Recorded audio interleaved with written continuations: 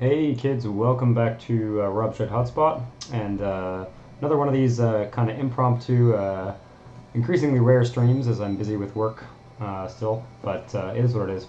Anyway, I've been in the mood to play some No Man's Sky. I have been playing a bit of No Man's Sky in the last few weeks.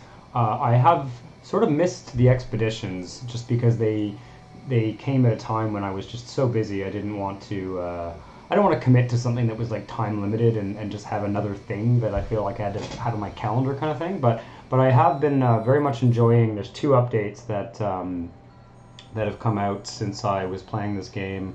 What was it? The Sentinels one, and then the Outlaws one, I think, and then now there's like Leviathan, which is the latest expedition that finished a while back. So I haven't done the expeditions, but I have played around with the new combat mechanics in particular, and I gotta say they're very welcome additions to the game. I feel like combat in this game has been kind of bad, frankly. Kind of just like not the rewards were not enticing. Like it was tedious. It was sort of never ending, repetitive, not particularly nuanced in terms of strategy. And they've addressed that in a number of ways that I think are pretty interesting. And yeah, so I have this save here is my sort of like master normal save. It's surprising how little time I have on it because I tend to like whenever a new DLC comes out, I tend to like play for about 10 or 20 hours on this main save and then just switch to starting new games because I like the early game. I find it's in a lot of ways the most interesting part of the game. So I've got about 4.5 hours on a new save, and I've gotten to the anomaly, and I've gotten most of the kind of tedious shit done, frankly, at the start of the game. Well, it's not necessarily tedious. It's just everyone's seen it a million times. So yeah, I'm kind of just I've got a kind of little base set up. I've got some basic stuff that you need to get going in the game. And yeah, we can just start playing. So I've created this base. This is the planet I spawned on, actually, and I just decided I was going to stick with the planet I spawned on and created a base here. Lee S, welcome to the stream. You're saying that the mic setup's kind of weird. Let me take a look at that. Let me just put my character in an indoor cell here and indoor cell in an indoor space where I'm not going to be. Alright, we're going to photo mode. Come on. You can take a look at my base. Well, I look at the microphone because apparently you're saying it sounds weird. You know what? I have a feeling I know what's going on. Wait a second. There we go. Let's just open this. That might help. Sorry, I'll take that off. There we go. Yeah, this microphone it's a good one. That should be better right away. I forget that if I don't have this software running, it doesn't sound the same. There we go. Yeah, what happened, Maylale, welcome to the stream. Lee, what happened is I just wasn't streaming for like 4 or 5 months, and so I kind of like, my computer's in a totally different room of the house. I set everything up again, and I just don't even remember what the good settings were, so let me know if it sounds weird. I think what I've just done, I can hear in my headphone monitors, sounds noticeably different, so hopefully it'll be okay. Anyway, I made a base. I made a base on this first planet I started on here. Just a very, very simple one.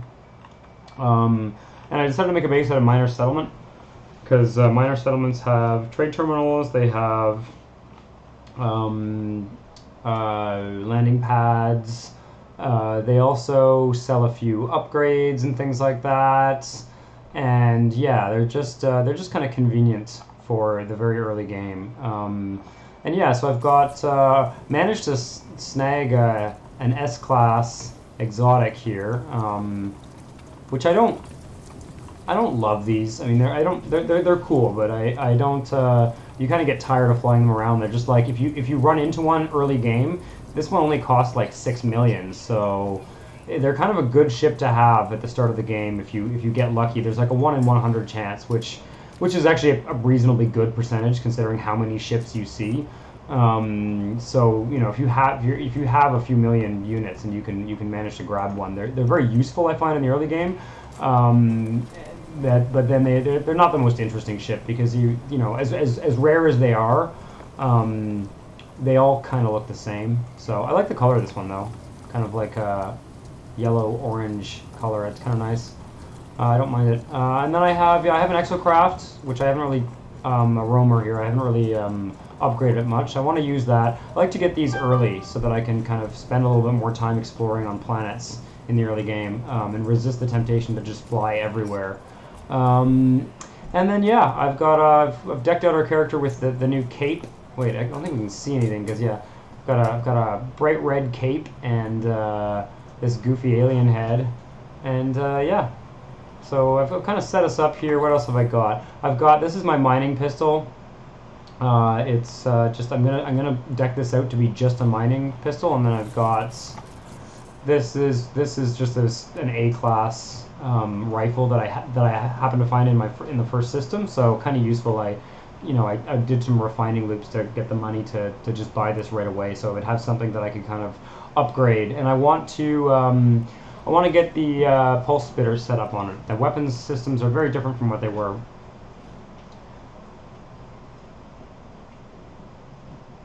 So is No Man's Sky like Minecraft in space? No Man's Sky, yeah, I think in a certain sense, it is like Minecraft in space. It's obviously there's differences, but yeah, I can I can give you a sense of. I mean, you'll get a sense of what it is as I play it, obviously. But it's a great game. It's got a lot going for it. It's got a lot going for it. It's a gigantic open world game where you can build stuff, you can travel.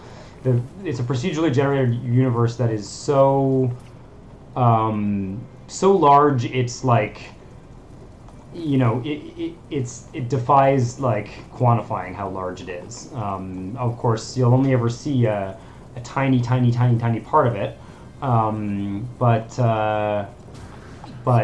yeah, it's a very interesting game in a lot of ways. Okay, I also have a little dude that I found again on the first planet. Decided to get a critter going here. This is my little space dog here. I think he's pretty cool. He's got red eyes. He looks pretty badass, I think. And I've put these little guns on the side of him. I don't know if those actually work, but I think they might. So, yeah. Anyway, what do I want to do? I want to get some of these upgrade modules done. I want to deck out this what am I missing here? Gold. Okay, I have gold. Yeah, so I've got my scanners on the exocraft, which is very, very useful. I also think I've gotten a few blueprints here. I want to get this summoning station so that we can use the exocraft anywhere in the station. Okay, for that I need uranium. I don't know if there's an irradiated planet in this system. And let's see, what else do I want to build here? I don't think there's much else. Oh, I wanted to get an automatic feeder going. I've never used these. This we can probably do right away. So, nice flat area. That's the other thing I like about building near minor settlements is anytime it randomly generates a minor settlement, the terrain is very, very flat. So, you can see here, I'll go back to photo mode for a second. You can see how like the terrain on this planet is kind of rocky and rolling and stuff like that, but it's very hard to build on this kind of terrain. You end up having to kind of build your base on stilts and stuff like that, because of the way, if you're not careful, the terrain will kind of generate back into your base after a few weeks or whatever. So, Hello Games could not help the fact that they had a major setbacks shortly before launch date. Also missed the SC4 stuff. Yeah, I want to get back into SimCity 4 at some point. I know there's been a lot of releases of the network auto mod and stuff like that. Like there's been 2 major releases since I played the game. So you never know. I might get back into it. I've been kind of delaying it because when I get back into SimCity 4, I have this feeling that I'm going to want to kind of completely reorganize my mod list in a weird way, or just kind of give it a solid overhaul and clean it up and stuff like that, and get a sense of what's working, what's not working, and who knows. Anyway, could be an exciting stream actually, just modding the game. Yeah, so anyway, nice flat area here, and that's good for agriculture, it's good for building, stuff like that. So I want to figure out this automated feeder, amino chamber metal plating. I think I can swing that. I think we have what we need to do that. So let's, oops, that was not what I wanted to do. Okay, so 4 of these, Jesus, clumsy, okay. And then I need an amino chamber, I need chlorine, metal plating, and condensed carbon, okay. I can do chlorine, actually. I can do chlorine here, no, in my refiner.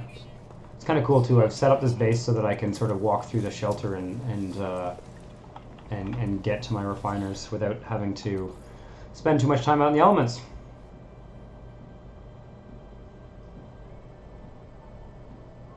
The 2.6 million sim region. Wow, cool. That's awesome. Yeah, I mean, to be fair, I just I need this. And I need, can I get, yeah, let's just do a little bit of salt there. I don't have a lot of oxygen. I need chlorine though.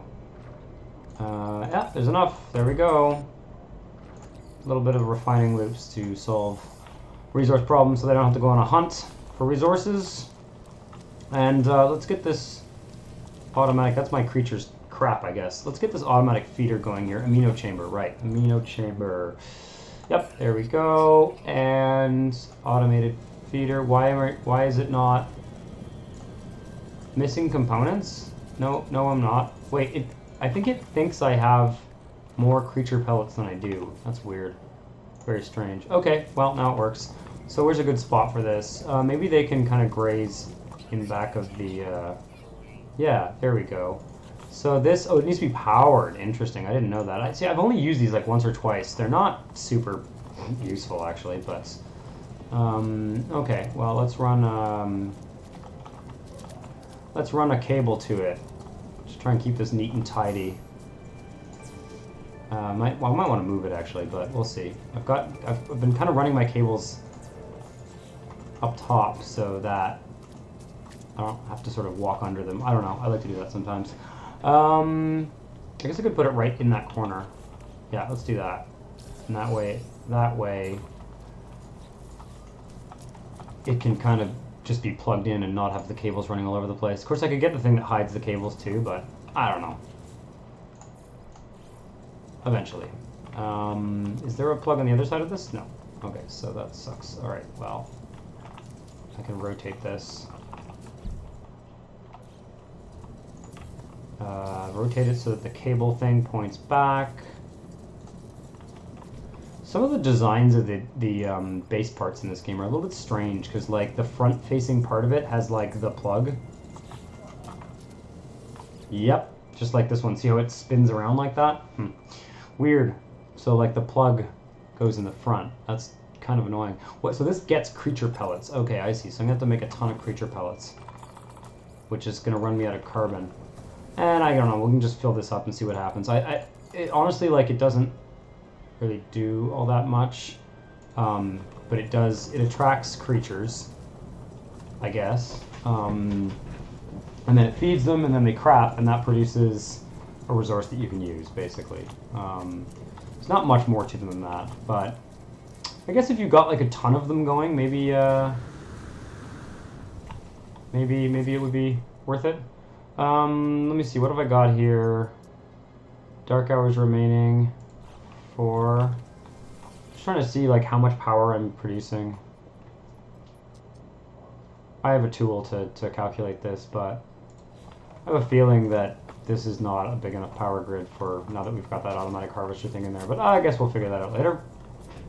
Life support warning. Yeah. Don't worry. I'm aware of those. They give you a bit too much of those. Oh, it's like trying to figure out. Yeah, well, I'll try and tutorialize a little bit more, since there's some non-players viewing. That's totally fine. All right.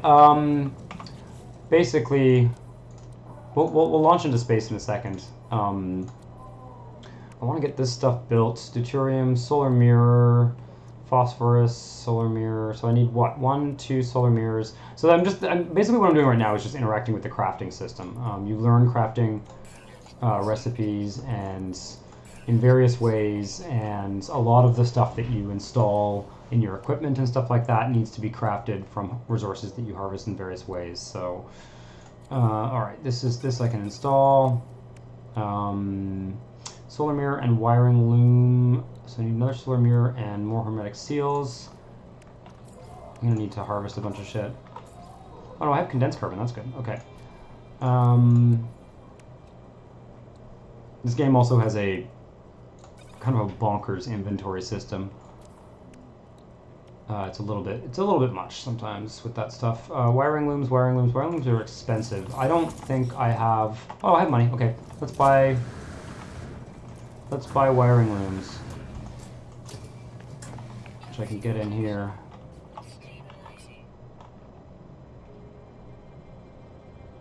I can walk from this part of the planet back to your base in a straight line because it's supposed to be a plane. Are there any good mods for this game? There are. It's a difficult game to mod because it's an online game, like you're always playing online. It's not really a multiplayer game. It's a game in which you can meet people online, and they don't have wiring looms here. You can meet people online, you can do kind of group missions, and you can bump into people totally randomly if you have multiplayer turned on, but it's very unlikely unless you kind of coordinate it in some way and go to the multiplayer hub. So it's not really a multiplayer game, but because it's kind of a persistent multiplayer world in principle, there are kind of limits to what is moddable. People have made some pretty incredible mods. The other thing that you got to keep in mind when you mod this game is if you change certain things and then you do multiplayer, like, people won't see the changed version of the game. I guess that's just kind of par for the course with any online game. Okay, deuterium I can get by refining dihydrogen and tritium. I think I've got some tritium. Yeah, I got a fair amount there. I think I need 200 though. What's the ratio here?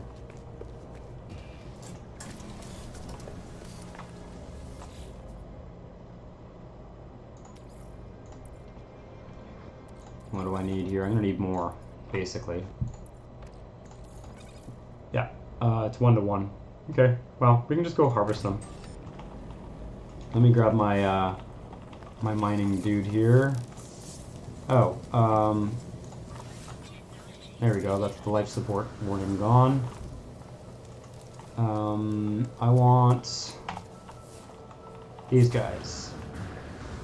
And the interesting thing about this game is when you start out at the beginning, you do a lot of like what I'm doing right now, which is manually harvesting resources that are procedurally generated on planets, basically. And then as you progress, you find ways to make money where you can fly around the millions of space stations, and you just sort of you can buy a lot of stuff. Basically, there are very few resources that can't be bought. What are you doing? The creature is like interacting with me. I noticed a little chat thing there. Where'd he go? What's going on, dude? Oh, he wants, I guess, attention or something. I don't have any food for you, though, so why don't you go to the feeder? Isn't there a feeder? Okay, let me find more of that dihydrogen. I don't need that much more. I skipped through the tutorial parts of the game, because I played this file yesterday.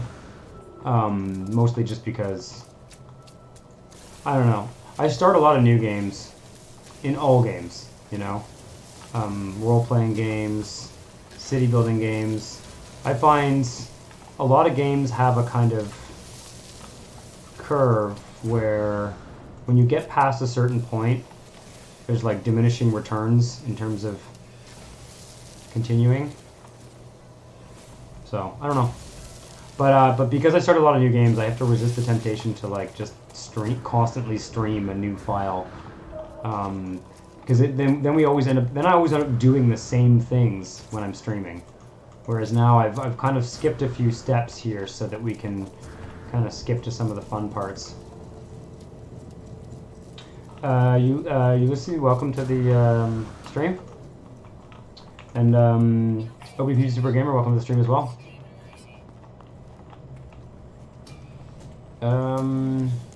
Why I'm taking this kind of silly route to Alright, give me... I just want 200 of this, though. I don't want any more than that, because deuterium is not used for very many things.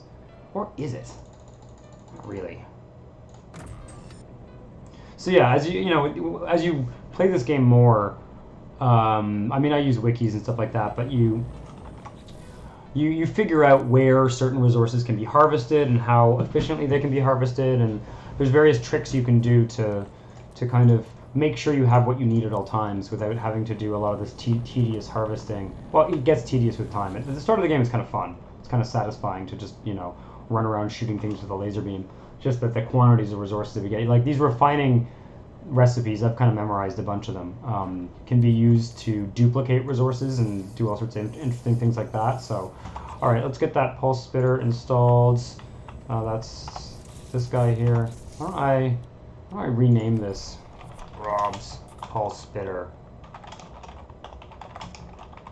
Because I want to do some combat.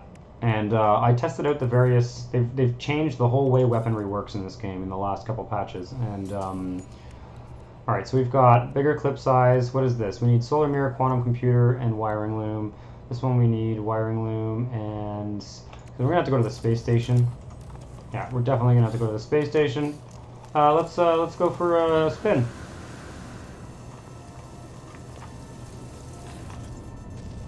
Minecraft, but with extra steps.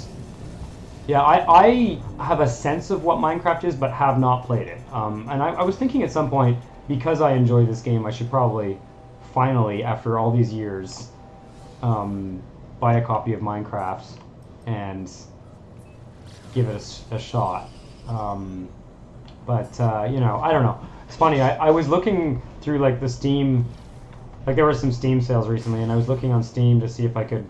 There were new games, like very new games that are totally different from anything I play that I wanted to play, and I gotta say, I'm a really hard sell on buying new games.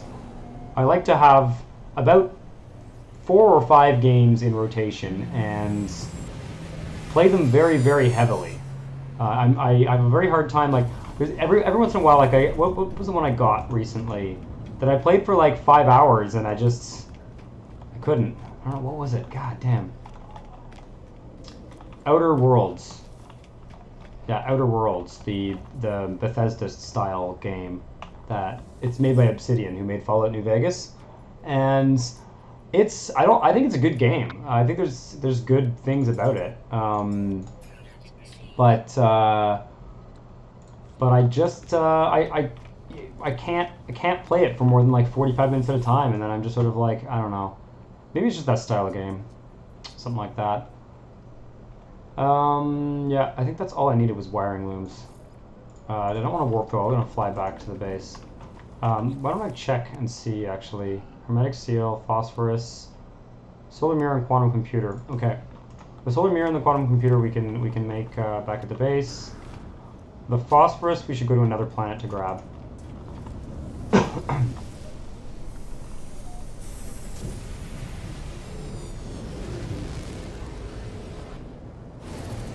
Yeah, the combat has changed a lot in this, so that's part of what I want to get into here. That's partly why I'm getting my sort of weapons set up here. Phosphorus, yeah. So the way that the planets work in No Man's Sky is there's a whole bunch of different biome types, and then they procedurally generate based on various sort of biome types. And there's a lot of variation within each biome, but there's a few key resources.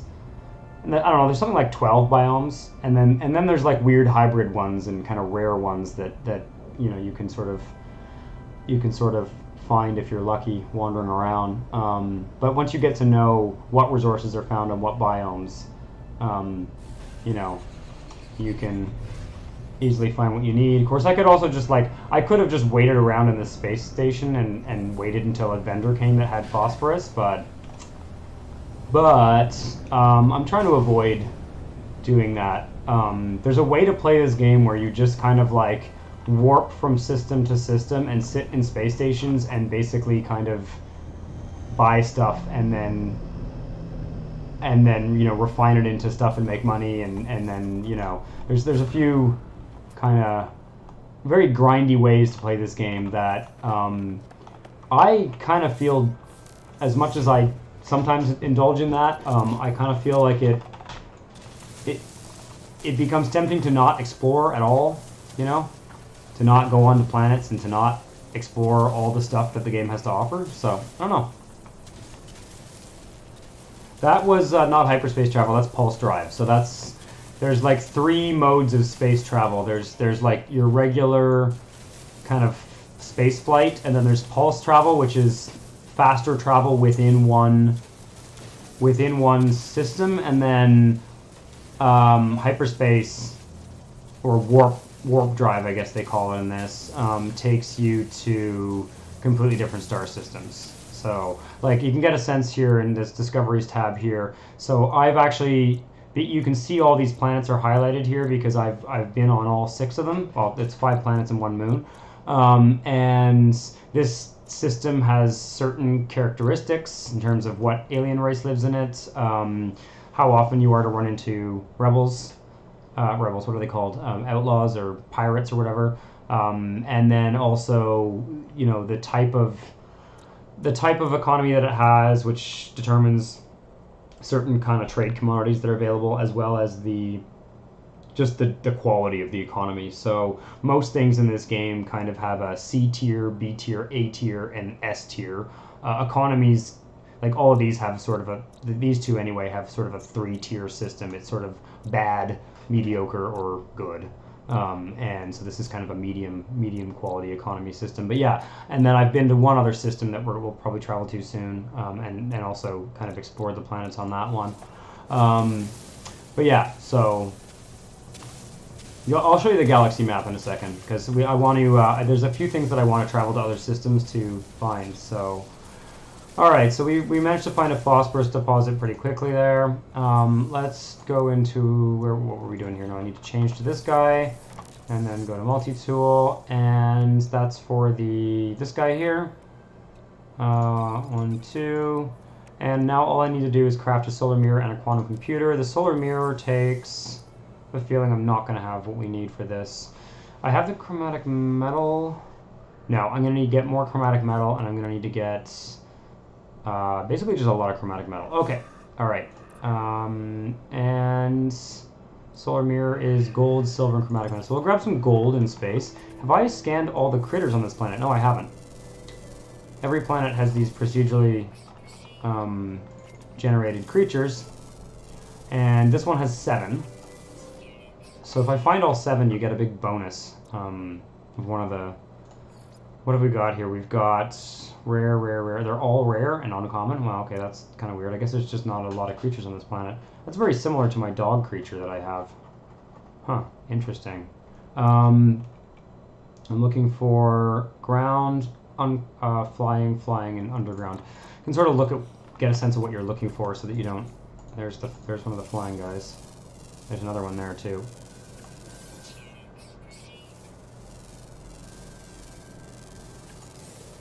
Considering these are supposed to be rare, the spawn rate is pretty high, actually. Don't want to get... Oh, there we go. I think I'm going to be able to get them all here.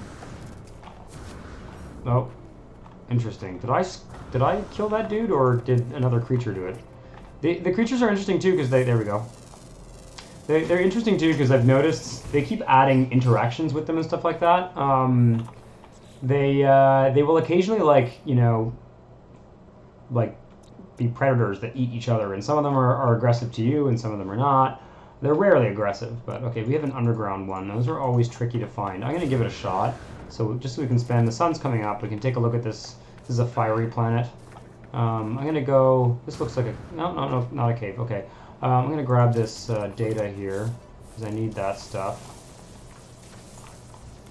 So another cool thing about this game is the terrain is completely kind of destructible. Because of the sheer immensity of it, you can't really, like, if you carve into the ground, it will eventually kind of respawn and refill, but it's you know, it's kind of semi-persistent.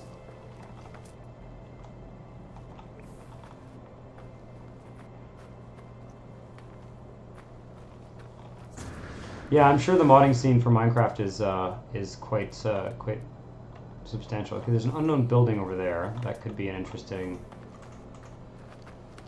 thing to do. See what that is. I don't want to get too far from my ship. Though I can always summon it. Yeah, I can summon it over there. Some interesting fauna going on here. Fauna and rocks.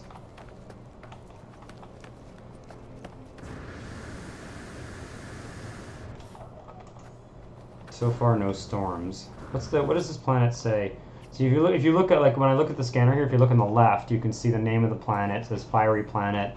And then there's like a description of the weather. Atmospheric heat instabilities.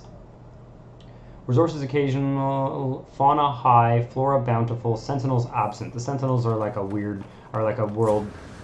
galactic kind of police force. They don't like you harvesting resources on planets, and they generally don't like you doing anything productive.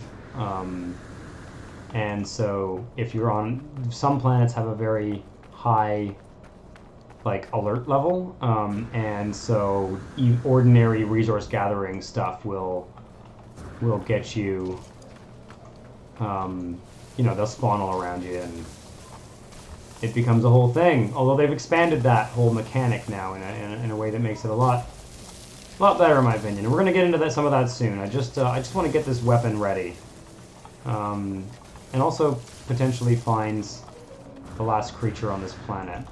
Although if I don't find a cave soon, I'm going to bail on that and come back to that later, because is this a cave? Looks like it. Okay, I'm just gonna grab this data here, and then we're gonna go to that cave. Unknown building. Oh, well, this is not. Okay, I see. That's not helpful. That's just a waypoint. That's not a building. That's a bit of a stretch. Unknown building. Where did that cave go? God damn it. One of the things about this game is, like, in a certain sense, you can always kind of warp away from things. Okay, I just found a cave. It looks like a pretty small one, though. Oh, there's one.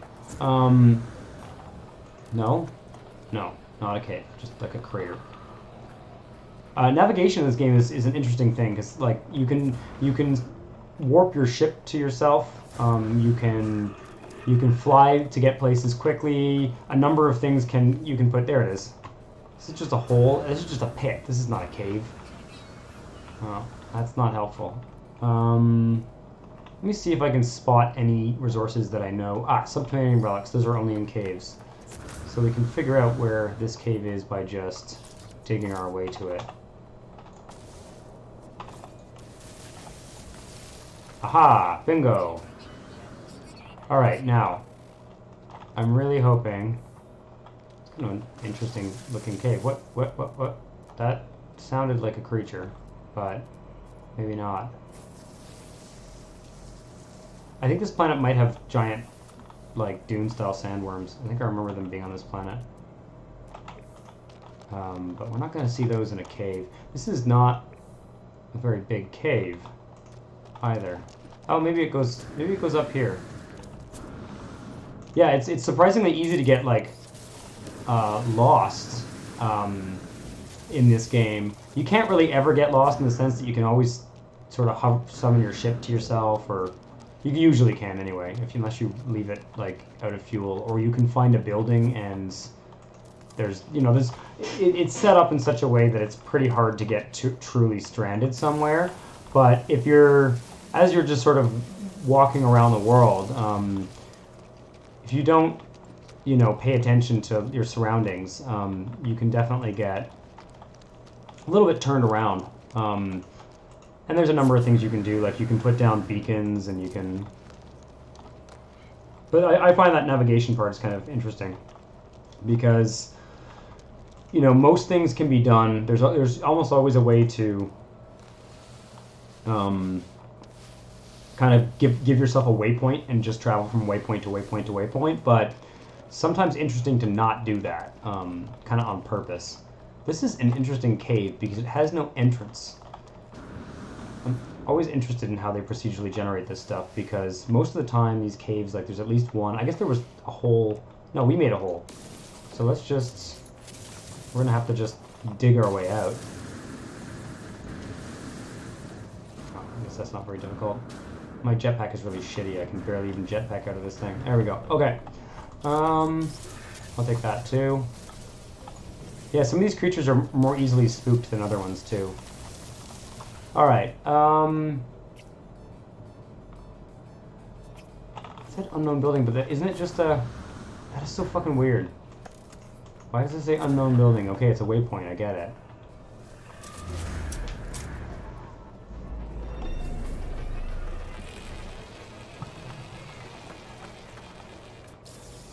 Oh, wait, there it is. There's the last creature.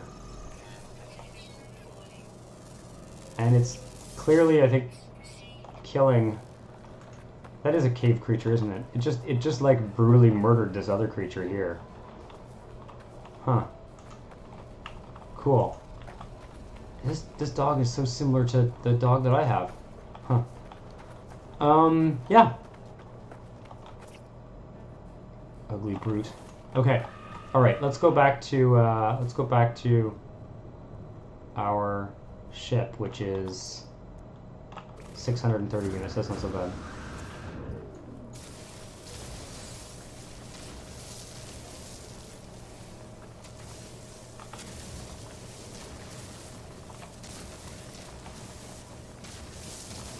It's interesting. The planets on this game are large enough that you could never...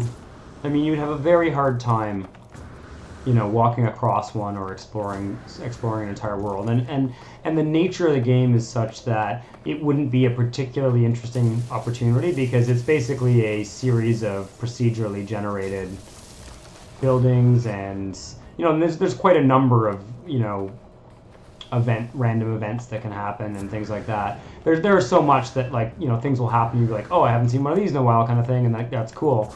But it tends to, the game tends to lend itself to landing on a planet, kind of spending a little bit of time within a 1 kilometer radius of a planet that is, you know, some of the planets are kind of like, you know, the size of a small moon or something like that, in real terms. So you would never really explore the entire thing. And, like, you know, you can see this one had 7 creatures on it. That's about the level of detail. Some of them have, I've seen 15. I've seen even like 18 creatures on a planet before, especially on the ones that have water. But you know, you know, about the amount of time we just spent on this planet is more or less the amount of time you would spend on a planet, most of the time. So it's interesting. You kind of hop around the universe, exploring, and then sometimes I spend a lot longer on one planet because I'm like base building there. So there's also that. All right, solar mirror and quantum computer. So for these two, I'm gonna need chromatic metal. Oh no, I have what I need for this. Okay, so that's done. And then I'd like to get some chromatic metal. Yeah. Maybe we'll go to a new system. That's just the ricochet module, right? Let me see here. I don't necessarily need that to be fully operational. Yeah, okay. Well, we can hold off on that. Let's go to a new system. The creatures are cool. The creatures are one of the coolest parts of No Man's Sky for sure. It's got this kind of like cartoon aesthetic, the whole thing, in a way that that's kind of cool. It's kind of cool. Okay, I'll show you guys the galaxy map for those of you who haven't played it before. The galaxy map, you know, there's a number of like, I can just go free explore. Basically, let me just put it in that mode so I can. Can I move my... Oh, I can't move my cursor there. If you look in the top left corner, depending on what screen you're walking on, it might be a little bit small. But if you look in the top left corner, that's a map of the entire Euclid galaxy, which is the first galaxy of No Man's Sky. And No Man's Sky has 255 procedurally generated galaxies. And those galaxies are... You get a sense, like, if you, it's kind of hard to see depending on what screen you're looking at, but I spawned, when you start a new game, you spawn randomly somewhere near the outer edge of the galaxy. And there's kind of this default mission to travel to the galactic core, which I've been experimenting with a little bit. And wait a second, there we go. I just wanted to recenter my map here. So I spawned in this system on one of the planets. And if you take a look here, I'm trying to get a sense. The galactic core is, where is it? Let's find the, wait a second. Just use that mission. Yeah, so you can see like the galactic core is here. And like that's sort of it almost looks like a sun, and you can see I would have to I am in my current location 716,000 light years from the galactic core. So my current spaceship is able to jump, looks like just about 120 light years. So it would be basically impossible. I mean, you can get much faster light speed drives later, but the fastest you can get is something like, I did some math the other day, and it's something like 6,000 light years per jump. So that means you're talking about 150 jumps to get to the core of the galaxy, which is kind of manageable. I sort of want to try it someday. I might do a series on that. Might even kind of build up to using this save to do that, but it's very hard to get a hyperdrive that's good. And then like you can see here just how far we can, oh yeah, we can go faster too. Just how far, just on the map, we can go out. You know, you usually start near the edge of the galaxy, and from what I understand, at a certain point going this way, things really start to thin out. But you can see just how many potential star systems there are. And this is like a drop in the bucket. Like we're not even remotely close to. I think it goes up to about 800,000 light years, and we've just sped by just by looking, just kind of looking. I've just recentered the map now, but we've just sped by thousands and thousands of star systems, each of which has from 2 to 6 planets. The galaxy is divided into regions, so you can see I'm in the. Like the current region is, the current system is called Econog, and the region is called Irav Terminus, I guess. And you can see like each region, I think, has something like 600 planets, if I remember correctly. Like each region has 600 planets, and there are, I don't know how many regions in the galaxy. I haven't looked at the number in a while, but basically there are enough regions so that if new players start new files in this game for like 100 years, like everybody can have their own region of the starting galaxy. And that doesn't even include the other 254 galaxies that you can travel to. So the number of procedurally generated systems and planets you can encounter it's not limitless. Like it's theoretically there's a limit to it, but it's like it's beyond anyone's ability to even comprehend. Can you get your own galaxy and name it Robbie Way Galaxy? You can't name galaxies, and there's only 255 galaxies. You can only visit 255 galaxies, but you can name systems. You can name systems, and you can name planets. You can name anything you find on planets: rocks, creatures, flora, and you can actually name some of the waypoints on planets too. Although that's kind of limited. You cannot name the regions though. The region names are all procedurally generated. So, and the other interesting thing about this game, one of the things that makes it interesting, more interesting than, or not just, it's just different than other space exploration games, in that the game generates, like it creates the galaxy as people play it. So it's not like EVE Online where they used some AI stuff to create a big galaxy and then they kind of curated it afterwards. This game is just the universe of No Man's Sky has a theoretical size, and it expands as people play in it, as people spawn into new parts of the galaxy. So it's interesting. The amount of variety that's available. I mean, it's a little bit strange because I feel like there's there's probably like 300 different types of planets, and once you've seen those 300, you feel like you've seen it all. But those planets can spawn in a kind of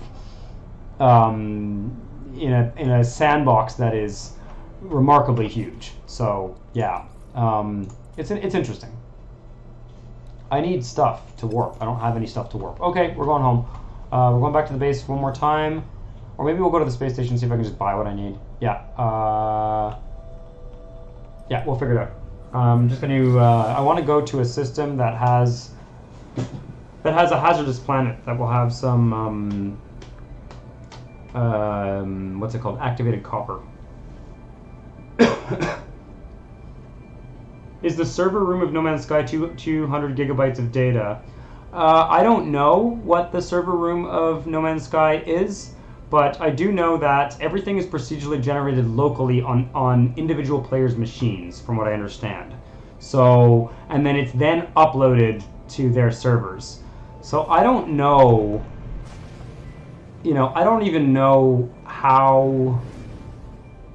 Like, if two players visit the same planet, it looks the same, it has the same continent shape, it has the same landmass, but a lot of stuff is kind of like, I don't know how much of the planet is procedurally generated as you explore it, or when you come into the system, or I'm not sure how all that works, but they've created, that's what's remarkable about the game as a piece of software, is they've created a way for all of that to happen kind of on the fly.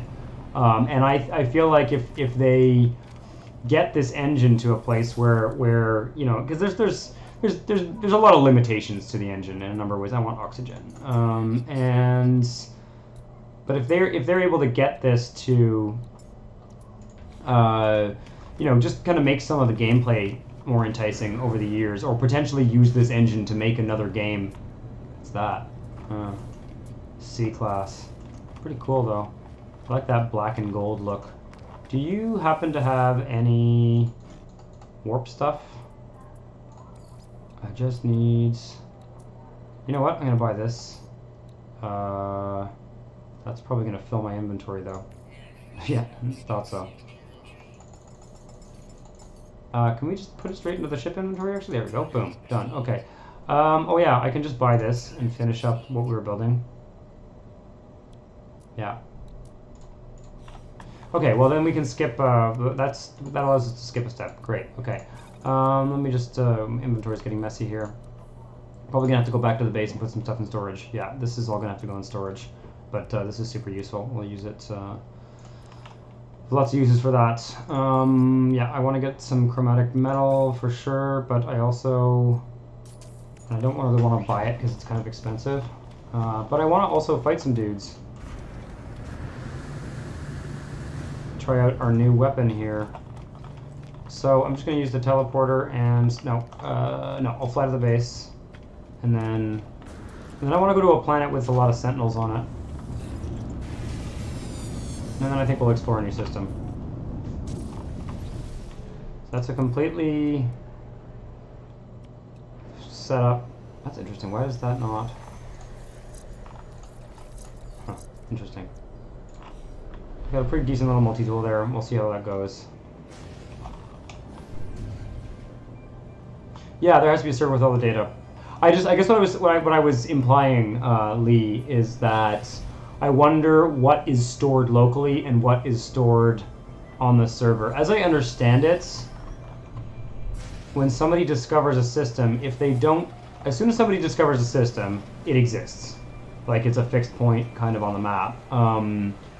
In terms of what planets it has, like some RNG stuff is generated when somebody warps into a system. Now, until the person uploads it, it isn't like their system. They don't get to claim it. Like this system here says discovered today by Robspot. Yeah, I started this game. I guess I started this game this morning. Maybe it was like 1 a.m. or something. Yeah, so until I click that upload button, nothing is kind of final, although the planets don't change Yeah, so a fair amount of stuff is stored in a central location, and some stuff is stored kind of temporarily on your local machine until it's uploaded. But yeah, the game must be constantly growing. We don't have enough.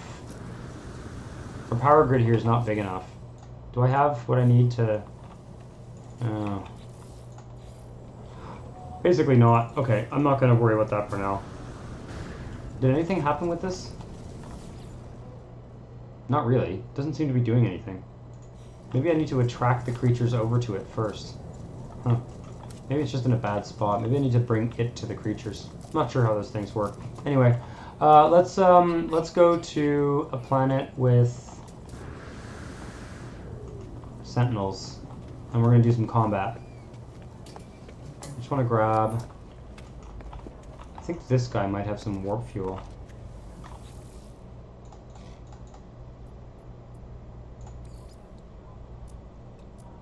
Nobody has this stuff. Take those. It's kind of expensive, actually. Okay. Yeah, we can actually make money by doing combat now, which you kind of couldn't do before. Wasn't really a very viable way to make money. But yeah, you're absolutely right. There has to be a server with all the data. I wonder. I think a lot of the data is like I noticed, for example, like things. There's not a lot of stuff that's like things kind of spawn in as you travel. So I imagine they have a very efficient way of storing the data. It must be like a height map for the planets and, a bunch of essentially points on that map that ask it to generate a procedurally generated building with certain characteristics or whatever. But it's all kind of like, even the creatures, it's sort of like,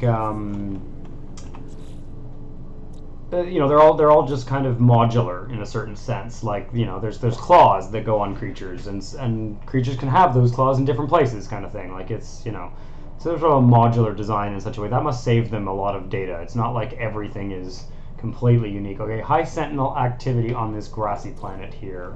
That sounds good to me. We're gonna kill some sentinels. Might get kind of risky. I didn't drop off my shit in my inventory. Okay, I'm just gonna store shit in the spaceship. That's really annoying. I keep talking and then I get distracted and forget to like. No, I want that.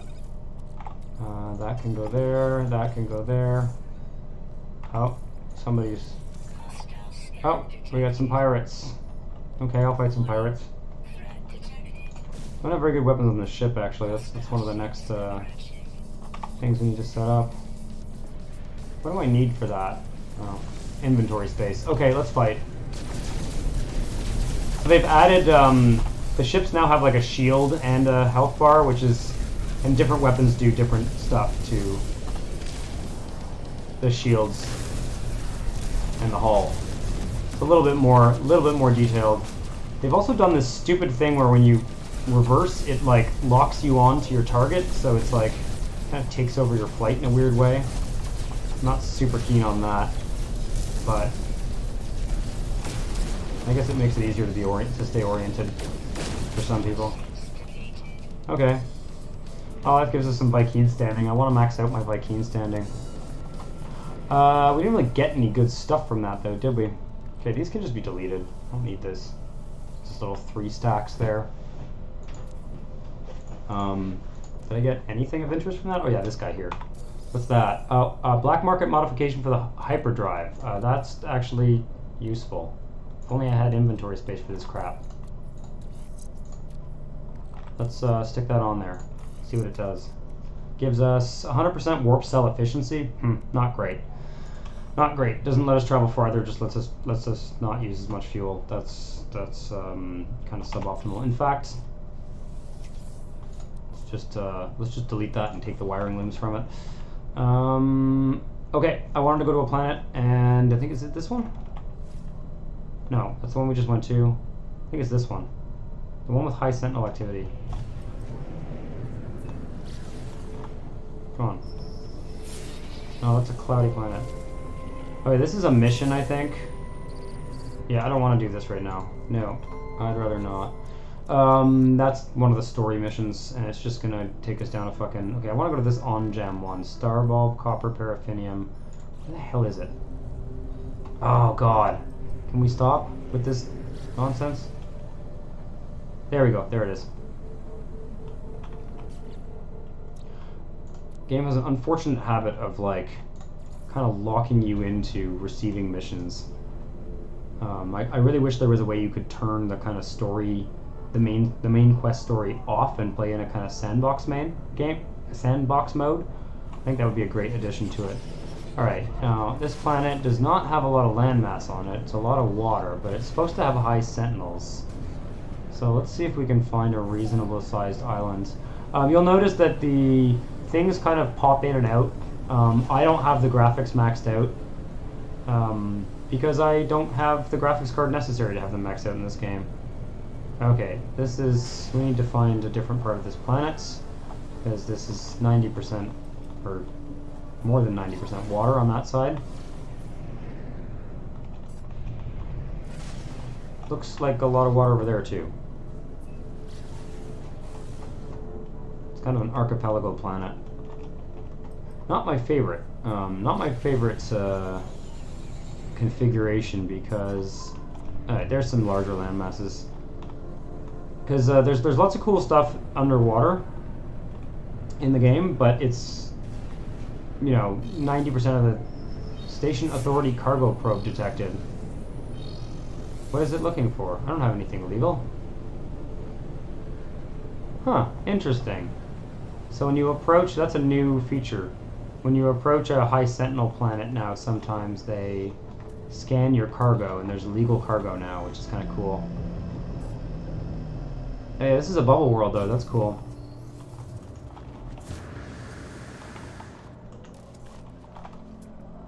Bubble worlds are cool. Yeah, so let's see if we can rouse some sentinels here. What's the best way to do that? Maybe we can find like a... They don't like it when you take, there's certain loot they don't like you to take. You can coax them into battle that way. And in the meantime, I'm just going to collect some stuff that I find. Very cool planet.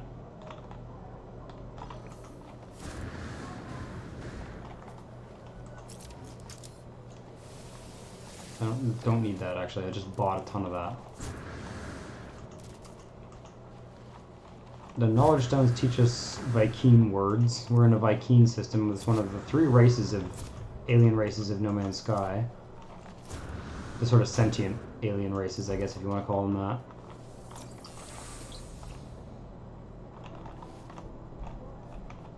And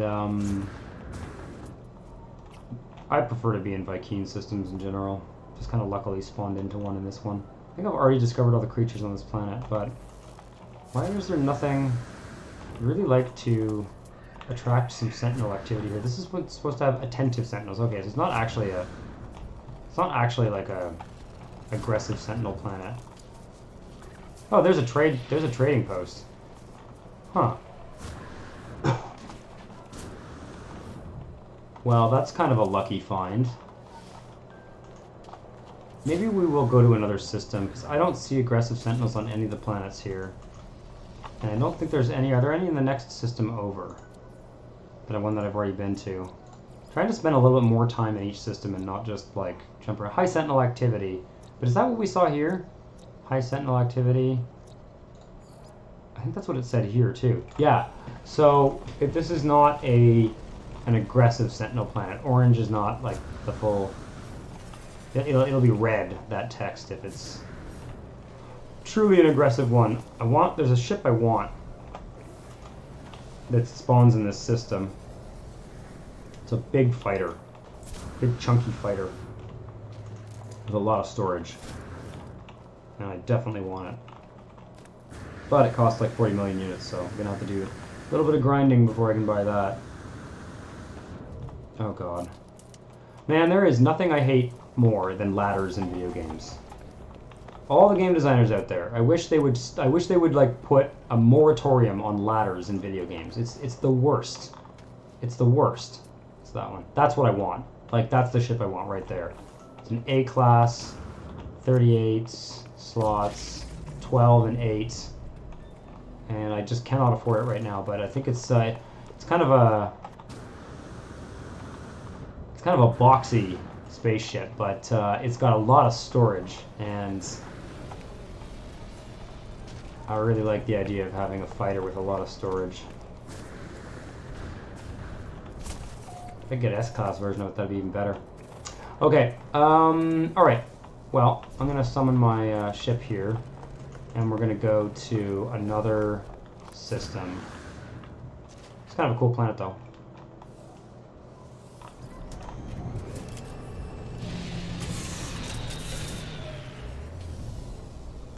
The combat, yeah, the combat still seems pretty easy. That combat was easy. Those were just a couple of pirates. There's some of the combat. Sometimes you'll get like 10 pirates, and then, or the Sentinel combat gets a little bit more challenging. Also, there's a survival mode, which makes combat more difficult. I'm not playing on survival mode. I considered starting. I played around a bit in survival mode actually, and I do enjoy the combat more in survival mode. But survival mode limits your inventory slots, and that's not fun. Managing inventories is like, as much as there's a part of my brain that like loves to manage an inventory. It's just not. God damn it! I wanted to get warp cells and I just didn't. Okay, I need chromatic metal. Damn it! Oh, I have to go back down. I was just at a trade center too. Stupid. Yeah, there's a part of my brain that loves to manage an inventory, and there's part of me that just thinks that all inventories should be basically a gigantic spreadsheet that's sortable and with unlimited capacity. I mean, why? You know, why spend time managing an inventory when you can just play the fucking game? And the inventory system in this game is a little convoluted, to say the least. There's like, you've got many inventories, and you have to get tech upgrades to be able to access them remotely and stuff like that. And it's kind of neat. I mean, there's parts of it that I like. It's just I don't like what the survival mode does is it limits the amount of the stacks of resources you can put in certain inventory slots, and it makes it a huge chore. All the time you'd be spending, doing survival stuff, you spend just managing your inventory. And so I find that I enjoy survival mode in the kind of initial moments of the game, the kind of surviving on your first planet bit and kind of getting to a certain point, and then I usually just drop it.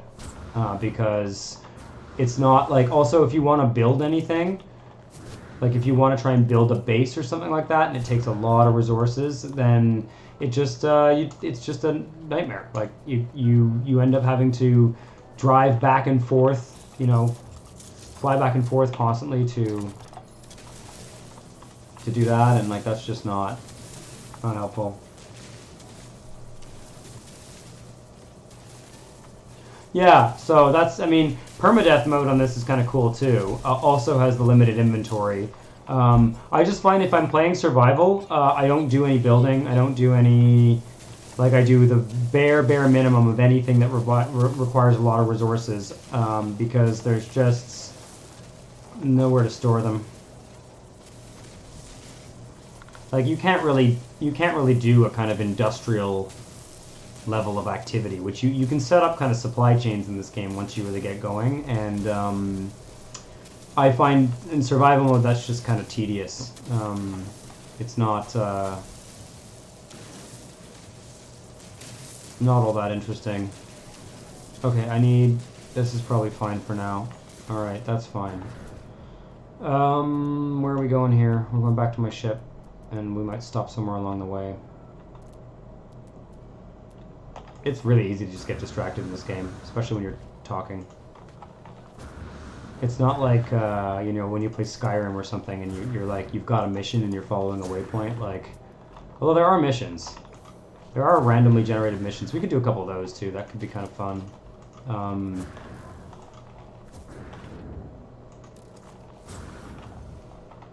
Oops.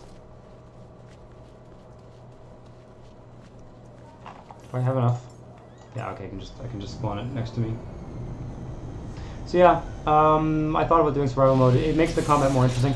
I wish they would have this. What this game really needs is difficulty modes. And I know some people don't like difficulty modes, but they have a creative mode, which is like nothing damages you and nothing costs anything, so you can just build whatever you want, and that's cool.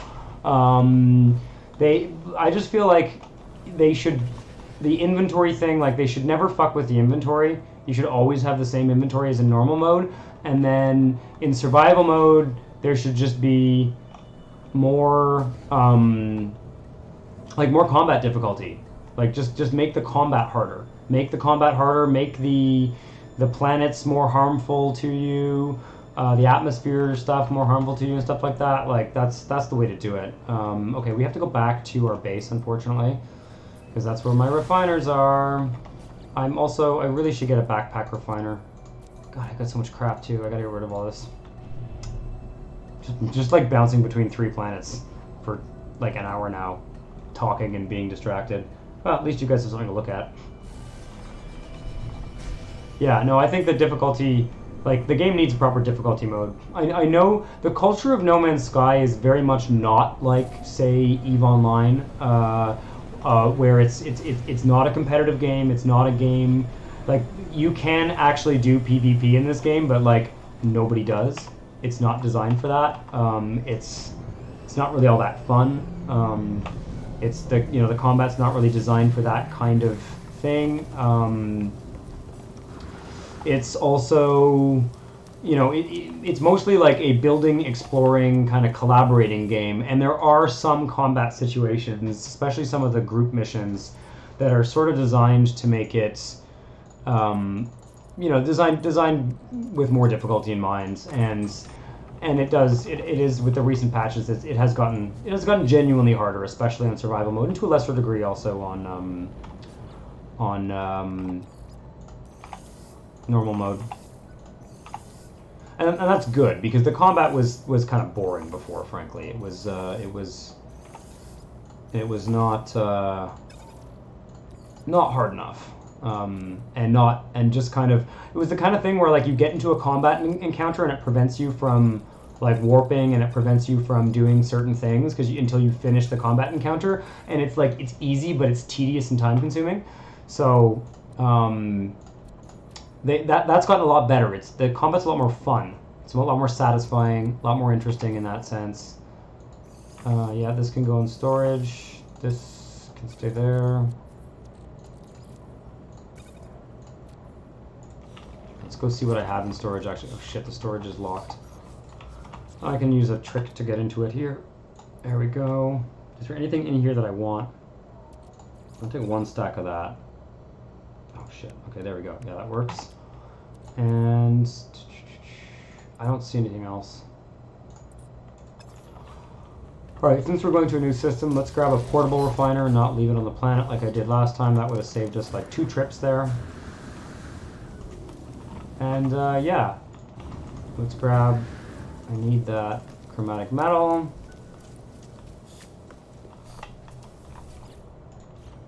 Did I already grab it? No.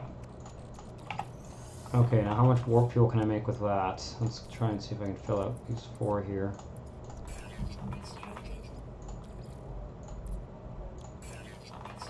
Okay, that'll do.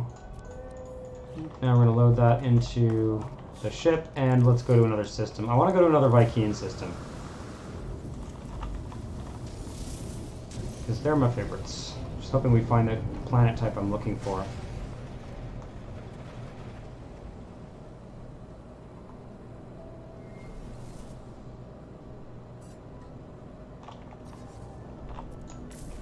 Okay, I'm going to go to something close by, so that we're able to warp between the systems. Okay, that's a Korvax system. There's a Vy'keen system that's quite far. There's one that's 31 light years away. It's another Vy'keen system. It has water, hyperdrives, and fuel.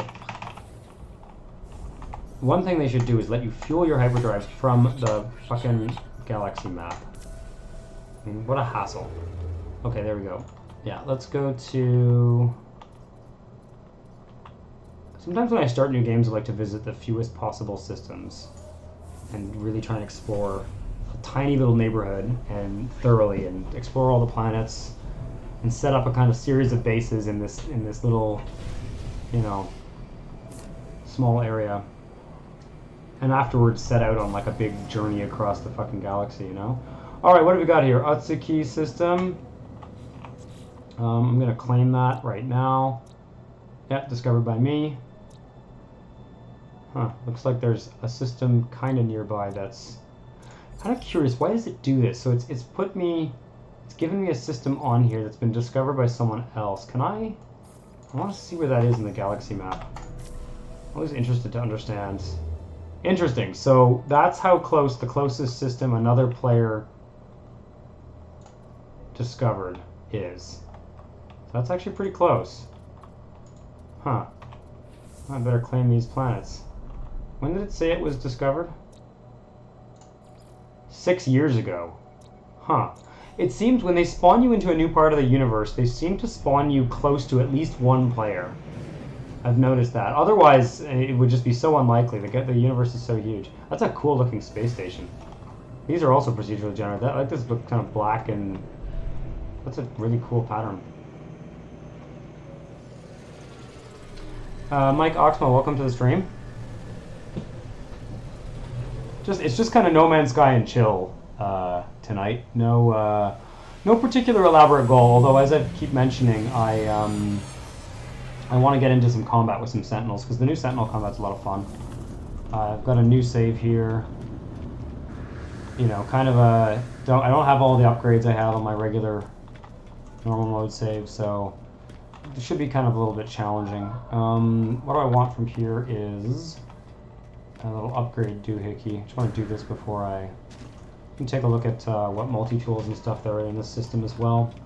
But I've actually got a pretty good setup for multi-tools right now, and I don't want to... I'll just take a look. You never know. It's like an S-class or something like that, then we can make it a goal. So it looks like a rifle. It's just, it's basically the same thing as I currently have. It's almost identical to what I currently have. Oh. It's actually a good, that's a good starting spawn though. Do you want to see here? I don't really want anything for my ship right now. Infraknife module. Ooh, I like Infraknife, so I've got 3,000 nanites. Okay, let's buy it. I'll install it later. And then I want really always look out for exocraft modules because they're rare. Exocraft and Minotaur, and the exocrafts are so slow that if you don't find modules early in the game, you just never use them.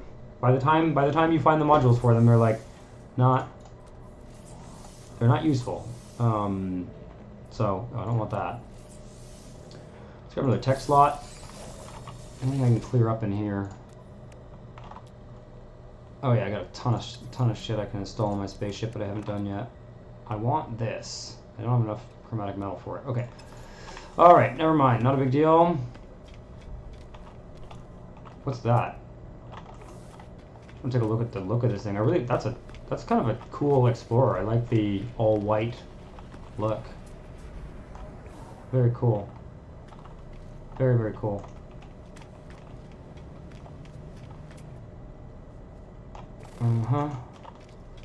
Not that interesting, those ships. Okay.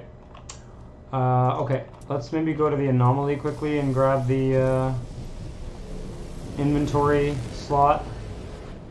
It's kind of the standard procedure when you come into a new system. You can buy 2 inventory slots every time you come into a new system, one in the space station and one in the anomaly. This is the multiplayer hub. We won't be doing any multiplaying, but is that online? Yeah, No Man's Sky is always online. I mean, it's basically an always online. It's not really an MMO because it lacks a lot of the competitive gameplay that most MMOs have. There's not really any kind of PvP thing, and it's a game that people mostly play alone or in small groups. It's sort of a collaborative multiplayer game. But I think multiplayer is on. Let me just double check here. I may have sometimes I turn it off. Wait, you know what I should do?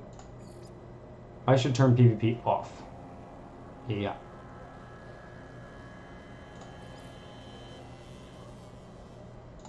just because one of the things that anyone, no one. Text chat is fine. Yeah. I turned some of those off because it's really annoying in the odd chance that you go somewhere that has other players in it, which is very unlikely unless you go looking for it, but because the universe is really big. The only reason I'm here is to get this. Every once in a while you'll run into some kind of like, I don't know. Some people like to like sit in spots and shoot at people, like, and kind of like one hit kill people from, you know, and it's just not that kind of game. It's kind of not really made for that. You know, you'll be in the middle of like building something interesting or you know, collecting resources that you need for like an elaborate project, and someone will, you know. PvP is not a very interesting part of this game, and I'm not a person who does a lot of PvP type gaming. So you know, it can sound like a bias, but people who are interested in PvP, like people who love PvP, player versus player, multiplayer, don't play No Man's Sky. So it's a really juvenile thing to do to like, you know, kind of gank players in No Man's Sky. It's just like, why are you doing that? That's like, no one's here for that. Very few people anyway. It's not even that fun. Okay, let's take a look at these planets. What did I get? A couple tech slots. Yeah. And yeah. Okay, we have a flourishing planet, high sentinel activity. So that's another kind of paradise planet. Jeez. Another starball planet. Yeah, there's not that many people that there's very few griefers in this game. In general, it's just not the culture. That's a low atmosphere planet. I like low atmosphere planets. Cool. Well, how many have we got in this system? What's that?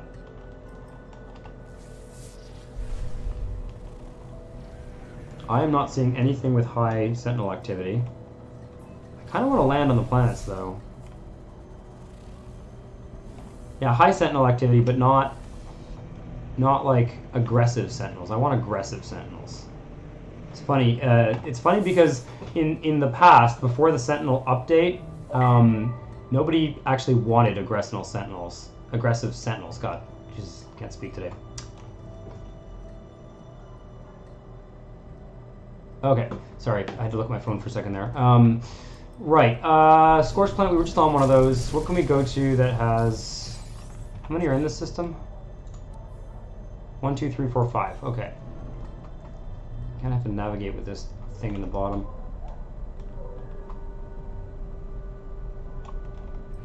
Sometimes I have to pulse a bit to get it to scan. Okay, Caustic Moon, that's another fungal mold planet. Scorched. What is this again? Flourishing.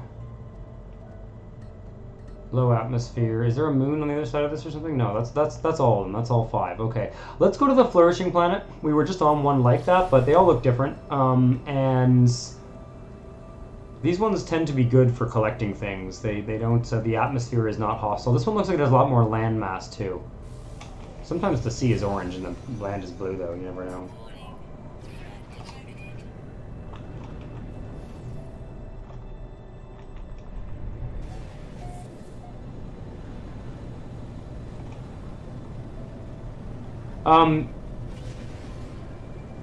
Yeah, Mike Oxman, I think you were asking whether it's sort of an online game, and like the thing is, just because there's no PvP, you can absolutely, like, there is a multiplayer community. There's a very active Reddit community. There you can go to the anomaly and just hang out and join missions with random people. Okay, so is this a high sentinel planet? No, I think it's just a. No, it's not. All right, let's scan some creatures and try and find something we can do to piss off the sentinels. There are a few things I could do. I could look for a manufacturing plant. But there is a mod that takes this filter off the scanner, which means you can walk around scanning things without having to look through that dumb filter.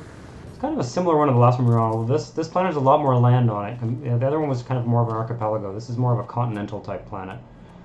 What can I take? What can I do that the Sentinels will hate?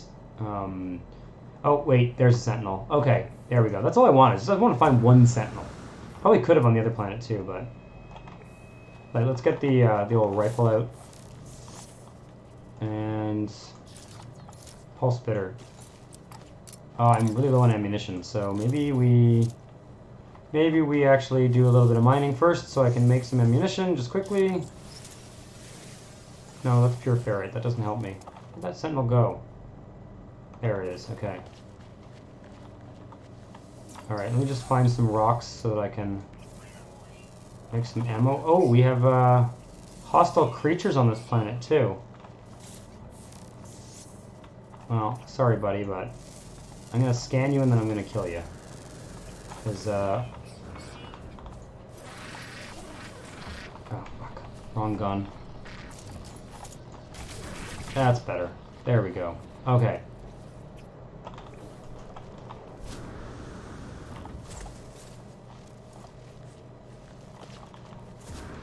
The creatures? You can attack any creature, but most of them are not hostile. These are predators. So we're on a planet that has, I guess, rainstorms, like intense 100-degree boiling water rainstorms, and aggressive creatures that somehow survive in that. Where did that Sentinel go? It's weird. It's just sitting still. It's like it's guarding something. I need more, Oh, Jesus. I didn't realize how close that guy was. Oh, that's what it's doing. That's a manufacturing plant, probably. Really do need more, so few rocks on this planet. Yeah, I need more, ammunition. Otherwise we're gonna run into a problem. Oh, the Sentinel, yeah, I'm going to attack it for sure. Yeah, and you'll see, like, once I attack one, actually, this is perfect. This is ideal. Let me just fill up on ammo here. And,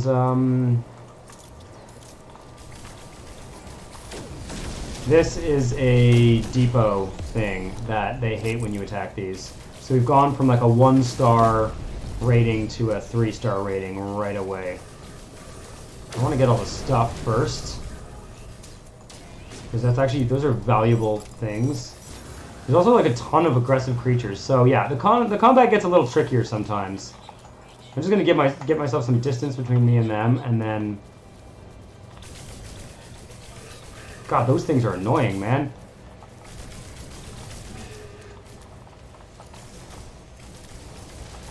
Now, there's stupid repair droids that you gotta watch out for, like this guy here.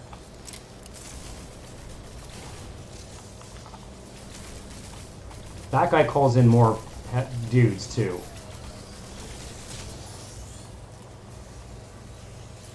No. Like, all of these, like, auxiliary ones, I want to kill them first. Oh, God. Oh, man, that's not good. That's not good. I got hit by a fucking, like, rocket launcher. Yeah, so, it's not, like, easy. I'm not, I mean, it's a bit hard because I'm fighting in the middle of a storm, too. But it takes a long time for...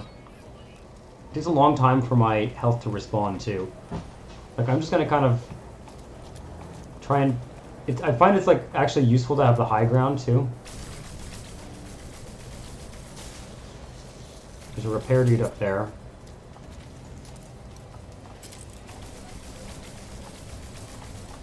And, like, we can basically keep fighting these guys until we feel like we're gonna die, or we can. There is actually kind of a. You are able to defeat them. You used to be the way Sentinels worked is you just they were infinite. They never stopped coming. Something big is shooting me. Oh, it's this guy.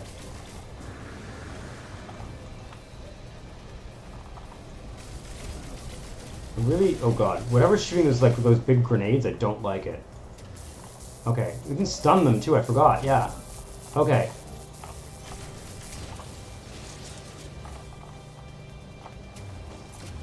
Oh yeah, who is shooting those things? Oh, I think I'm out of that one. Oh no. So I should basically kind of stun one and attack the others or something. Oh, god damn it. Every time I get hit by one of those goddamn grenades, like, that's it. If I get hit like 2 more times, I'm dead, basically, so. I'm also, I keep forgetting to pick up the rewards. That's really bad. Really cannot get hit by those grenades.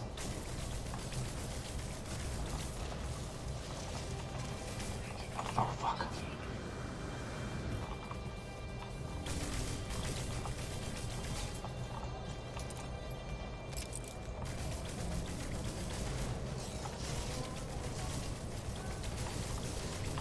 I want some of those upgrades. I can sell them.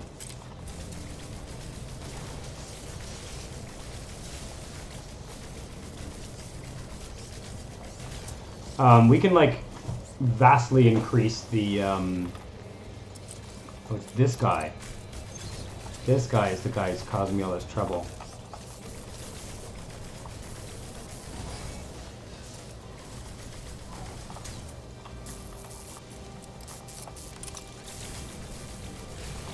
Yeah, the whole stunning thing didn't used to be a thing. Combat inventory full? Fuck.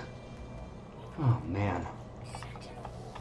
Yeah, I don't know. I might have to leave because I cannot summon in combat. Yeah, I might have to run. But I've got to clear some of this inventory out. Oh my god, what a fucking hassle. Get rid of this. Let me just grab one of these things. The whole point in doing this... I gotta empty my inventory before we do this again. Because, Jesus.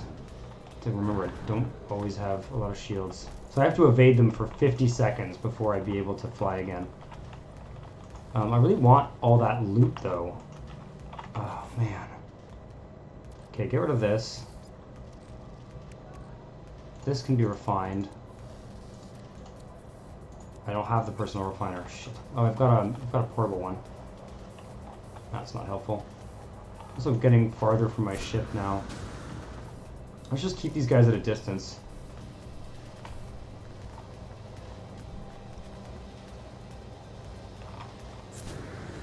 See if I can grab a couple more things. I have to drop some other stuff.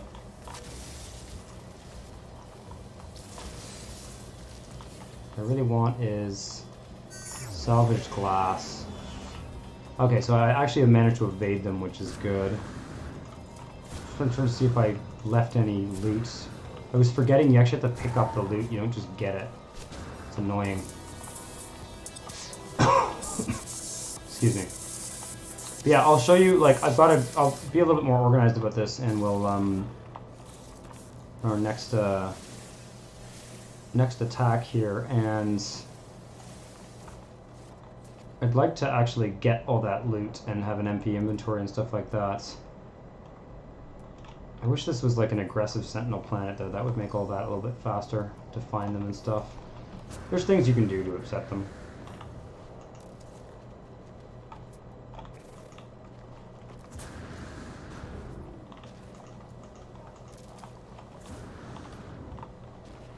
Is it possible to have blue grass and a green sky? Yes. Basically, all that shit's possible. I mean, a big part of how the RNG with the planets works is like, what color's the grass? What color are the rocks? You know, some planets have like weird filters, like almost like monochrome filters on them and stuff like that. Like, it is a lot of okay. It is fun to fight sentinels. It is not so fun to just kill creatures, because they give you crappy loot. They fill up your inventory with shit like Mordite, which means that I'm not able to take all that good loot from the yeah, I should be filling stuff up here. This is to recharge one of the guns, so I need that.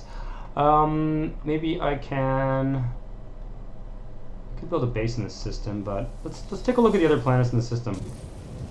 I'd like to do more combat too. I'm not I will, but I need some uranium for something, if I recall correctly. These are not usually worth doing.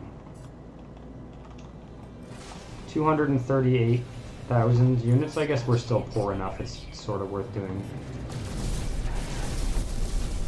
The ship-to-ship combat, the simple battles like this are not particularly difficult. Some of the stuff in the outlaw systems gets pretty hard though.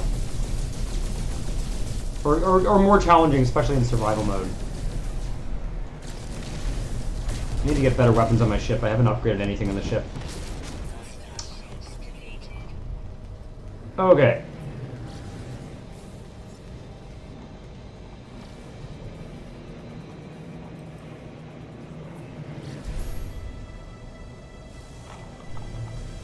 We can clear some of our inventory here.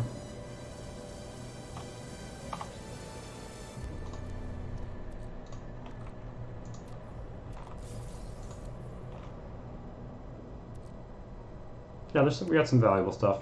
Oh, it's partly because I also hit that, I attacked that depot, the supply depot. Those are full of valuable things. That's why my inventory was full. My inventory wasn't that bad before. I should probably just empty the whole bloody thing out. Inventory management, man. I used to make the joke that No Man's Sky is a space-themed inventory management game. And it's not far from the truth. It really is not. Nitrogen radon, those are really useful. I want to hold on to those.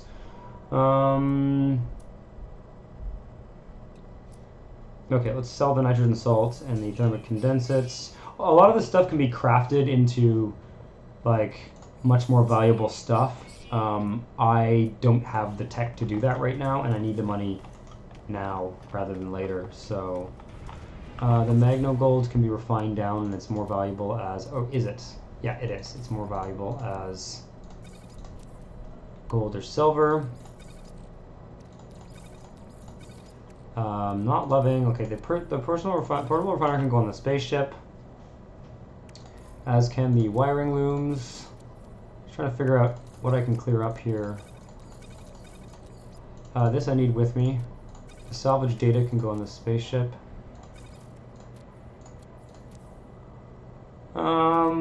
Everything else is kind of necessary.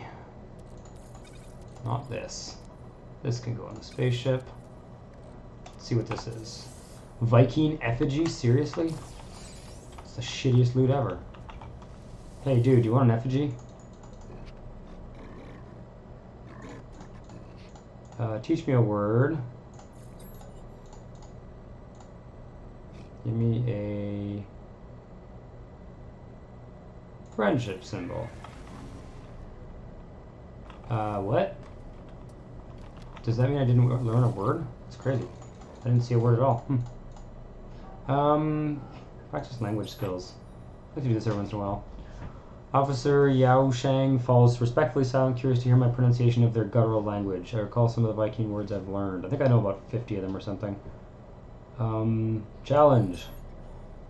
Officer Lao Shang looks outraged by the word I've spoken. They stare me down threateningly. Sorry, dude. Sorry, dude. Let's try another one. This is kind of like a mini game. It's kind of neat. I gotta say, as much as I don't find myself doing this very much, I am intrigued by, they've basically created 3 languages for the game, and each language has like 700 words. So if you know all the words, which I've never had a save that knows all the words because there's like 700 of them, but if you know all the words, you end up like, it's almost like translated, like it's sort of like badly translated text in a certain sense, which is kind of neat. It's like, how much can you say with only 700 words? And each of the races, like this race is focused on combat, like the, some of them are, the Korvax are focused on science, and the Gek are focused on like trade. So they're these sort of like broken sentences that they translate, that just have to do with, that stuff. I want to get a reward from you. I don't... Gra gra.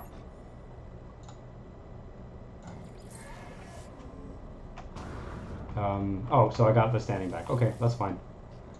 Alright, now I want to give you this useless piece of shit that I was given as a reward. Great, awesome. What is my standing with the Viking? It is, where is it? Where do I see that? Milestones. Viking. Close ally. And I've learned 34 words. Okay. Yeah, there's like 700 or some shit. I kind of want to learn them all on a save file though. I'm very curious to see what the flavor text looks like when you know all the words. What are you?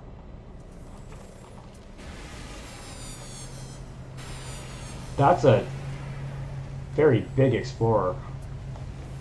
Do I like a golden black explorer? How much does that cost? 25 million? Yeah, I don't have the money for it, but I like big ships. I always end up buying small ones because they're cheap, but like, that's a cool ship. I mean, I don't really like the asymmetrical ones though. I don't love when there's like a different thing on each side of the ship. Something about that bugs me. Okay, alright, well, inventory management done. I think I'm going to take just a 2-minute break. Just going to get myself some water. And I've got some kind of milestone going off in my ears there. It's usually just like, you walked this much. So I'm just going to, ooh, wow, that's cool. But again, look, like there's only 19 inventory slots. Like, it's tiny.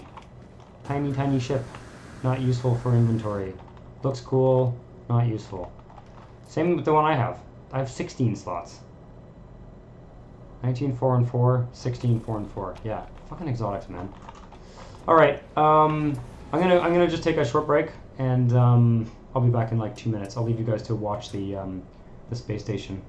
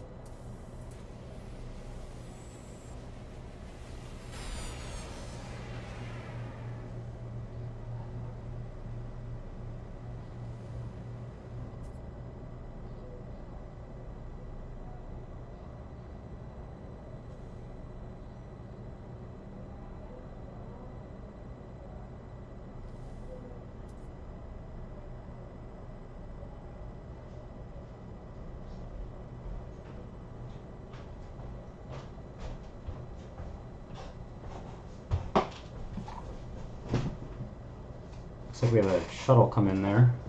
Not that useful. Okay. Shuttles are cheap though, and that had a lot of inventory slots. I kind of like the boxy shuttles sometimes, but they're a pain in the ass to fly. They're not very maneuverable.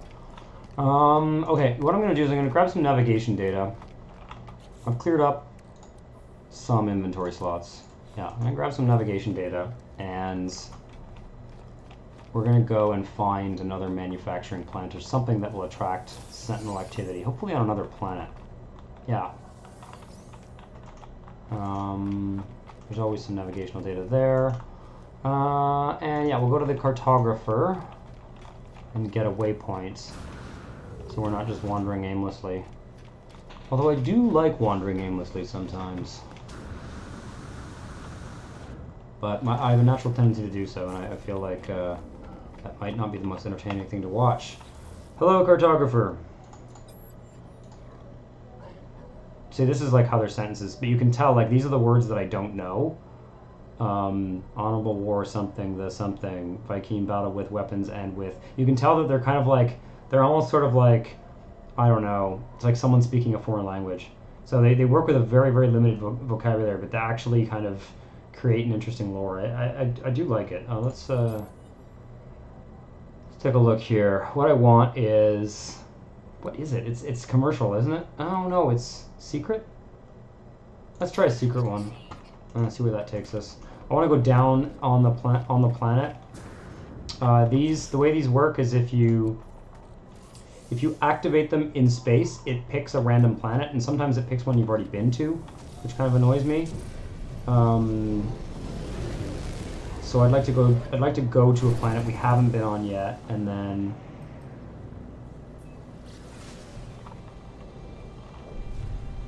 that's a low atmosphere planet. It probably won't have any buildings on it, or it might not have buildings on it, but I kind of want to check it out anyway. We'll stop there and then we'll pop it there.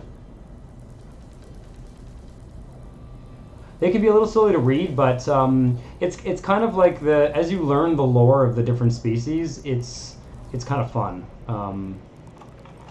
It's interesting how they've, like, I think, you know, I don't know how they've designed it. I mean, it's very, very, it would take a huge amount of time to learn all the languages. Like learning 700 words one by one in a game is like a bit of a grind. But you can get like translator modules that translate a percentage of the words and stuff like that.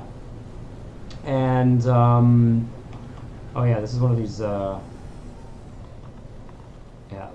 low gravity planets, lifeless low gravity planet. I like these. These are fun to bounce around on. I'm just gonna pop down on the planet so that we can name it and upload it. And I kind of doubt there'll be Sentinels none. Yeah, exactly. But you see, like, it's low gravity, so I can sort of, you know, float around in here. But there's not much on these. Whispering Egg. Those are actually kind of... It's a whole different kind of combat. Those are valuable. I could maybe grab a couple of these while we're down here. But these guys are going to come after me. Oh fuck, I got the wrong multi-tool out. There we go.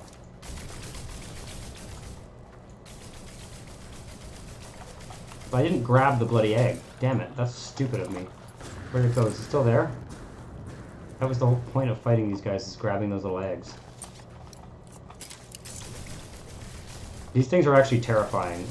You encounter them very early game, and they lunge at you and they spit poison at you, and so yeah.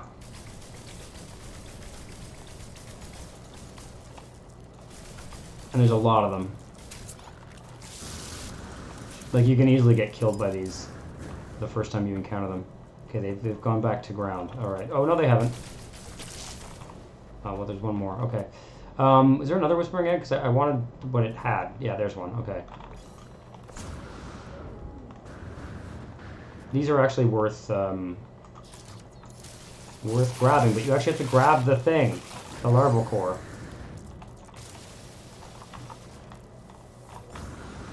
And there's kind of tricks to maneuvering around these guys so that you don't get, like, surrounded by them and wasted. I keep forgetting I have a ricochet module installed on this thing. It's kind of useful. Because the pulse spitter weapon is... They kind of float, so if you're firing long distance, like, they kind of wander a bit. So the ricochet is actually kind of a neat... Well, that wasn't so bad. Okay, alright. Yeah, I don't think there's much... What's on this planet? Rusted metal. They always have rusted metal, these ones. Rusted metal is semi-useful, but not that useful. You can refine it into large amounts of ferrite dust. But yeah. Uh-oh. Well, that's a hassle. I need... Oh, I have what I need for that. That's fine. That's fine. We're good. Okay. Let's actually just stock up on launch fuel. There's a number of things I should kind of be stocking up on that I haven't been. Alright. That's good enough for now, I guess.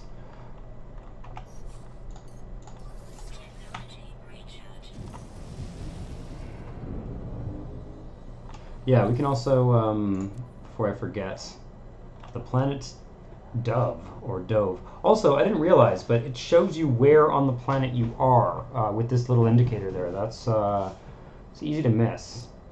If I don't upload them, then someone else can come to these planets and claim them, even though I discovered them. I don't know why the idea of that really bugs me. I know a lot of No Man's Sky YouTubers. People watch their games, and like if I go to like camera mode, you can see the coordinates of the system that I'm in. So you can type that into a portal, and like I've seen like Survival Bob is a really great YouTuber who plays No Man's Sky, and people are constantly like while he's streaming live, someone will watch and they will go to the planet he's on and like claim it before he claims it, which is like kind of a dirty trick in my opinion. It's pretty funny though. Have I explored a planet like Earth? Yeah, there are Earth-like planets. So the category of planet that Earth would fall into in this game is they're called lush planets. It's a lush biome. And lush biomes, to get like an Earth-like planet, what you're looking for is a lush biome with no extreme weather, and with green grass and blue water and, you know, a blue sky. And it's actually like, it's hard to find. It's very unlikely because most of them will look kind of like, at the very least, they'll sort of look like psychedelic Earth, you know? They'll have similar qualities, but they'll have a very different color palette or different filters and things like that. So you know, whoa. Okay, this is a very, very mountainous planet. I don't have the jetpack to navigate this planet. So I'm just going to land on it quick here, and wow, this is cool.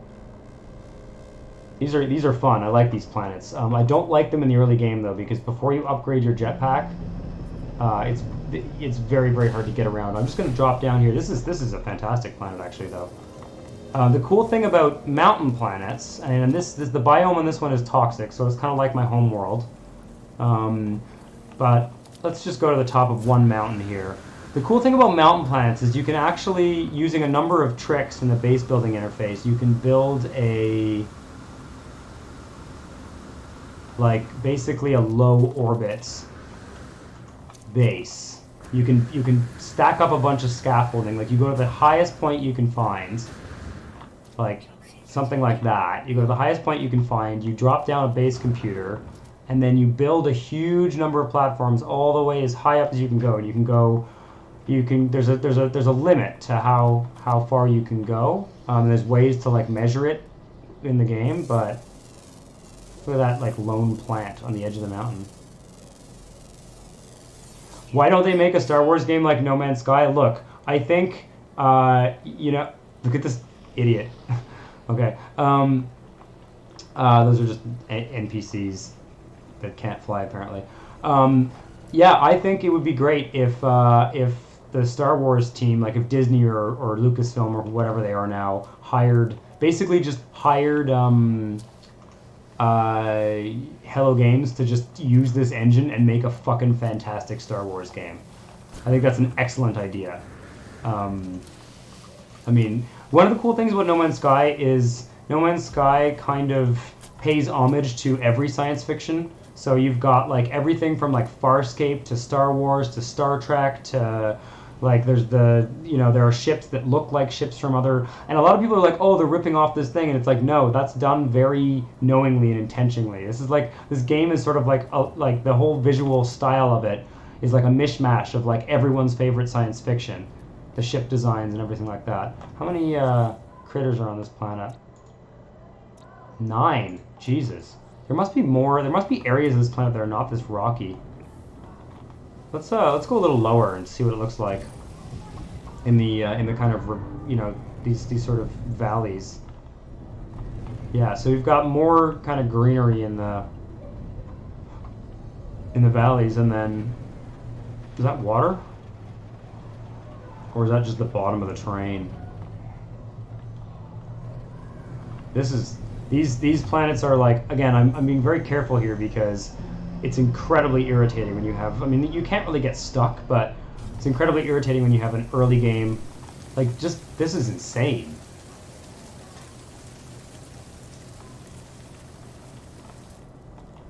This is where the critters will be hanging out.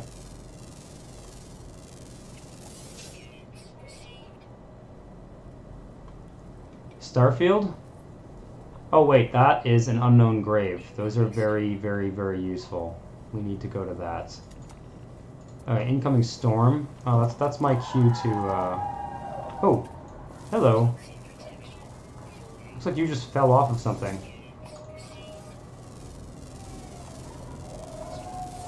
Some little crabs down here. Alright, we gotta go to that unmarked grave. Unknown grave. Those are important. Those are hard. Those are very rare.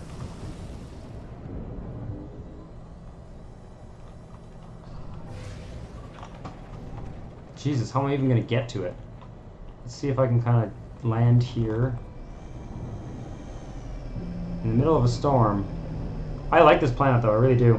I love these mountainous planets. I just don't want to be on it while I'm so low level, because if I fall down one of these things, I mean, obviously I can die from falling damage, but it's more that, like, getting back up is going to be, like, even that drop with the shitty jetpack that I have is just going to be a real fucking hassle. Alright, we want this.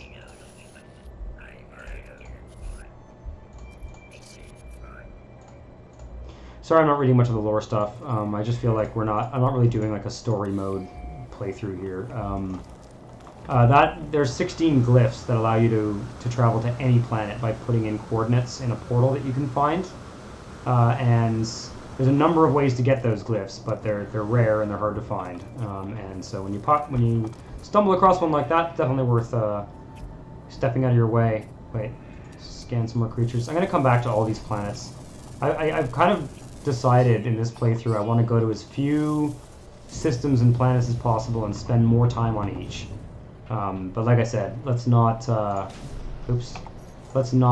any more time on that planet, because if the storms don't kill us, the mountains will. Okay, alright. Man, just trying to see though. I'm trying to go a little bit closer, just below the cloud level, and get a sense. Oh, it's a storm. Okay, wait a second. Maybe we can fly out of the storm here. I don't know how big. I know storms have like contours to them. It's not like the whole planet is in a storm always, but sometimes it sort of feels that way. Where's the sun? God, it's hard to tell, isn't it?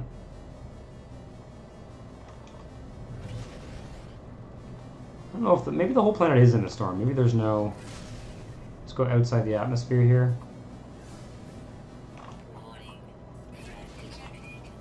Now I've got another fugitive I can go kill. They do give you money. I just want to get a sense of. I don't think this planet has water, but is the whole thing this mountainous?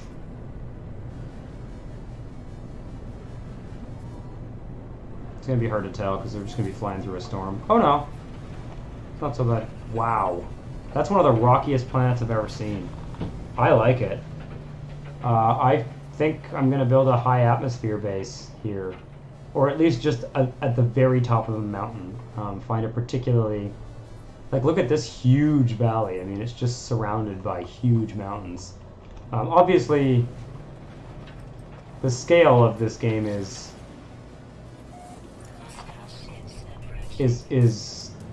in some ways kind of limited and a bit diminutive, but you know, so what a huge mountain is in real life is obviously a lot bigger than in this game, but they do create a sense of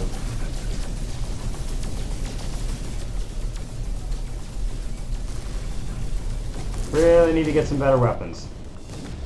Another goddamn Viking effigy. Useless. Okay, let's go to another planet.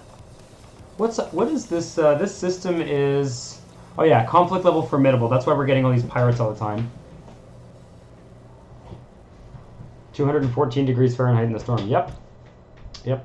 It's not even an extreme planet either. We just happened to stumble on a storm. We have an adequate economy. Yeah, okay, so there's not a particularly interesting system, aside from the fact that it has a lot of pirates, which can be a little bit annoying sometimes. Okay, let's, oh, we haven't mapped this one yet. Oh, there's some freighters. I don't have a freighter yet.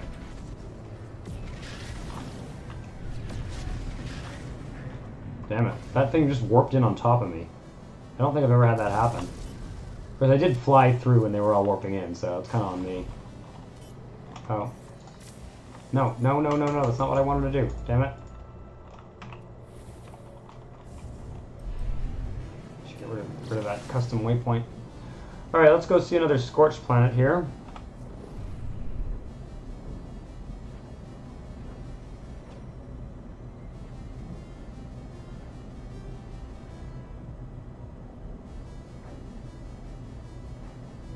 Yeah, I mean, the physics, Maleo, lucky it didn't rip my ship in two. The physics of the ships in this game are not, you know, realistic in any sense. If you bumping into stuff rarely really seriously damages your ship. Unless you get stuck. If you get stuck and you're, like, grinding up against something, then you can actually kind of game over that way. Or not game over, but, like, you can basically have to load your save. There's, you know, if you get stuck on the terrain or something. But it's weird. It's a game that's really based around exploration. So this just seems to be a rolling hills scorched planet. Nectium.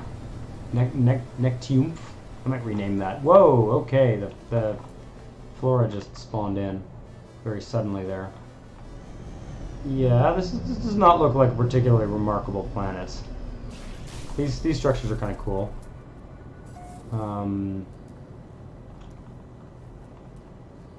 So we're going to do combat now. I'm just wandering around looking at planets, which that's fine too, though, right?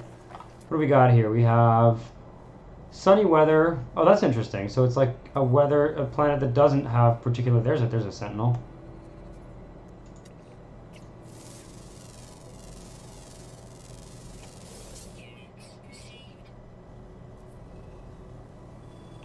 Okay, so sorry, fauna moderate, flora copious, sentinels, yeah, regular normal sentinels. All right, looks like our inventory is okay. Let's do another one of these fights. There we go. Now I need to remember to grab these. That's the whole point of doing these fights, is to grab those little drops. Alright, I'm trying to use that.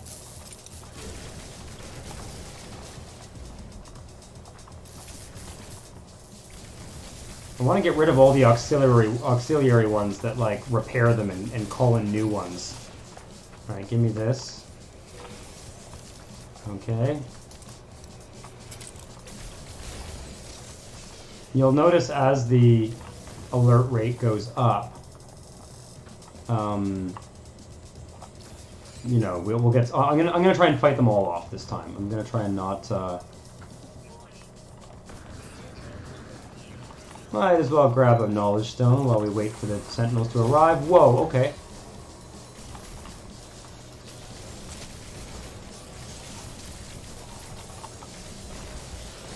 Get rid of that repair guy. They also they set up shields, which is a new thing that they do now. Those shields, they kind of are, they're actually reasonably tactical. So that was one that spawns new guys, and if you don't shoot them fast, where the hell are they? Then it can kind of go on forever.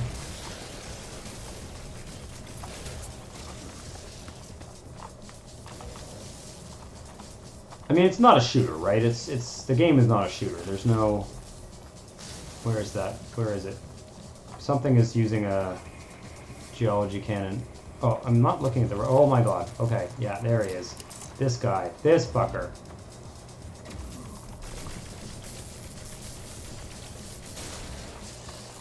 There's a module I can put in that does more damage to them when they're stunned, too. Okay, is that all of them? No.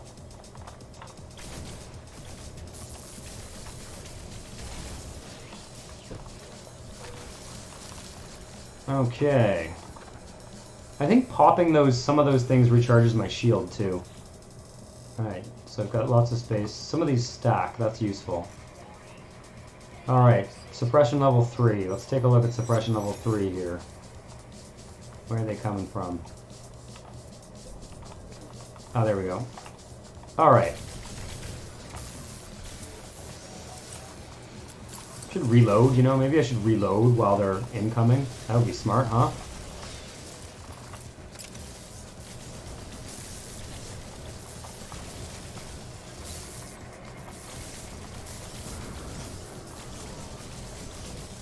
Get rid of the repair dude. Shit.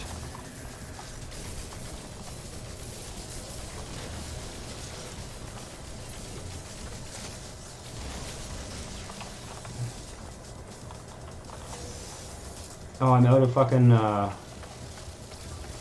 that's what I need. There we go.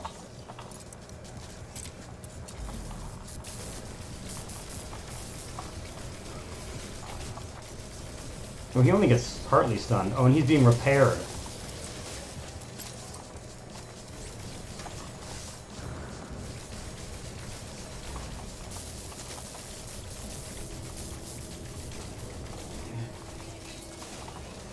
Fuck me. Ouch.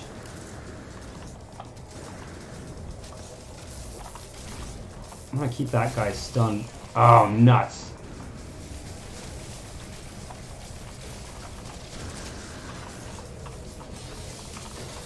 Okay, those do restore my shields. Okay, that's good to know. I need to get rid of this guy.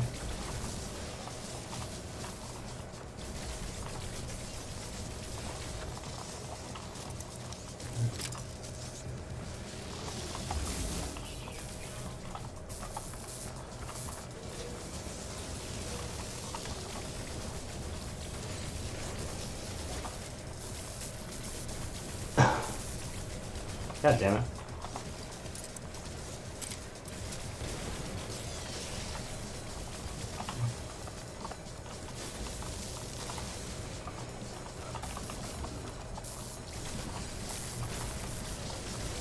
Okay, so I seem to have isolated the dog, the sentinel dog, because that's the most fearsome opponent here.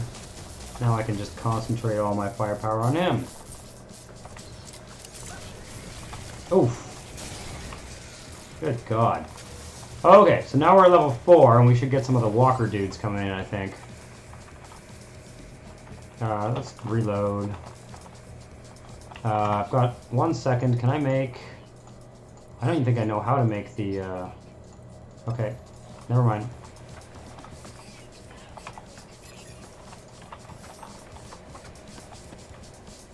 Okay, here we go. So, let's get the lay of the land here.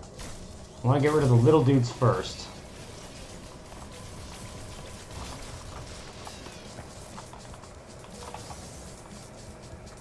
Yeah, you get a lot of nanites from this stuff. Where'd they go? It's really hard to see them because this planet is red, and like the indicators for them are red. Ah, there's the big guy. So you're gonna get stunned.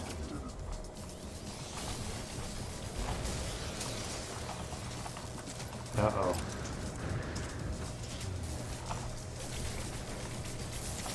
So it's kind of an interesting strategy. Basically, you want to kill the main dudes, the sort of primary attacking sentinels, as regularly as possible because they give you the shield recharges. And then you also want to make sure you kill the repair guys. There's one of them back there. The repair guys hang back and try and repair them. So you want to make sure you kill those soon too. So you kind of want to stun the big ones that can deal a lot of damage. And, oh god. And there comes another fucking repair guy.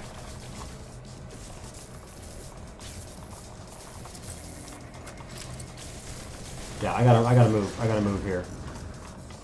Because I am gonna run out of... Oh, fuck. Let's get the high ground. I find it actually helps. If only for visibility. Because I don't have another shield recharge, and he's firing, like, some kind... Like, all these craters are cannons that he's firing at me. Not all of them, but some of them anyway. I don't know if he has a weak spot. Get him with the ricochets. Whoa! Okay. Okay, shield's back up.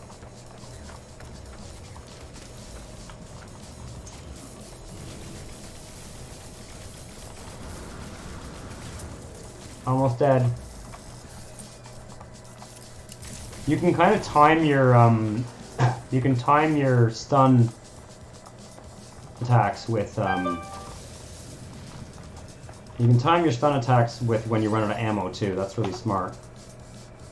I don't have the recipe to make more of those though, so I only have 3 shots of those left. That's going to be problematic. Okay, what do we got here? Let's get the repair guys. And then this guy summons them. I think there's another one behind me. Okay, now, oh fuck. I don't know if I'm going to be able to win this one. Get the repair guy. Okay, let's get that shield. Oh fuck the walker. I'm trying to save my stun attacks because I'm out of the ammo type for that. And there's a repair guy there.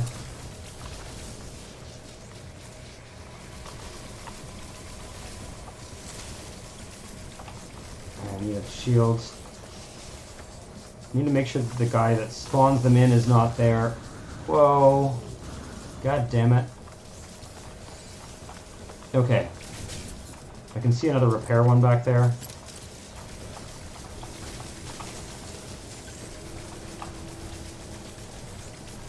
Come on. Come on. Bastard. Yeah, I don't know about this, guys. Yeah, we gotta run away. Because once your shield's down, you got about 3 hits.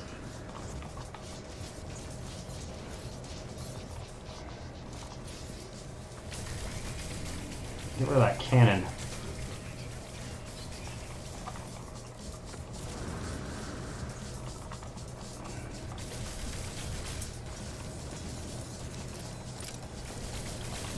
Come on.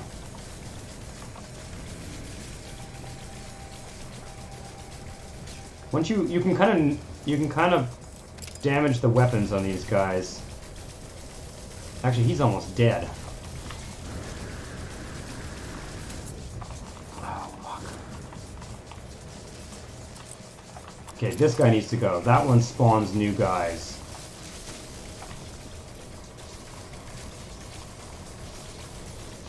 Where's that repair dude?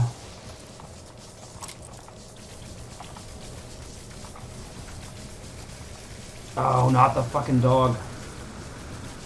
This is the final fight, basically. Okay, let me see if I can squeeze in here and grab that. No, I need to grab it now. Go, go, go. Ah! Take that one, too. Alright, who's left? The dog. The dog is doing a lot of damage. I only have 3 mortars left.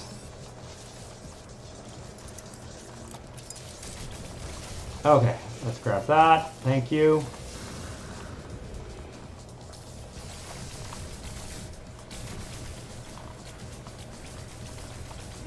I think I've gotten all the repair ones.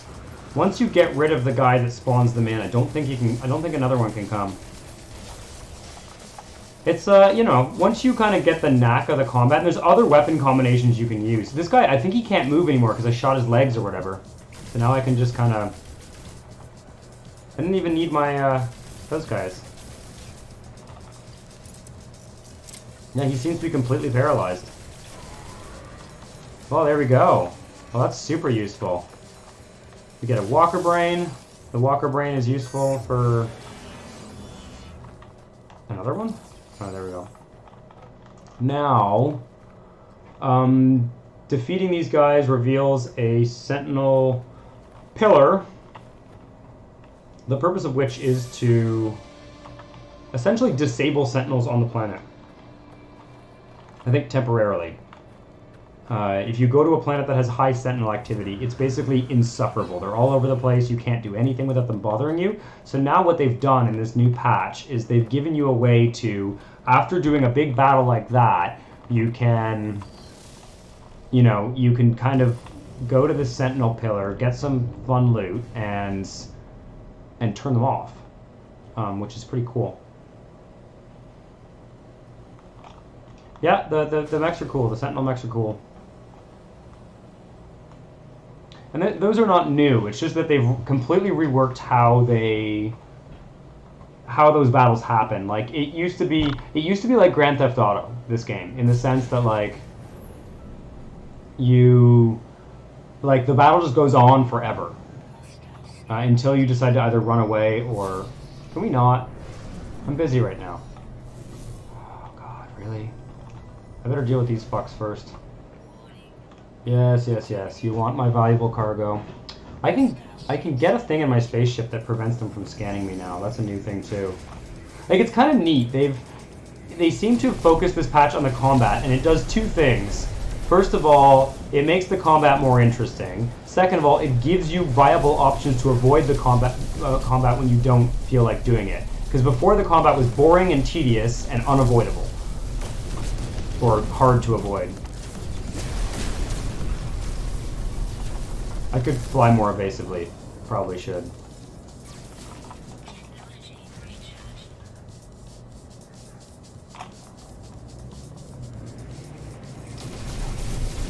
I don't have any secondary weapons on this ship either. I need to really stick to one of these guys and take his shields down and kill him. Okay, let's stick on this target here. My ship weaponry really needs an update. I need to get an infraknife installed. Infraknife accelerator, they're called. Fucking cool.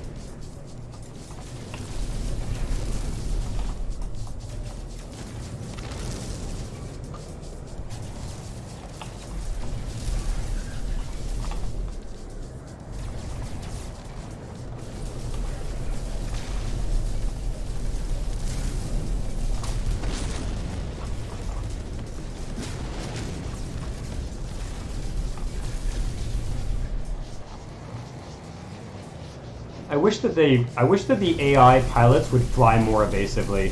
Apparently, it's interesting. Some of you may or may not know, I also play like a proper flight sim. Like I play IL-2 Sturmovik Clips of Dover, which is a Battle of Britain simulator, and it's like hyper realistic. And that game was known for the longest time for having some of the best AI pilots ever made. It's like a 10, 12-year-old game. It's not very easy to program AI to fly ships around, planes or ships around, and to fly evasively. It's very hard to program an AI to behave in a way that is unpredictable. So like, you know, when somebody's trying to shake a tail,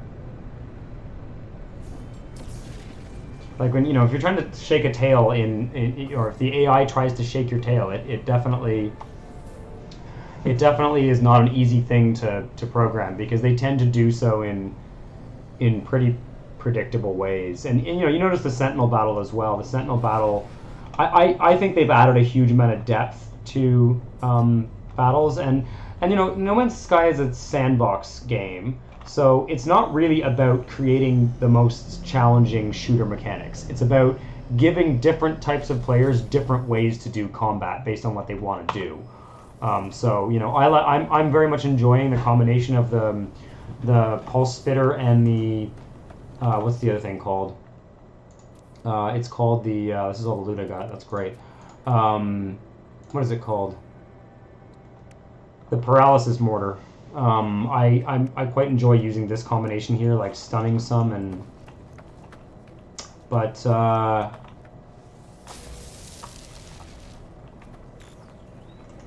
but yeah, no, you could do those fights in a very different way. You can use like kind of more like grenade type stuff. You can use weapons that fire at a faster rate of fire, or you can use kind of charge up weapons that knock things out one shot. You can use kind of shotgun type weapons. Like, there's a lot of different weapons you can build, and you can kind of custom build your whole thing. Okay, can we not, please? Yeah, this system is insufferable. Uh-oh. I need to destroy these guys. And now I need to go to this thing here, and I can turn them down. Okay, come on. Okay, just access logs. Can we turn it off?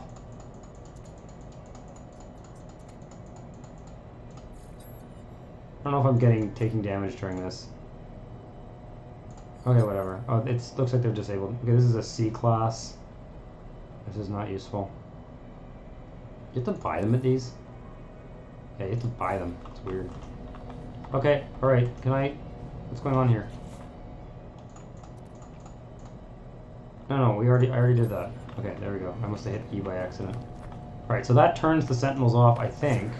Yeah, see the blue squares on the right there. That basically means that the sentinels are turned off, I think, in the system, or at least on the planet, for kind of a certain amount of time. I don't know how long it lasts.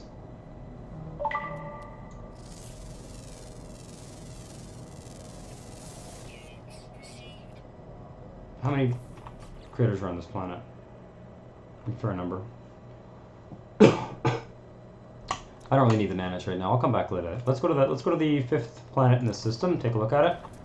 I found this planet pretty unremarkable, although it was kind of a good terrain for combat. It's kind of interesting too. I gotta say, previously in No Man's Sky, I just didn't really do combat if I could avoid it. Like I just didn't find it that fun. I was mostly just doing exploring and building. And whoa, those spawned in a really weird way.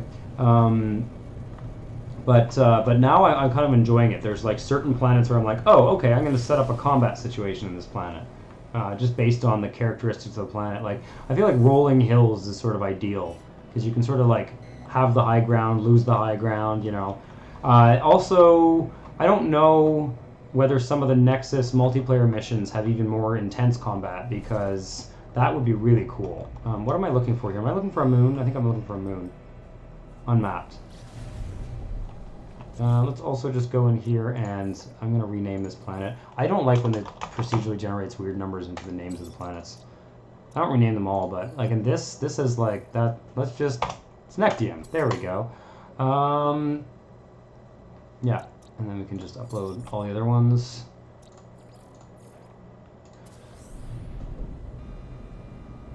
Nice looking ring system. That one there? Yeah, we went to that one already.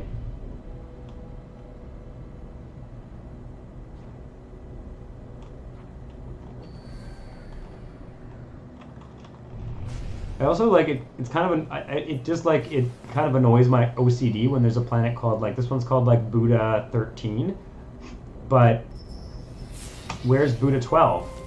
Oh no, not this. No, I don't want to do this. Go away. I guess, you know what? If I talk to it, if I start the mission, it'll just sit in my log. Yeah, okay. This is... Yeah, okay. I think that mission starts when you start doing combat.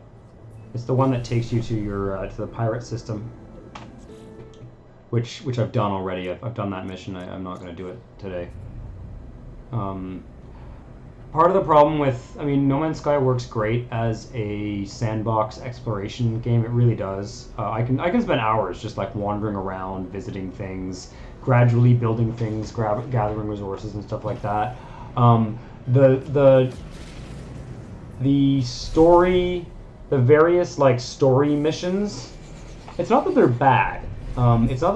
It's just that they're like, they're almost like a point and click adventure. Like it's basically just like, go to this randomly generated spot and listen and read some dialogue. Go to this randomly generated spot, build a thing, read some dialogue. Like, it's, you know, once you've done it once, the replay value is pretty limited, because there's not much action in the story. I think that's just kind of the nature of the game to some degree. Okay, we got another toxic planet here. Kind of interesting color palette, though.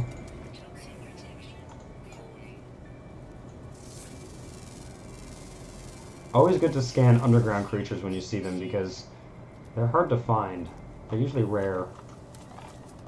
Alright, we've got some kind of, like, extreme toxic rain going on here.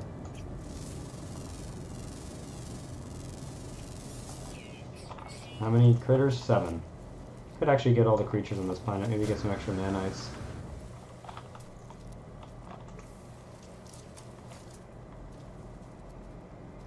Although, looks like we're in a storm right now. That's not so bad, though. Ouch. Nasty plant. That looks like something that's underground. Oh, I need to switch to my other dude here.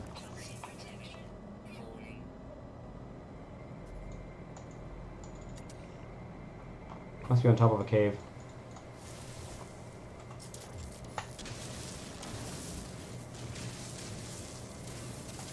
Oh, perhaps not. Oops.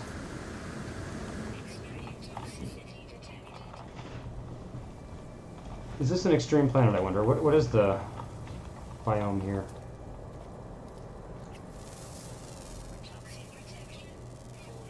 I think we're just in a storm.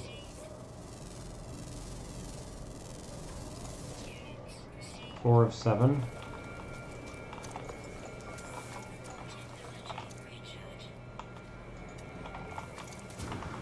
I'm not going to do another Sentinel battle, because that's enough Sentinel battles for one day. What is this?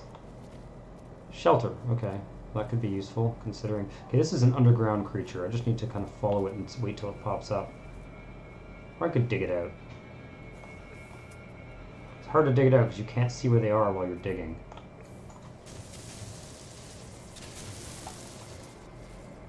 Huh?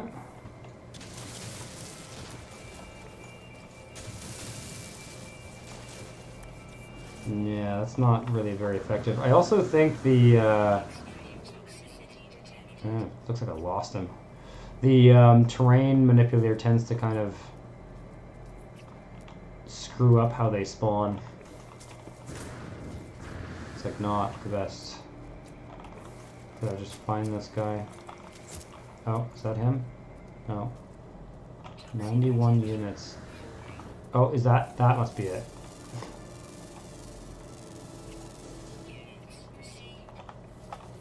What do we got over there? Unknown building. Oh. There we go. I caught one of the underground ones. That must have been what I was chasing. The ones that dive underground and burrow are really hard to scan. Okay, I've got 6 out of 7. What's the 7th? Okay, this is cool. So this is really cool. And I didn't notice this until quite recently, actually. But if you look at the list of creatures here, there's only one that we haven't found yet. And it says, rare, ground, always active, found in the south. Which is kind of cool. Now, apparently, I looked this up because I saw one that was like found in the north. And apparently they just divide the planet into a northern hemisphere and a southern hemisphere. And so it's literally anywhere south of the equator you'll find this this species. But like you can see we are north of the equator here. So we're gonna have to get in our ship and fly south. And yeah, where is our ship? Oh, it's not that far. Yeah, this weather, this planet has terrible weather. What do we got here? Oops, torrential acid is the weather. It's interesting. I don't know if that descriptor is like the current weather or like the general weather. I guess it's the current weather. I'm not sure. I don't think they ever changed. Like the one that we were just on. No, that one's all. It's a general. It's a broad descriptor of the weather. Torrid deluges. Passing toxic fronts, yeah. Basically, it's telling you what kind of... Oh, look, a rainbow. Basically, it's telling you kind of like what kind of weather you can expect. Ooh, yeah, no, this is an extreme weather plant, though, because it has storm crystals. Fuck, we better grab some storm crystals while we're here. Let's go grab those two. Those are valuable. Oh, I don't have hazmat. I can't get them. I don't have hazmat gloves. Can I install hazmat gloves? Do I have any space in my inventory? Yes. What do I need for that? Yes. Okay, good. Alright, we're going on a storm crystal adventure here. These are very, very valuable and useful for various crafting. 180 units. So this is an extreme planet. Does it have activated? Oh, it does have activated copper. That's what I was looking for. Okay, so this is what I was looking for. We should set up maybe even a base here. Inventory full, of course. Where? Oh, I know what I did. What? Damn it.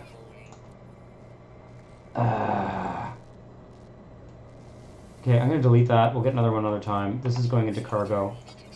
Yes, I know. I'm taking damage while I organize my inventory. I know. The advantages of playing on normal mode. Let's grab at least 5. There's a few things that require these for construction, and then the other ones I can sell. Super useful. Right, so I found a planet, the closest planet to my home system, that is in a Viking system that has storm crystals. There's also a ton of data on this planet. Did I get all the creatures? I don't even... Oh yeah, I need to go to the southern hemisphere, that's right. I'm also going to run out of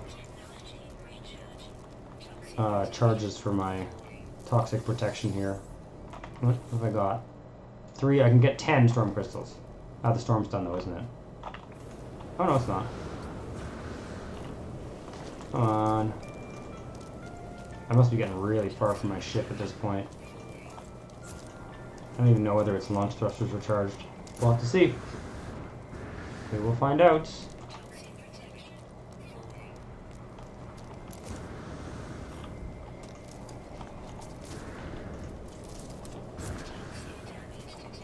Yes, yes, yes.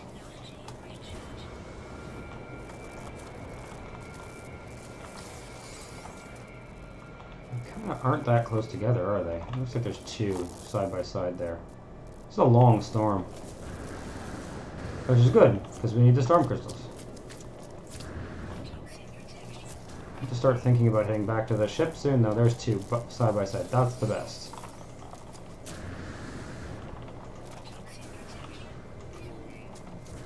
You know, my inventory is very full. Need to do something about that soon. 1, 2, 3. Okay, take a quick look at the inventory here. 1 more would be nice.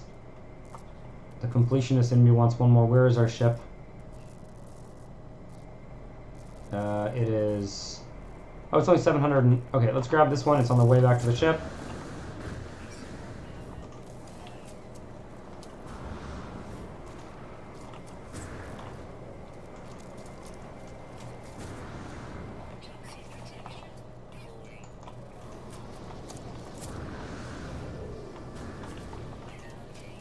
Storm clear. Oh, fuck. No, no, no, no, no.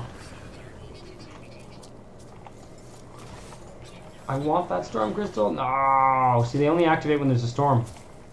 This is useless to me. Well, I almost got 10.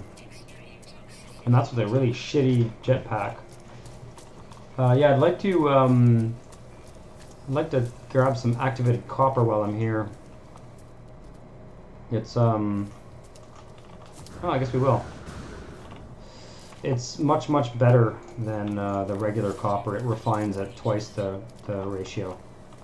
Okay. Can I please switch to my pistol? Thank you. There we go. Oh, Christ, of course. What can I delete? I don't need this.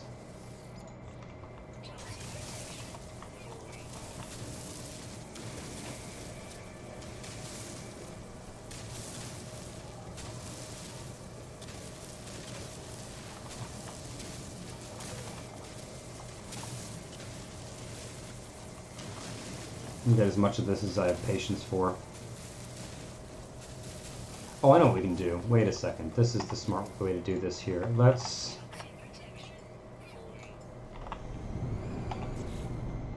Give me my portable refiner. Alright, let's fuel you up. And there's got to be something I can... Oh, this. Do I want to sell those or refine them, though? How much are they worth? 139,000. No, I'm gonna sell them.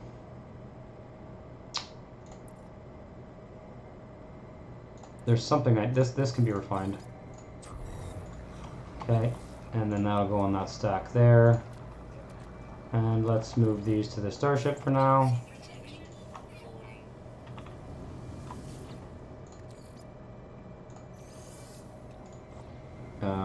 Anything else that can be refined that like takes a while? Oh,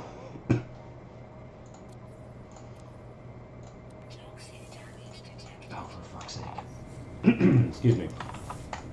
Okay, alright, let's see here. Gotta be something I can refine. No, I don't think so. Okay, never mind. Just don't forget this. Sometimes you can find like a long refining task to do while you harvest resources, but not really currently feasible.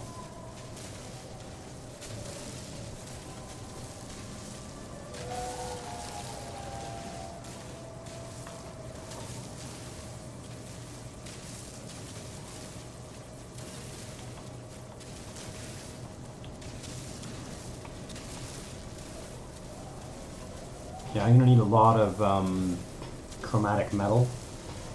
It's a pretty important early game resource, and this is the easiest way for me to get it right now. Or, well, easiest way is to just buy it, but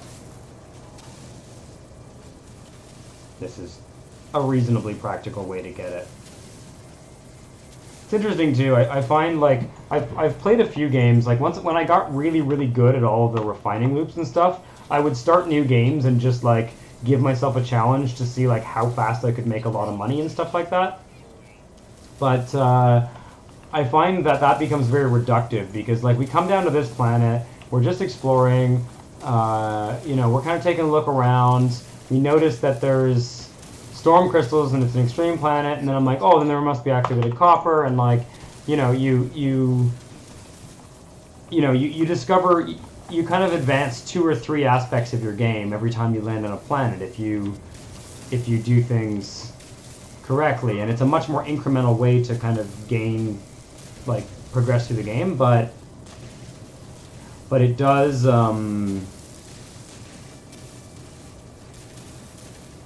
it ends up being more interesting sometimes, you know. Sometimes you just have a problem to solve, right? It's like, oh, there's this thing I want to buy, it costs like 100 million units. I'm gonna find a way to make 100 million units as quickly as possible, and then you do some 20-minute grind, and that gets you to where you need to be, you know, based on your knowledge of the game, and then you get to buy the thing that you want to buy or whatever, right? But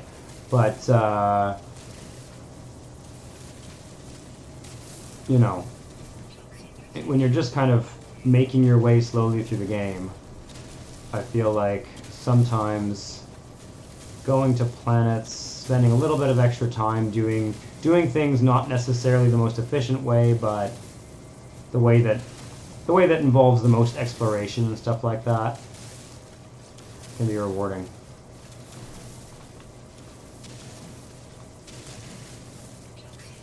Trouble with these deposits is I actually have way more activated copper than I probably need, but whenever I see these deposits, I always feel like I absolutely have to empty them out, which I just don't. I don't have that much, but I've got like 800 of this crap. Actually, I can use it all. But it is kind of funny how when I see this kind of thing, I'm like, I can't just leave that. Oh, I can't. I actually will have to because it won't let me because the spaceship's in the way. Okay. Well, then I'm literally going to leave just that. Yeah, it's preventing me from destroying the terrain under my spaceship. Okay, well, then I'm leaving just that. That's pretty funny. Wait, storm crystal. I had like space for one more. No, you know what? I got space for tons more now. I'm not. No, let's get off this rock. No fuel and launch thruster. Okay, alright. Let's get out of here.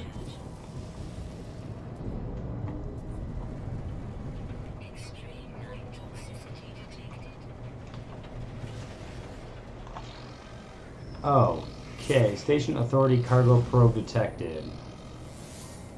I got nothing. I got nothing that you want. Interesting. Yeah, that's a new mechanic. There's things you can do to prevent them from doing that, but it's kind of interesting.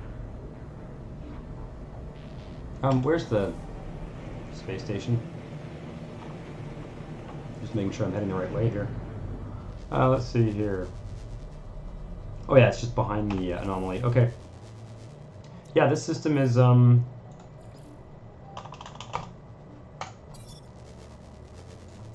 system is useful.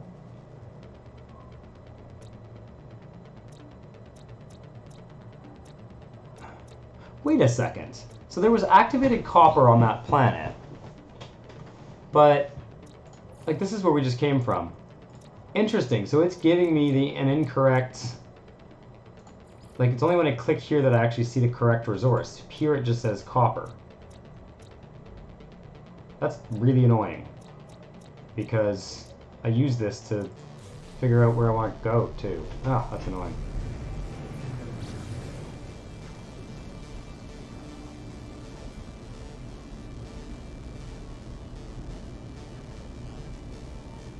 Ah, the game is not without its bugs.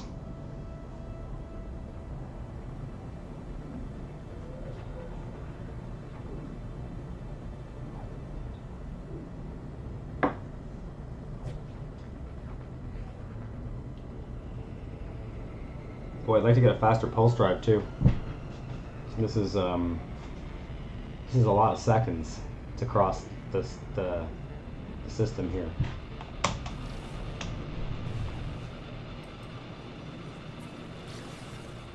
It's interesting that the size and geometry of the systems is. I've done some experimenting and like. You can actually fly across the star system without going into pulse drive. I think you can do it in like, I don't know, 40 minutes or something in some cases, like fly from one planet to another in like 40 minutes. So it's interesting how they've scaled the systems and the planets, and like you can actually cover a surprising amount of ground without going very fast. I mean, there's nothing for you to do while you do that, so it's like no one would, but I already looked at this, didn't I? Yeah, I did. Okay, all right. Right. Well, we better go back home to home base because otherwise, I mean, we're just completely out of space here. I can sell some stuff here for sure.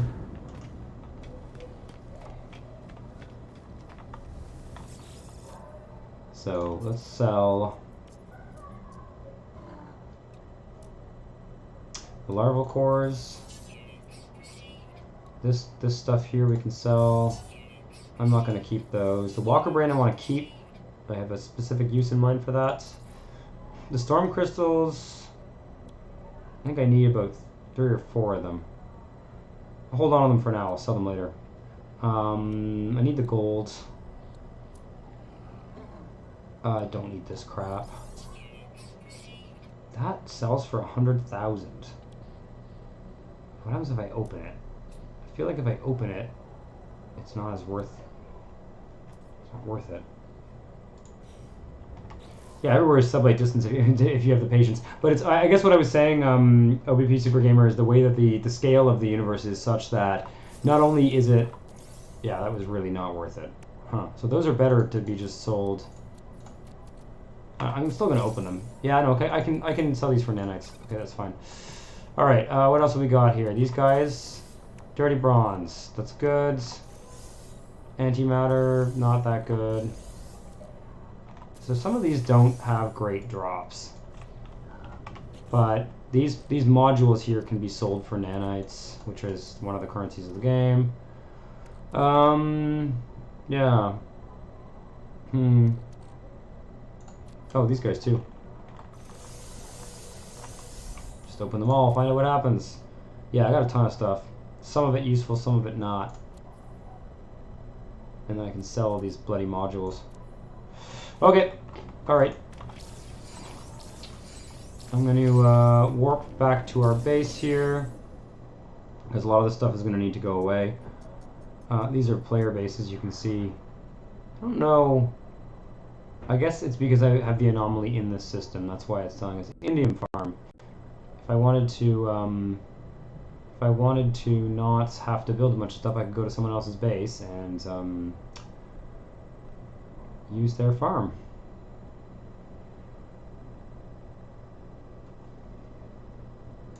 Anyway, it's interesting. Yeah, if you one way to just kind of skip the whole early game is to just go to the multiplayer hub, and some people make their bases public, and you can just they leave a bunch of stuff that you can take. If they have some farm that sort of passively mines things, you can just take all the stuff and be rich, like from day one. I usually find I'm not inclined to do that because I like the process of the sort of rags to riches type process that this game has. But it's an option, and it's an interesting option. Okay, anything else I need to refine here? Some of these things are more valuable refined than in their current forms. Okay, I need some of that stuff, and then some of it I can sell. Wait, look at the... Okay, I've looked at it all. Alright. Yeah. So, what do I want with the... I think it's this one that I need the storm crystals for. Yeah. Okay, the Icarus fuel system. 2 storm crystals, that's fine. And 2 microprocessors. I don't have those right now, but I'll get them in a second. Just gotta do a little bit of crafting. At this point, if I don't do a little bit of crafting, I either have to sell my entire inventory or, pulling yourself up by those base grade bootstraps. That expression, pulling yourself up by your bootstraps, it's a funny one because people use it to say, like, I work really hard, I pulled myself up by my bootstraps. That expression is ironic. It's a joke. It's impossible to pull yourself up by your bootstraps. If you're pulling on your bootstraps, you're pulling yourself down. Not to be pedantic, but I do think it's kind of ironic how people use that expression almost as a almost in a sort of like judgy way sometimes. Like when somebody tells you they pulled themselves up by their bootstraps, they're always slightly implying that other people or that you don't. I don't know. Maybe it's I just think it's funny. I think it's funny. It's a funny expression. But yeah, you're right. No, that is what makes it funny. I guess what I'm saying is I get the sense that a lot of people don't get the expression. They use it. They don't realize that it's a joke. They think it's serious. It's like, yeah, you got to be a real productive person. Pull yourself up by your bootstraps, And it's like, no, dude, that expression is a joke. Like, it's not. You can't do that.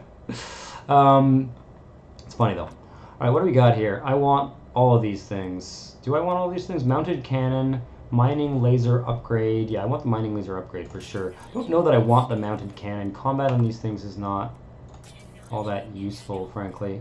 Okay, that's fine. That's fine. And what do we got here? That's the mounted cannon. Oh, I said I didn't want that. Then I built it. Whatever. Yeah, all that stuff I can build. So I just want this guy then. And then this just requires pugnium and chromatic metal. Yeah, I knew I was going to need a lot of chromatic metal. And that's pretty much it for this guy. Do I need any of these dudes? Okay, drift suspension, grip boost suspension, and high slide suspension. I don't like either of these. If anything, with this one here, I like to combine the drift suspension and the angular grip. They kind of cancel each other out, but forward grip kind of makes you go faster. An angular grip, but this one makes you go faster at the expense of not good handling, and this one makes you handle better at the expense of not good, like slightly less good forward movement. But they kind of cancel each other out and end up being a bonus all around. This one is not useful. I don't think. In any circumstance, I don't get it. I mean, I guess if you want to slide around like you're driving on an ice rink.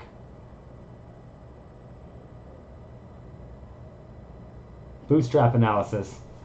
Yeah, Yellowknife Alien, welcome to the stream.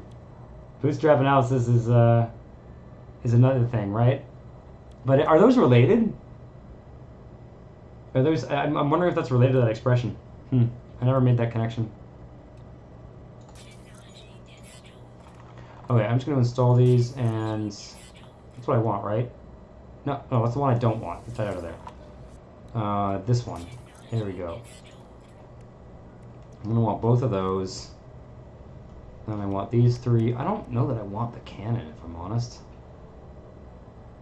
That's fine, whatever, I'll leave it. Just trying to figure out what I want, and... Alright, let's switch multi-tools, because I'm going to use a lot of the materials I just harvested to build that stuff. Have it hotkey, there we go. Get the rifle out. Now, what else do I want here? I'm going to want... Voltaic amplifier. This is good. Now, this one requires basalt, which comes from volcanic planets. Used to be a useless resource.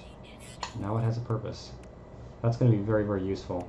Because this one, damage to stunned entities, 21%. That's super good. Okay, I don't need any of this stuff. I don't need this. Combat scope on this one will be kind of useful, although it uses the same slot as this. No, I don't think so. Okay.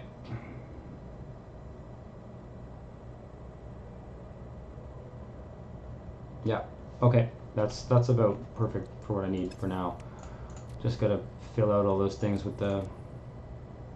Okay, lemium I can refine.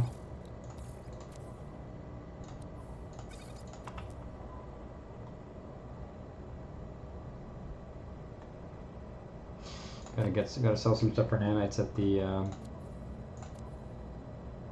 space station. Yep. Or I could install some of these. What are these? So what do we have here? Sentinel weapon shard. Those are for those only work on the bolt caster. Exosuit fragments. I don't really have room for those right now. They're usually not very good. They're occasionally good, but they're usually not very good. What do I got here? Suspicious phase beam module. No, we're gonna sell that. I don't need that. Okay, and what's this? Sentinel weapon shard. Yeah, okay. No, we don't need that. No, all those are gonna get sold. Okay. So we're gonna go to the space station, empty out some of our stuff. I'm gonna take another short break here, and then I'm gonna try and install all that stuff. What else do I need to install? I need to install an economy scanner and a conflict scanner. That's gonna use up like all of my fucking tech slots on this ship. No, this one goes here. Conflict scanner. Oh, I need this too. That's gonna go here for now. This ship is does not have enough storage on it.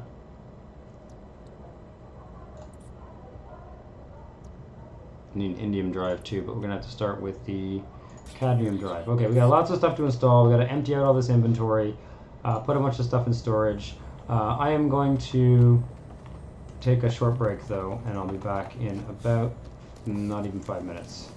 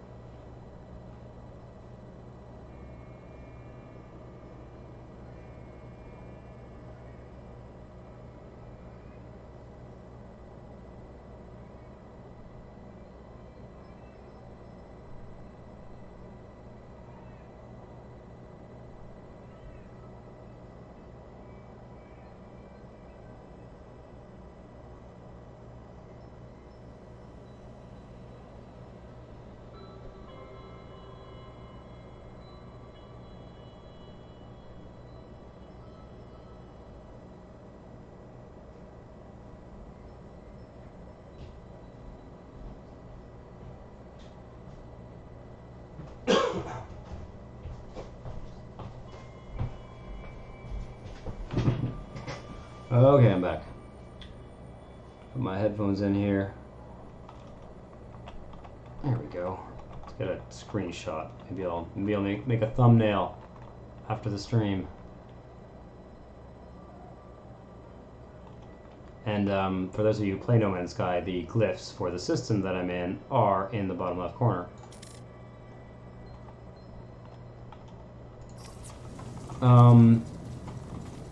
Yeah. That being said, I should go claim some more systems. Alright, let's hop back to the space station for a hot... Wait, do we need to do that? No, we can't sell them here. We have to go to the space station. Okay, we're going to go to the space station. Just the one in this system.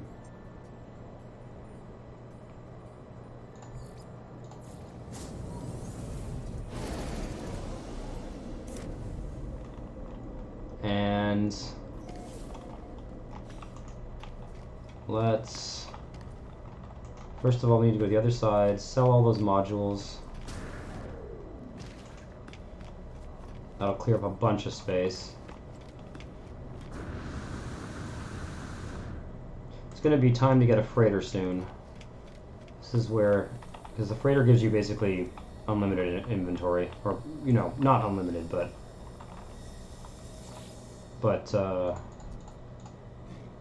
lots. More than you need. Okay, I'm keeping that, selling that, and that, and that. Okay, do you have anything I want? I don't have room for these, though. That's the problem. They don't really have anything I really want, either. The life support thing wouldn't hurt, but meh. And if I recall correctly, you don't have anything that I want. So the one thing that I do have space for, maybe we'll go to the other space stations and see what they have out of curiosity. Not really in the market for a new cyclotron. Don't need that. I don't really want any of this. Okay. Now, if you happen to have pulse spitter, excellent. I wouldn't mind a scanner module, but I don't have space for it. Nah, that's not true, I do. Okay, let's take that too. Okay, I want mining modules. I don't really bother with them, but which multi-tool have I got? Yeah, okay, this works, yeah. So let's put this here, and that is going to, what does that do? Increase rate of fire by 14, clip size by 12. This is good stuff, good stuff. Okay, alright.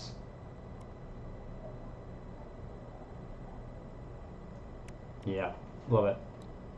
Okay, next up.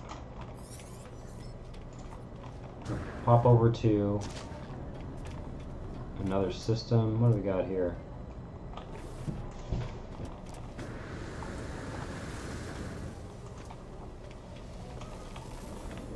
I've only been to 3 systems in this game. Kind of want to keep it that way, or keep it, you know. Go to each system, explore all the planets, scan the creatures, gradually expand the sort of mapped universe. It becomes very tempting to just hop between. It becomes very tempting to just like endlessly hop between different systems and just, you know, go to these guys basically and do all your shopping, but I'm not going to do that. I want to explore. No. But I will check on the systems that I've already been to and just make sure I'm not missing anything. Minotaur laser, no thank you. I only want the S-Class ones, the other ones are not worth it. Can I have pulse engine? This is useful, I'll buy it. I don't want the launch thrusters one. Those are not really necessary in the long run. Mining beam, excellent. Scanner, I'll take it. Oh, inventory full, of course. Okay, well I can fix that. I'll install the mining beam guy. No, it doesn't go on this one, it goes on the other multi-tool. No, I can switch it with this. And mining beam.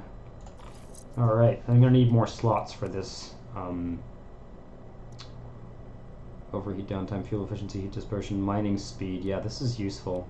I don't normally do a lot of mining, but I'm kind of weirdly in the mood to have a good mining laser. Yeah, okay. Okay. One thing I'd never known, this upgrade here, the optical drill, plus 50% resources mines. I don't know whether that increases the yields or... I guess it does. It says it increases the yield. It's not 50% faster. It's you just get more stuff from the same rock gives you more ferrite dust, which is cool. I like that. This is something that we want. Okay, was there something else? I think there was a scanner one here, wasn't there? Yeah, there was. Okay. Switch to that guy and install the scanner guy there. Is there another one? I'm gonna have to put some of these in storage. Wait till we have inventory slots in our spaceship. What's this? Oh, that's kind of cool. Another pistol, similar in quality to the one that I already have. Okay, well, I'm not going to bother with that. I just want to make sure, was there something else I wanted to buy here? Yeah, there was. Yeah, that's what I wanted. Boltcaster, I don't want. Alright, let's install scanner in this guy because it's got more slots. There are multi-tools that are better at scanning than this one. This one gives you money for scanning things, which is good. Which is useful in the early game especially. Yeah, very useful. Okay. Alright, let's go to the third system and just make sure we didn't miss anything. Can I?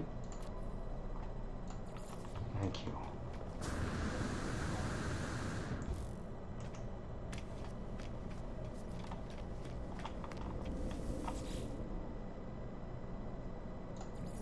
Previous, this is what I want, right? I think so.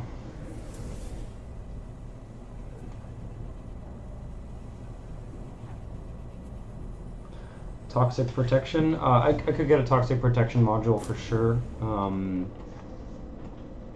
But I don't have the space. Like the game with the inventory in this is you gradually expand the number of slots you have in various ways, and there's ways to do this quickly, to expand this more quickly. But every time you install technology, like, it uses up slots that you can use to store things. So it's kind of a whole game of managing that. Let's see what there is in this station.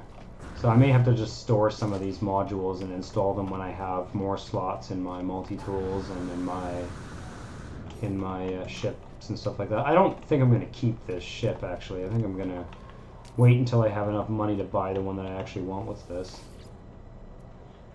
I don't even know why I'm bothering looking at those, because I guess I'm just looking in the odd chance that there's a pulse spitter. Excellent. Okay.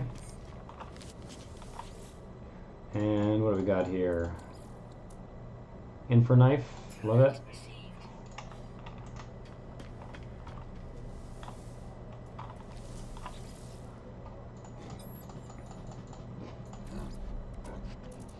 And nothing to see here. I will take a movement module if this guy has a movement module. I don't think he does, but we'll find out. No. Okay. Alright, well that's that.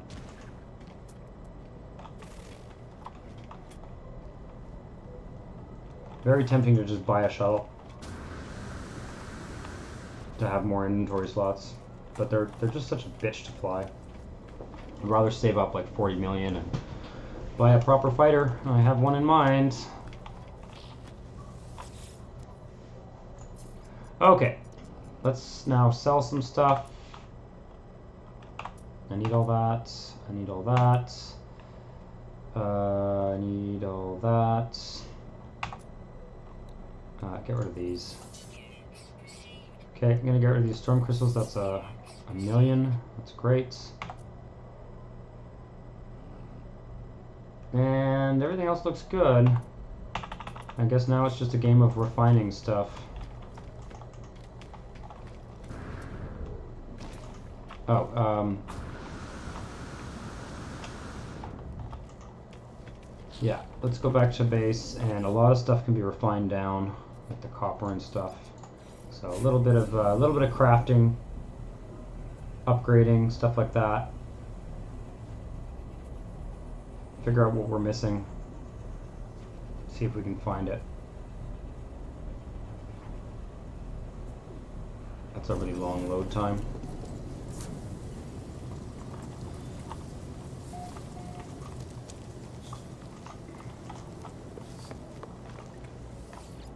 Alright, let's just go through one inventory at a time here. Activated copper into chromatic metal.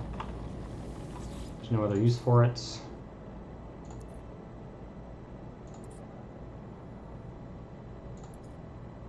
The lemium can be refined into gold.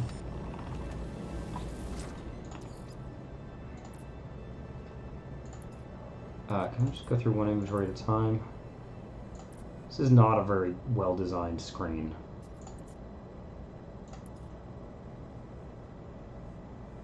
I guess I can refine the copper too, maybe. Yeah, might as well. It's pretty rare that I need straight copper. There's one or two things that require it, but... Okay, so that's... These can go into the storage container. 1, 2, 3, 4. These as well. Any of the stuff that I only use occasionally.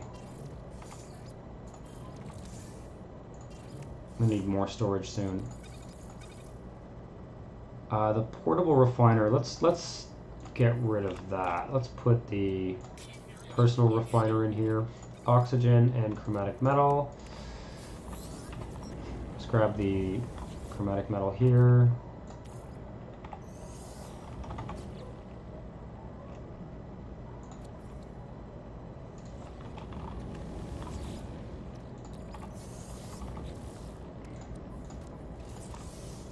And there we go. Okay, so that now I'm never gonna need this guy again. Maybe I'll just install it here.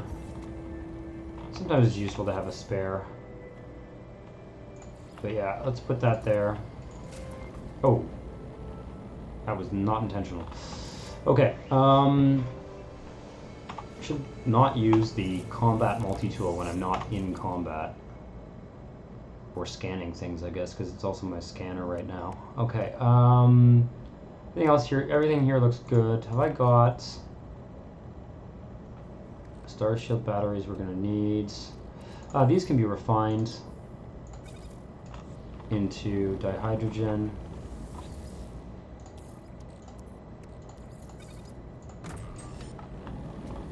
That's still going. That way that only uses up one slot. Let's go take a look at what's actually in my storage. Oh, I can't access it because my power grid's not big enough. Okay, there's a trick to do that. Then we're just going to go in here and we're going to go transfer items. We're going to go to the storage one here. So I want this stuff. I'm going to refine all that down. Free up some slots. Won't take very long. Pulse engine, infraknife, pulse spitter. Pulse spitter I can install right away. Okay. I have a feeling there was something in there that I needed. Everything else does not look like stuff I need. What about in here? Salvage data.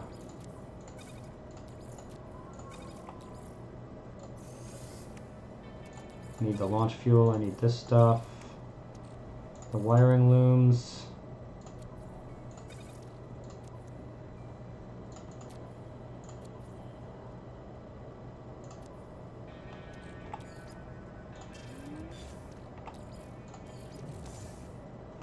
Okay, that's looking a lot better.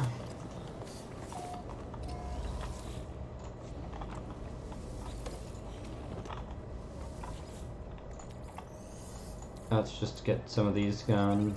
There we go.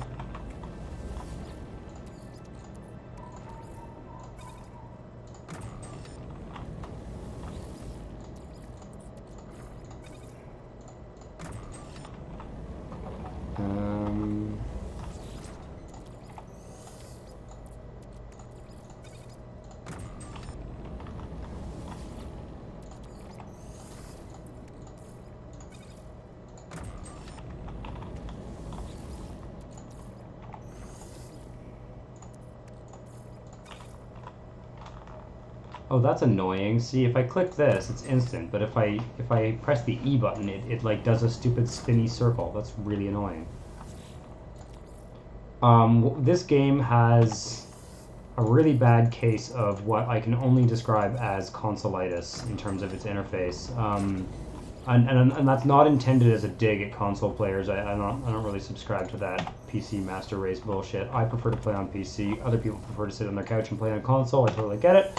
What I really resent though is when games are basically like a lot of games like this are designed with the knowledge that most players will be console players, and as a result, they have piss poor PC interface design.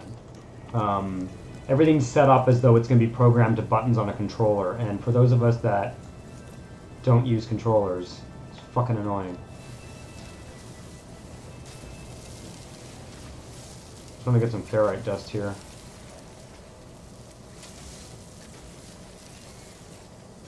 Yeah, the mining seems to be going a little bit faster. Oh yeah. I think I've mined a lot of the resources around this base though. That's pure ferrite, that doesn't help us.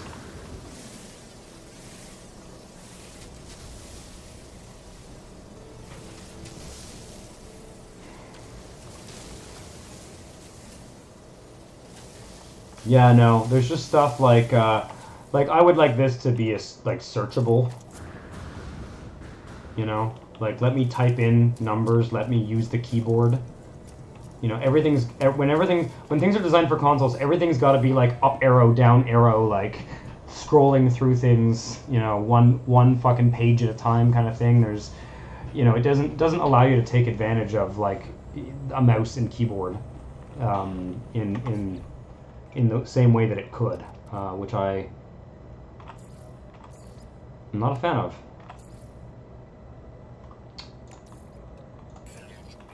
Okay, so yeah, we can, there we go, that's cleared up lots of space. This can go in the starship here. Alright, what do we got here? Microprocessors, wiring loom. Okay, let's get the economy scanner installed for sure. I'm gonna need some more wiring looms. Wiring looms are fucking expensive at the start of the game. Microprocessors I need carbon nanotubes for. Okay, carbon nanotubes. Do I have lots of carbon? Not really. Okay, I need more carbon. I can make carbon. Let me grab some oxygen.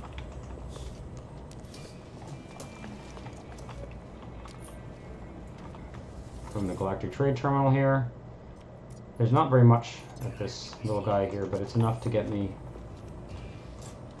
more or less what I need. Oxygen in this game is used to expand resources. So if I add oxygen to condensed carbon, it produces, you know, twice as much. Basically, I'm burning 1 oxygen to produce 6 times as much. Burning 2 oxygen to produce 5 condensed carbon, something like that. Okay, that's going to take a minute. That's fine. And then, yeah, I'll take this. And the condensed carbon can be then refined down into ordinary carbon at a rate of 1 to 2. So it's like every 2 oxygen gets me 10 carbon, basically. Something like that. Depends on how you want to think about it. Okay.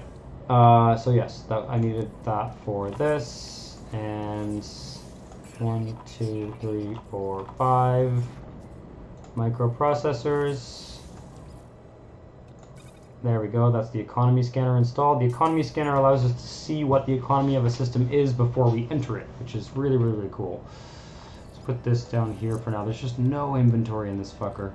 I almost want to get rid of this extra armor. I really want this too, though. Why did I don't even have... Get rid of that. Okay, let's put this actually in this slot there. And we need 3 wiring looms for this. Have I installed that yet? Yeah, I have, okay. So let's buy 3 wiring looms. We need to go to the space station for that, so we'll wait. And for this we need the walker brain. Boom. Which we got on our little adventure there. And we also need wiring looms. 1 wiring loom, 4 wiring looms. Okay. Anything over here need a wiring loom? No.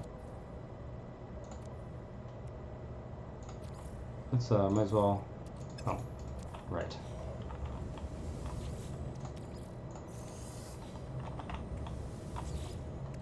Alright, that's lots of condensed carbon, that's great. I can spend the salvage data here. Just get it out of my inventory. Get some more building parts. You know what? I never used to build these, but they're actually strangely useful. Now that there's the way that shield works now and stuff. I find myself taking more damage than I used to. Magnetized ferrite, life support gel. Yeah, okay, that's easy enough to get. That's the mining laser, right? I'm gonna get rid of this. Just put this in storage and exosuits. Magnetized ferrites. For that we want condensed carbon and ferrite dust? Or pure ferrite? I think it's pure ferrite that we want. Yep, that's 1 to 3. I think I need about 100.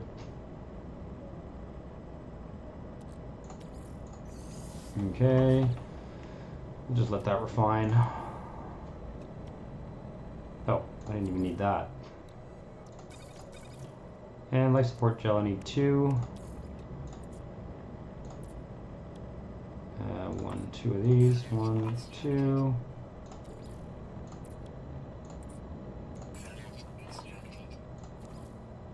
Alright, now we have a mining laser on the exocraft, which is going to be a lot of fun. We haven't used the exocraft yet today. Mining laser upgrade. Alright, this guy. We need 2 microprocessors. We can do that pretty easily. 1, 2, and 1, 2. Start using the exocraft more when we're gathering resources. It's nice. It's got a lot of inventory space. It doesn't need a lot of inventory. Doesn't need a lot of upgrades. Where did am I out of these? That's not good. Yeah, I should make some more ion batteries and shit too. Maybe I'll expand some sodium nitrate.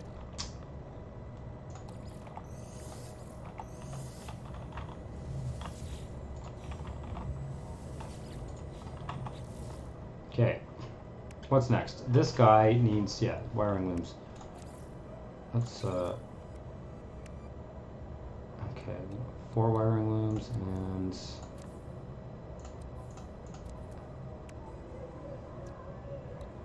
paraffinium. These are not really necessary, but well, I think I have paraffinium. I think I do in my storage.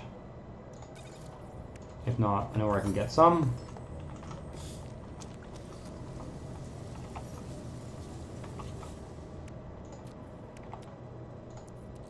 Yep.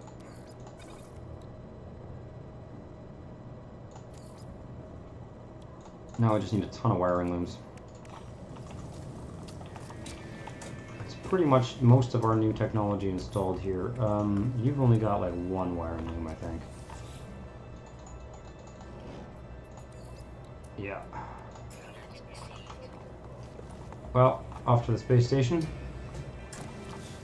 Just trying to get all this done reasonably quickly so that we can go to another system.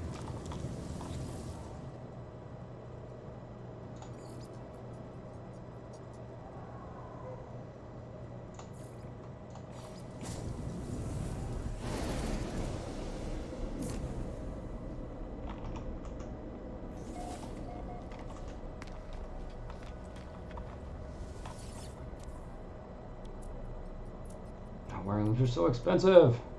They're cheaper here than there. Actually, they're demand minus 13.5. That's actually a good price. Let's buy 10 of them.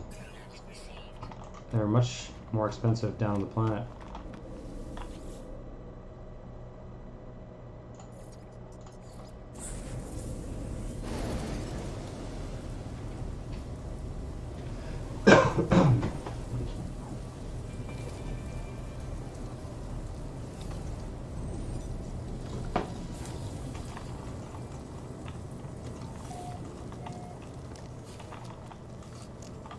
Okay. There we go. Everything needs wiring looms. Wiring looms are kind of a neat, they're a neat thing because they're one of the only resources in the game that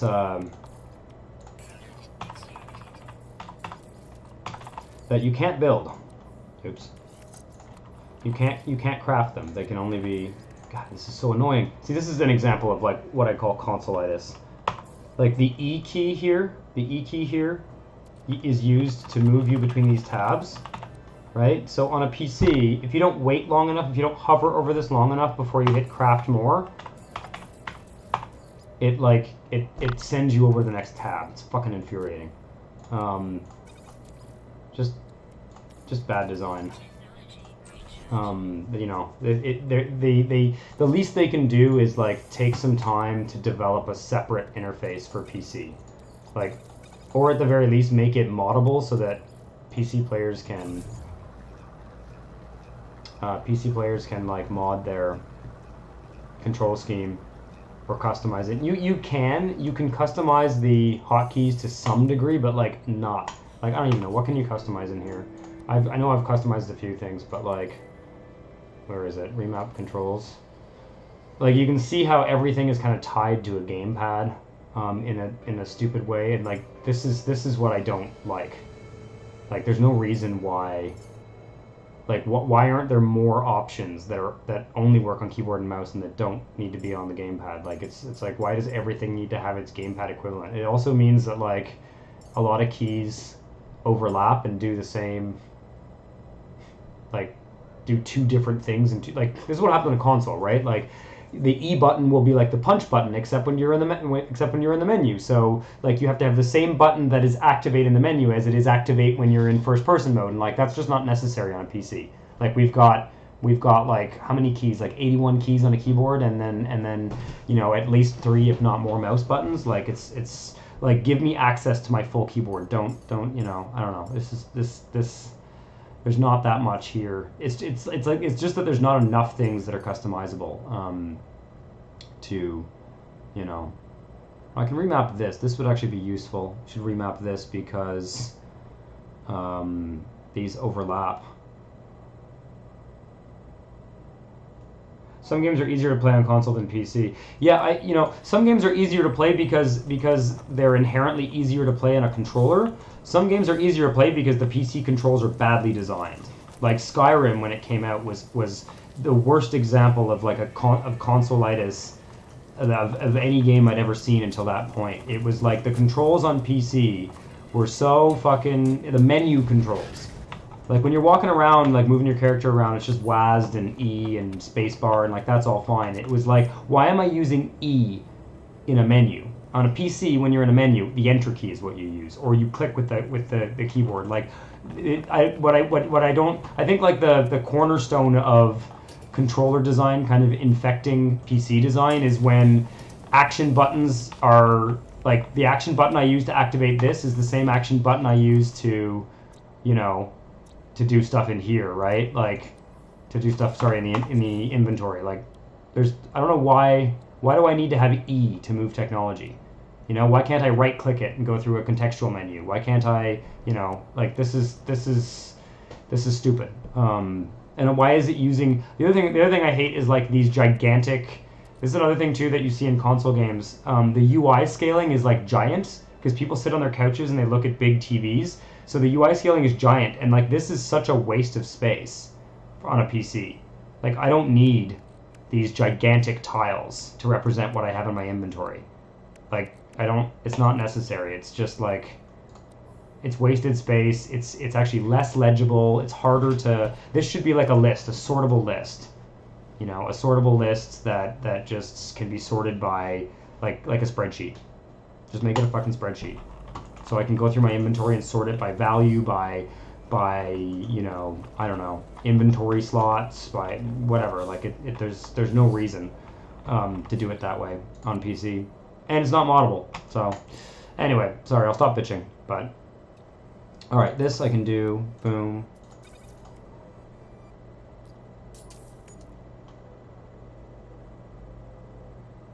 Yeah, I mean, I don't. Yeah, and it's like we need a specialized keyboard for this game. I don't want a specialized keyboard. I want like an option menu, like in here, control options. Like I want there to be like a global control option here that says keyboard mode.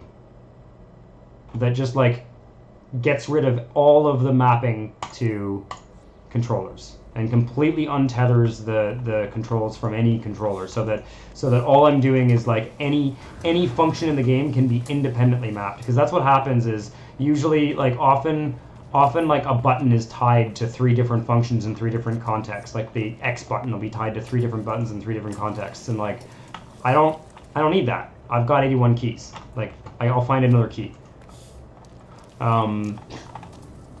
And also like not being able to type things in certain circumstances, like this menu. Sorry, I'm going on a fucking rant here, but like there should be a search bar here. Like let me search my inventories. Let me search. Of course, there won't be on Xbox because no one's gonna type shit in on Xbox or PS4. Like they're not gonna have a keyboard plugged in. They're not gonna type things in. But you know, on a PC, it's like a no-brainer. Okay, I'll stop ranting now and play the game. What? Shit. I need that. What is that? That can go into storage? No. Pulse Spitter goes into the multi-tool. Switch the multi-tool. Okay. And then we're going to go to another planet.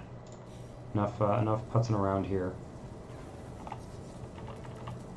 No, there's a hotkey for that. There we go. And take this, stick it over here. Now we should have really... What does this one do? These are randomly generated. Fire rate plus 12, reload time minus 10. Damage plus 2, and clip size plus 12. Those are pretty good. Let's see what it looks like. Oh yeah, check it out. Oh, it's much better. Just those 2 upgrades. And like the clip size is huge too. Yeah, I'm going to enjoy that. We may have to do some more combat to take advantage of those new modules. Wicked. Okay, well, this is going to be a problem. I gotta get a landing pad built here, because whenever my ship spawns in, it spawns in terrible places. Yep, time to go. Time to go. Let's get in the ship. Let's launch into space. And we're going to go to another system. I'll do one more system today. Galaxy map. I now have the economy scanner and the conflict scanner, which means that we'll be able to have a bit of a preview of the system that we're going into. So I want to go to, that's actually a 3-star Gex system, which is kind of cool, but I don't want to go to a Gex system, I want to go to a Viking system. Viking system there. Mass production. I don't want to go to anything that's like more than 1 jump away. I don't really have very long-range hyperdrive right now. There's a Viking. Wow. That's amazing. Okay, so that is a Viking system with a 3-star economy that is in a blue class system, which, and trivial conflict. That's a really cool system. Let's try and go there. We need to go there, we're going to need to get the cadmium drive built. Let's do that now. New plan.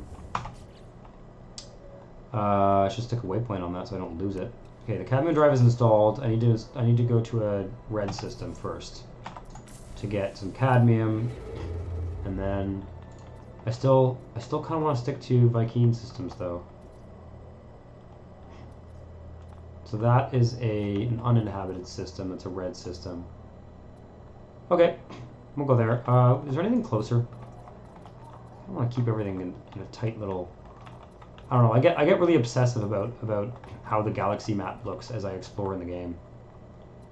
And it bugs me when it's all over the place. I have to try and see like what, you know, what's the closest system I can find that has a certain good. I think that's about it. I don't see... Oh, there's a couple over here. Oh yeah, there's one that's closer. There's one that's even closer. Okay, I got 3 red systems over there. I need to find a green system too. There's another one right there that's a green system. Kind of like zoom in on our star and rotate around. It's also a bit of an awkward interface, but it actually works. Oh yeah. So now I can just kind of like rotate around and find what's the closest red system. 70 light years looks pretty good to me.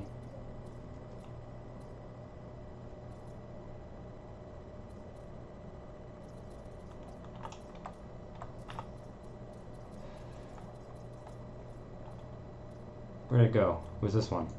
Alright, let's go to that one. It's kind of interesting as you explore the galaxy. It traces lines on your galaxy map that are kind of permanent and that show you every time you jump where you've jumped.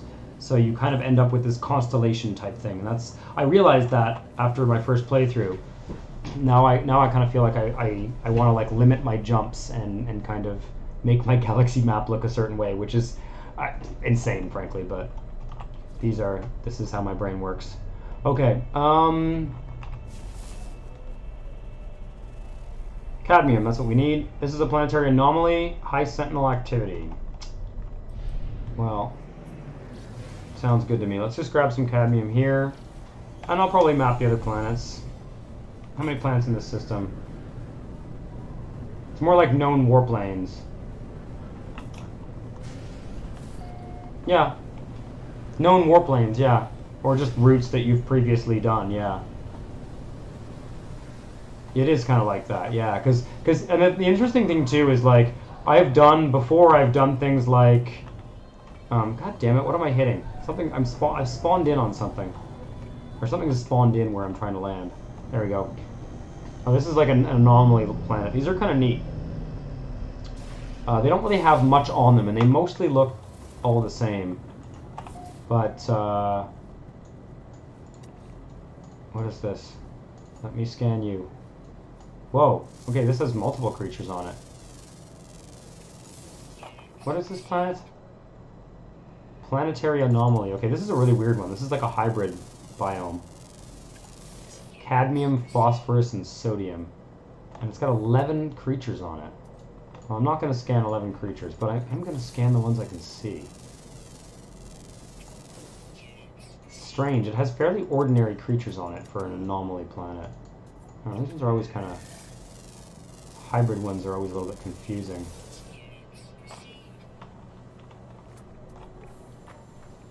Huh. Okay, let's find our cadmium. What's the closest one? That's probably it. That'll do for me. 300. Oh boy. Okay, off a cliff. Do not have the setup to take any falling damage. So planetary anomalies, from what I understand, this type of biome, you'll notice that there's no hazard protection meter. So they don't... It's like... They're basically like, I don't know, fucking... I don't know, it's like glitch in the matrix planets, if you want to describe it that way. Like, there's no atmosphere, but you can breathe kind of thing, I don't know. Or no, there's an atmosphere, but like there's no hazards, like I guess it's 16 degrees Celsius, so yeah, no. Maybe there are storms on these, I don't know. Does it say weather is angered clouds? Yeah, they're basically like acid trip planets, you know, rather than, how much of this do I need? Oh, yeah, no, I need it for the next one. I don't know. Just grab it all.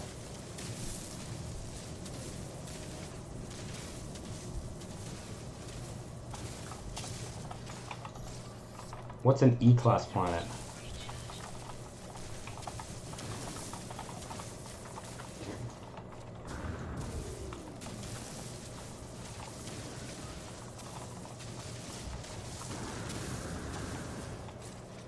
Boy, that's intense. I don't know if I've ever seen one of those before. Most of these gigantic things, like these are kind of bespoke, like hand. You know, those are not procedurally generated. They randomly spawn on certain anomalous planets. Other flora is procedurally generated. Like it's kind of modular with a lot of different parts that can be smushed together. Oh, Earth class. Oh, Earth class. Yeah, right. Of course. Yeah, except I guess in temperature-wise, yes, but the clouds are angry because it's like a glitch planet. Like that's the weather. See, angered clouds. It's sort of like I feel like these planets are like the world that they go to in Stranger Things. What's it called? The what do they call it? I'm trying to remember what they call the alternate reality world there in Stranger Things. The other dimension.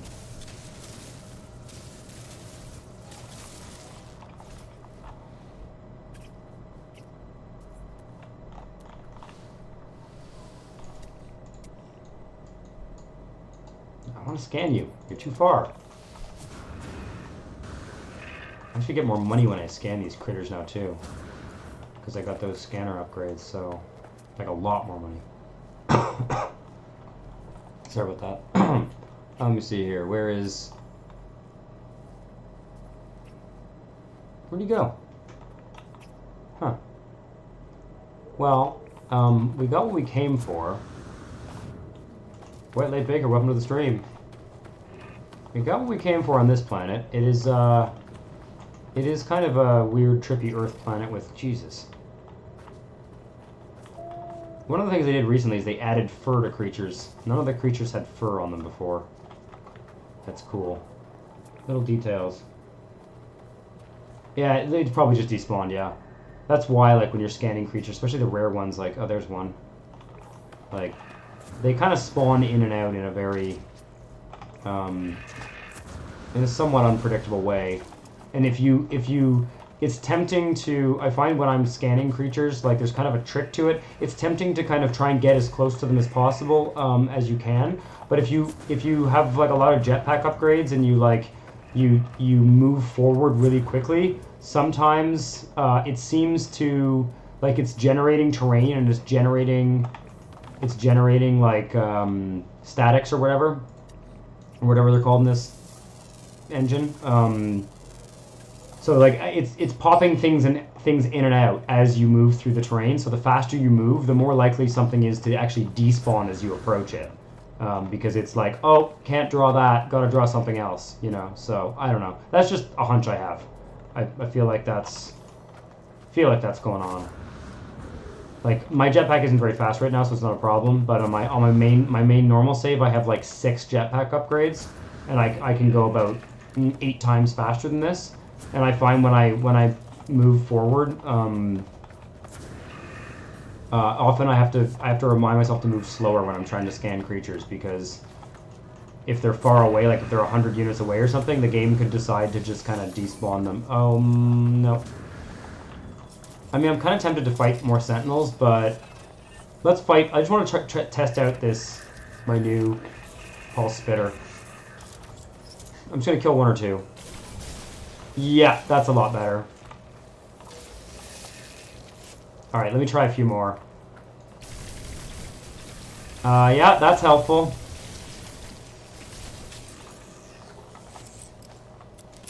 This is a lot better than the last time we did it with no upgrades. I feel like I don't even need to worry about the shields, I can just shoot right through them. Alright, where's this? That's the one you want to kill next. That guy spawns them in. Oh yeah. Remember when I said the combat was more challenging? Well, not if you upgrade your multi-tool. Hell, let's kill a few more. That was quick. We're able to kill them now before they can even get close to us. I love the ricochet module too. Okay, yeah, alright. Let's get rid of you. You're the one who spawns in new guys. Okay, let's get rid of the repair dude. You seem to be launching missiles at me.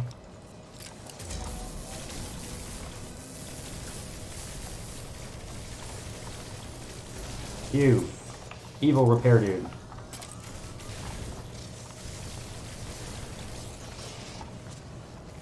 Give me that combat supplies. There we go. Yep, that's fun.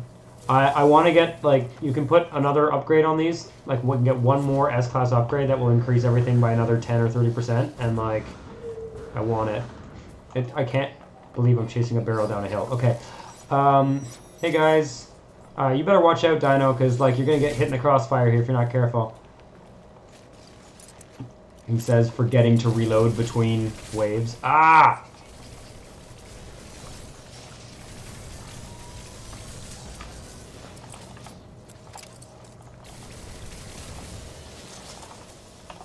It's actually like a really good idea to just constantly reload. You are not...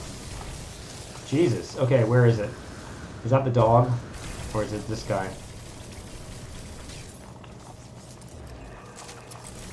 Those like grenade mortar type things that they fire at you are actually really, really not great. They hurt. You. Ah, that's also not good. Whoa. That's a new move. I haven't seen that one before. Oh, I'm out of pulses. Shit, damn it! Oh shit, now I've angered a creature that's attacking me. Because I told you to get out of the way, Dino! Give me my shield back. Yeah, you're not my intended victim, but now you have to die because you've gone hostile on me.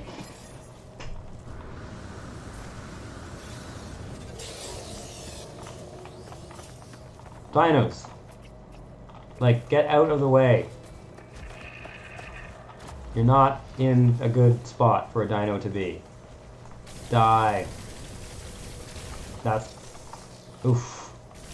Whatever that mortar thing is, it's not good. Don't like taking direct hits from it, that's for sure. I can see a repair dude up there. He's gotta go. No. No.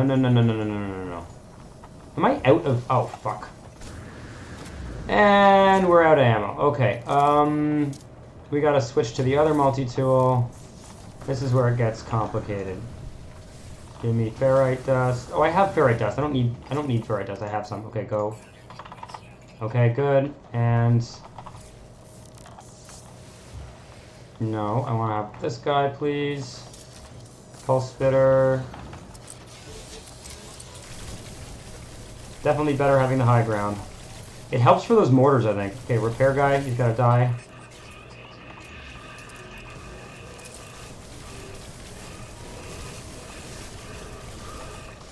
Ah, there's the Minotaur. The mini Minotaur, not the big one.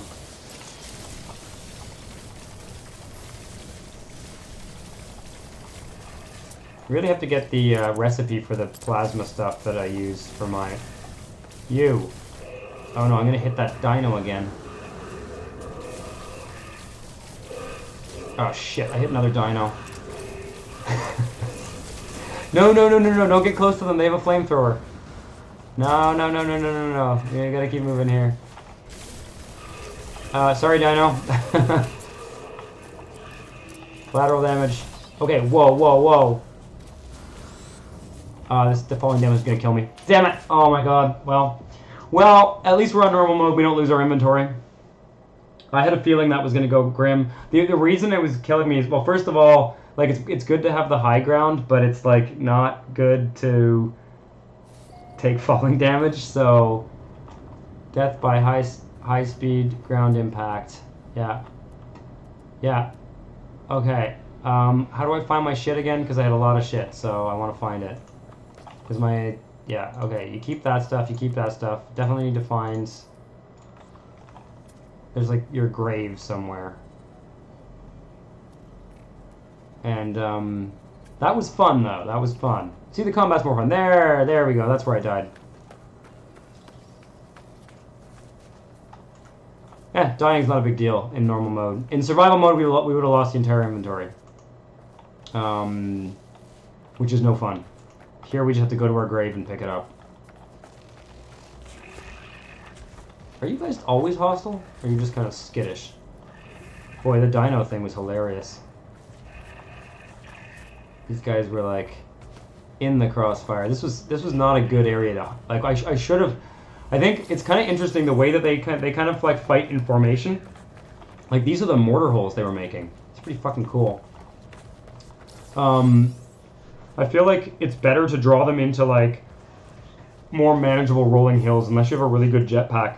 Because the problem is like I have a really good weapon now, but I don't have a really good exosuit shield. So like one or two of those mortar hits, and I'm fucked. Anyway, that was fun to test out the new pulse spitter. I think my dude's looking pretty cool actually.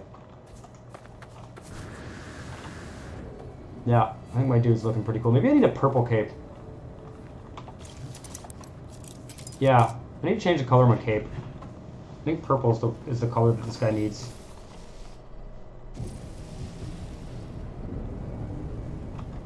Yeah, well, when you're trying to get yours... Oh, does it... So, yeah, I don't know if it double deletes your inventory, like as if, you know, as in, do you lose it permanently? I don't know. I want to see... Oh yeah, we almost got all the creatures on that planet. No, there's 5 more, never mind. There's underwater parts of this planet? Yeah, we're gonna have to go back to that. Oh, this system only has 2 planets. How much cadmium did we get? Because the whole point of coming here was to build a... What I need right now is the emerald drive. Oh, I got enough. Okay, good. Okay. Now we can get rid of the cadmium drive, because the emerald drive is an upgraded version of the cadmium drive. Exosuit, and this should go in the cargo of the starship, I think. Yeah, boom. In fact, this should be in cargo as well, so we can collect lots of them. That looks pretty good to me. Natalie, welcome to the stream. Yeah, this is a new save. I'm playing around with the new DLCs and stuff. I've done a lot of the new patches stuff on my main save, but yeah, I got lucky. I actually kind of get sick of playing with these exotic ships because even though they look nice, they're kind of all the same. But they're not very expensive. Weirdly, there's like a 1% chance of finding one of these royal exotics or something, or like even less than that in a 2-class system, I think. But given how many ships you see, I actually find I usually see one sooner rather than later, and they are nice, but they get kind of boring because they all look the same. But yeah, I like the cockpits in them. Like, they're pretty cool. I feel like they should redo the cockpits at some point in this game, though. They're not. They could be. It'd be kind of cool to have a little bit, like maybe a spaceship you could walk around in and stuff. But they won't do that. I don't see that happening. Maybe it will. Who knows? I want to go to another planet. There's only 2 planets in this system, which is kind of strange. So I'm doing a thing where I want to explore all the planets and all the systems I visit, and I only want to explore Vy'keen systems right now. I don't know. Oh, salvageable scrap. Icy planet. This is the first icy planet I've seen, and it has activated cadmium. Well, I don't have much use for activated cadmium at the moment. Yeah, it's very V-shaped. I know. I don't mind the V shape. I like it better than the ones that have like a straight... Like some of these have like just one fin that comes straight up out of them or down out of them. Oh. I guess I'm really running out of tritium, huh?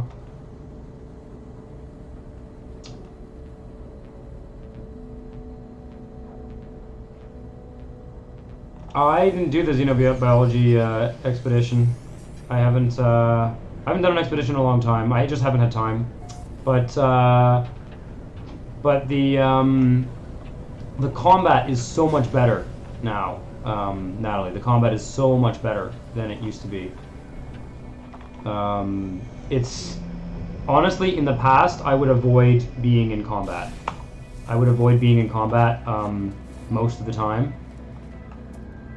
And now I find that combat is fun. So yeah. I don't know that I'm going to stick around very long on this planet here. Let's just scan a couple critters here, and this is an extreme planet. I'm just going to see if anything stands out to me. It's kind of the middle of the night.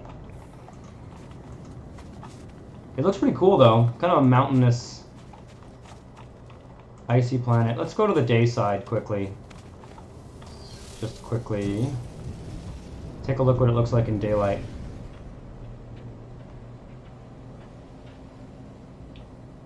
Yeah, well the thing is it's an extreme planet. Almost Arctic cold. Yeah, it will go to like minus, I don't know, it'll go into like Kelvin territory on these extreme planets. The premise, I guess, is that you're wearing this super fancy high-tech exosuit. Okay, so it has water too. How come the water isn't frozen? That's a funny question. A lot of these like super cold Arctic planets that are like minus 100 Celsius have water on them, bodies of water. And that shit would be frozen solid. Like, if there's this much snow on the ground, how come... I never even thought of that. Maybe, I guess I'm presuming that the oceans are water. Maybe the oceans are some other material. This is a cool planet. It's got those cool evergreen trees that you get on some of these worlds. I like those. Let me get this underground dude. I'm going to come back and scan all the creatures on this planet after. I feel like the snow is higher quality than it used to be. Graphics wise. Where are you? I'm going to flush them out.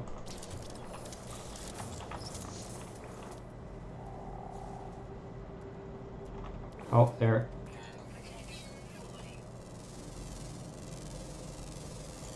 No.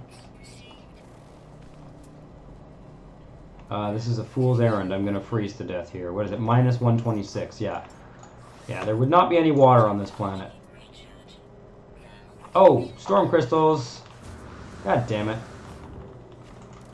It was like, oh, I'm just gonna quickly kind of pop out here, take a look at this planet and go, and like, here I am, wandering around, grabbing this. I'm not going 300 units for a storm crystal, okay?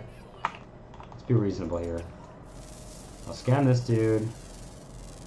I'll grab one more storm crystal, and then we'll get the fuck out of Dodge. Also, salvage scrap. Salvage scrap is marginally good drops.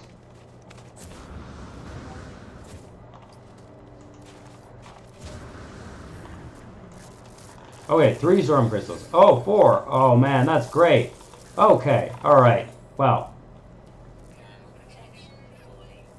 Let's quit while we're ahead here. Must scan that creature. Oh. No. I don't want to scan the rock. I want to scan the critter. That's gotta be it. Yes, I know. A little bit of frostbite never killed anyone. It's just not true.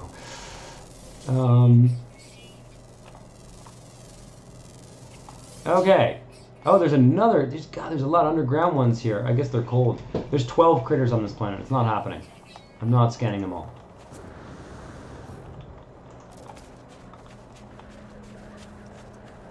I think that was 5 storm crystals, all in one little clump.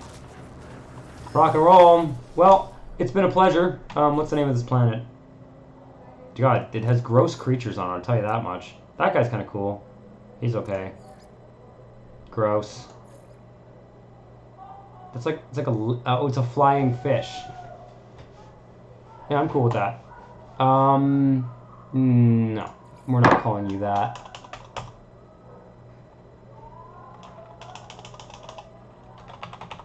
That's better. Just like, I don't want it. I like to have planets that I can pronounce, you know what I mean? Also the system. There we go. Much better.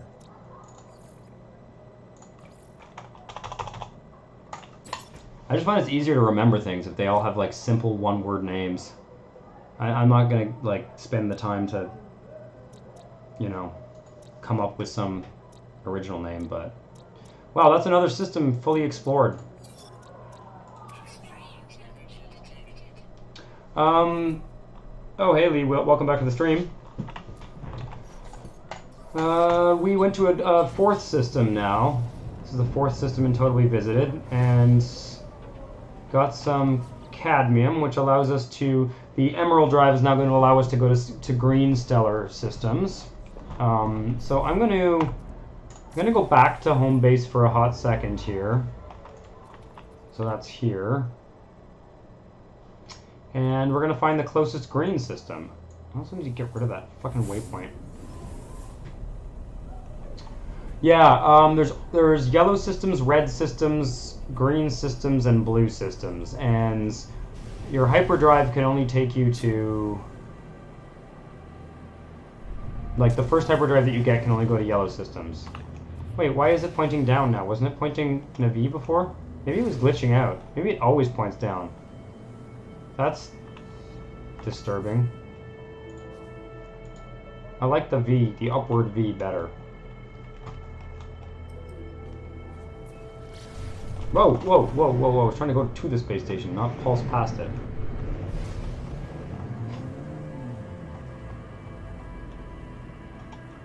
Oh, yeah. I don't, I'll get the hazard protection soon. Like I said, this is a pretty new save. I only got 5 hours on this save or something, or 10 hours, or I don't know what it is now. But, I don't have a lot of inventory slots, so I'm not really focused. I'd like to get the movement modules first, because, it's slow to move right now. Okay, we gotta do a little bit of inventory sort. There was no space station in that system. Although, shit, I could have summoned the anomaly and gotten an inventory upgrade. I should go back and do that. Yeah, I'm gonna go back and do that. Also, might have been worth sticking a base down because there's no space. There's no space station there, so there's no way to teleport to that system.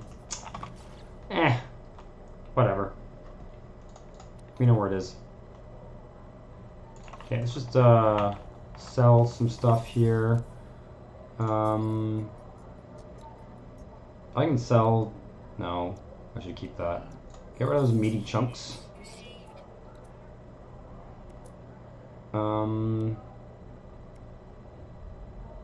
This is when I really start to wish I had a freighter. Okay, that's good. And everything else I'm going to hold on to for now. And let's see what we got in terms of upgrades here. Oh god, more fucking... Don't care. Okay. Let's delete the Viking, or sell the Viking effigy, and yeah, this stuff I can refine. Now that I have the backpack refiner, that's great.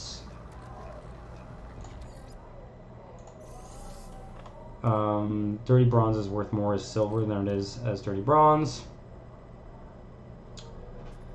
Everything else looks fine. What is this? Exosuit fragments. I don't really like those. Weapons shard for multi-tool. This, no, that's for the bolt caster. Okay. I'm going to, before I forget, I'm going to do this. Do I have enough warp fuel? No, I've got none. Okay, well, let's make some warp fuel. I need ferrite dust. And... okay, let's buy some ferrite dust up here. This little stubby guy is funny. Kind of looks like the ship you start with, Radiant Pillar.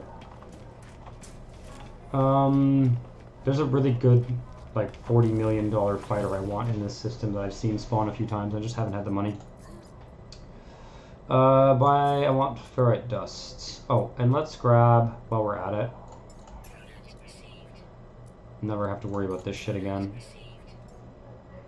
Unstable plasma, how much does this cost? Ooh, that's expensive. No, we'll make that. I got the recipe for that. I mean, all the oxygen and all the ferrite dust. Okay. I never use unstable plasma. This can go into cargo. This can go into cargo. And that way we'll never have to worry about life support or anything else like that again. And then let's just stock up on these guys and turn them into warp cells. There we go. Boom. Oh, I did have stuff in my hyperdrive. It's my pulse drive that's empty. Damn it. Is there any pyrite here? Pyrite or tritium? Bingo. I actually prefer to use pyrite to charge the pulse engine. I don't know if it's more efficient, but I think it is more efficient. And tritium has other uses, like frigate fuel and stuff like that. You can also get guys to join your squadron now, and I'm kind of curious, like the idea, I'm not a big fan of having like AI companions in this game. That's one of the ones that I want to get. That's a B-class version of it. Skylark of Death is what it's called. But I like these big chunky fighters with big inventories. This is the ship I want to buy, but I'd like to find ideally an A or an S-class version of it, which should spawn at this station, according to how the RNG works. But we'll see. Don't have money for it. Oh, I wanted to change my cape color. I think I want a purple cape. Purple cape. The only thing uncanny is the movement of the character. I don't know, I don't mind the movement animations in this game. Right, I want... It's under backpack. What happens... What does purple cape look like? Wait. Maybe I can... Silver accents? Or... Maybe that one? And maybe I can... I don't know why. I was like watching the character walk around and I thought, I think the cape needs to be purple. Maybe... Or...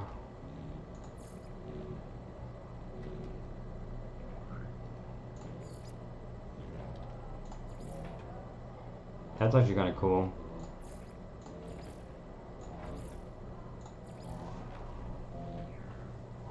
I was kind of going more for like a royal purple type color. They don't... all the colors in this game are so muted. What if I... No, that's just getting insane. Okay. Don't mind blue and red either. Blue and red's kind of cool. I don't know, maybe I was wrong. Maybe my red cape was better. Let's just see what it looks like when I move around. Oops, I put gray instead of white. No, it's just not dark enough. Like, that's like lavender. I do find, like, I feel like one of the problems I don't like about the art style in this game is it's like always Easter. It's like always Easter colors. How did I do this before? I had this and that. No, I think it was the opposite. It was this, that, and maybe it was this. No. Can I change the pattern on the cape? No. There's a couple that I haven't unlocked.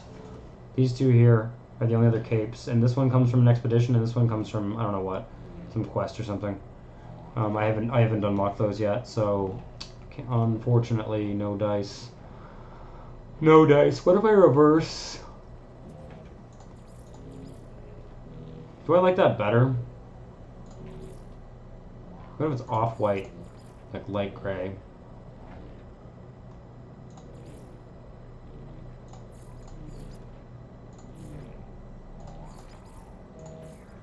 I don't know. There aren't enough colors. No, there aren't enough colors. I mean, I understand because it's not as simple as like making a color wheel like you would for other types of customizable stuff. All right, I'm gonna stop fiddling with this. We're gonna go like this. We're gonna go like that. Actually, like that. That's perfect. Yeah, I don't mind that. That's fine. Yeah, the pattern on the cape is like, I don't know why, but I get like, and this is certainly not intentional, but when I put the black and the white and the red, I don't know why I got like weird Nazi vibes. I don't know. And it just caught my eye in a certain way, the contrast between the red and the black, I guess. I don't know. Certainly not intentional on the part of the developers.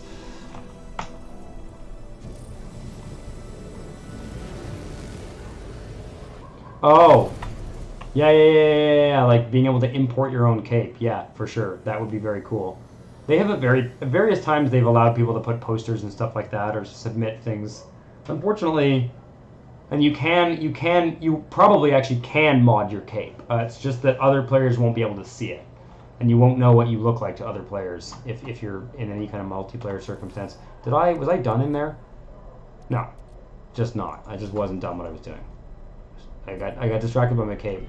This game is like ridiculous for getting distracted, forgetting what you're doing. Also, I don't really follow the missions, so that might be why. Maybe if I was on a mission and it would be like, do this, do that. But it probably wouldn't work for me. It would be like, go collect this at that planet. I'd be like, ooh, a storm crystal. Okay, I need to sell nanite stuff. You. Buy that stuff. Okay. Yeah, also fighting sentinels is now like a worthwhile way to make a little bit of money in nanites, more or less. There's just, generally speaking, there are just better drops when you fight sentinels and spaceships. Like occasionally you get like multi-tool slots and shit like that, like, and that's super useful. I think I have, no, I don't have one. Okay, I want to go back to that system we were just in for a second. All I need to do is summon the anomaly in there. Where were we? It was here, yeah. Let's just jump back here very quickly, and summon the anomaly.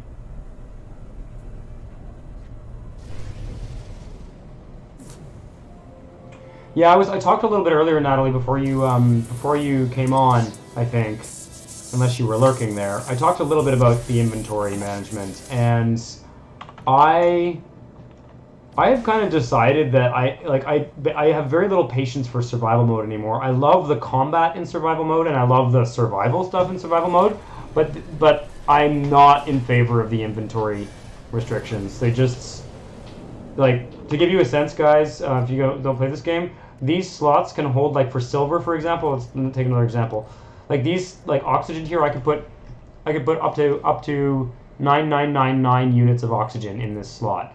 In survival mode, I can put 249 units of oxygen.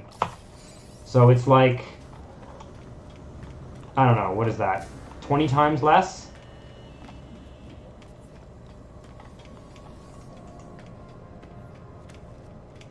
Nice Death Star. Yeah, this is the anomaly. This is the multiplayer hub. I'm just going to get an upgrade. God, I really need movement modules. I can't even run across the anomaly without running out of breath.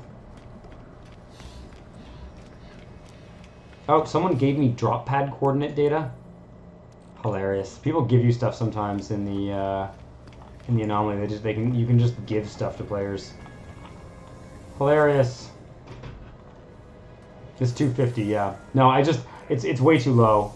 And it's not like, I appreciate the challenge of having a more difficult to manage inventory, but I don't, like, I find that it's, like, building just becomes impossible. Like, it becomes unmanageable. You need to have, like, a whole storage unit just full of fucking carbon to, you know.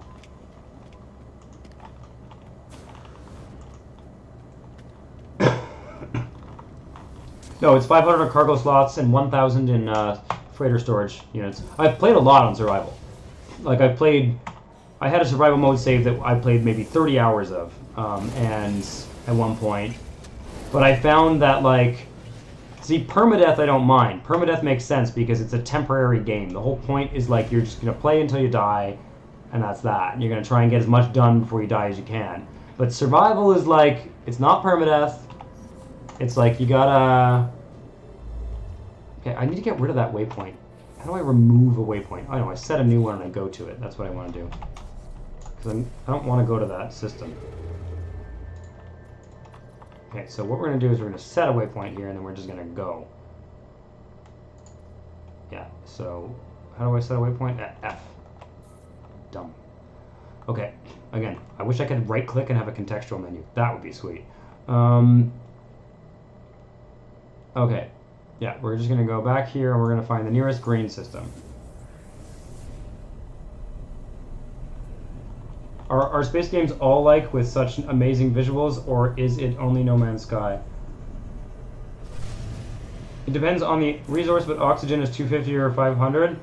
No, the way it works is like the large stack resources, like oxygen and ferrite dust, all have the same quantities. Oh, this is a freighter attack. Great. Okay. When was the last time I saved? It doesn't matter, this is the first freighter attack. I'm not going to take it.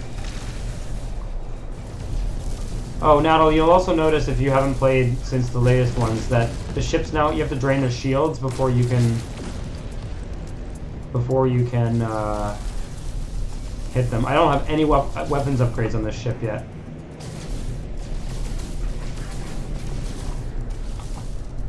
So it's actually kind of tricky, and there's certain weapons do more to shields and other weapons do more to the hull. I mean, it's not difficult, it can be more intense. And my favorite weapon now is the Infraknife, so I really want to get one of those, actually. Right, well, I guess we'll see what kind of freighter this is, but unless it's an S-class, I'm not taking it.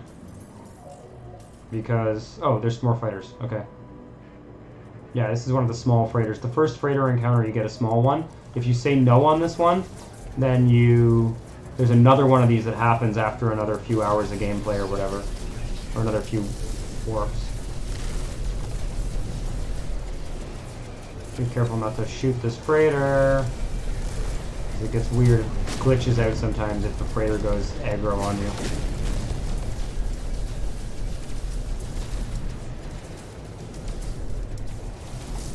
Yeah, there's this dumb lock-on mode now, and it's kind of tempting to just sit in lock-on mode and not do anything.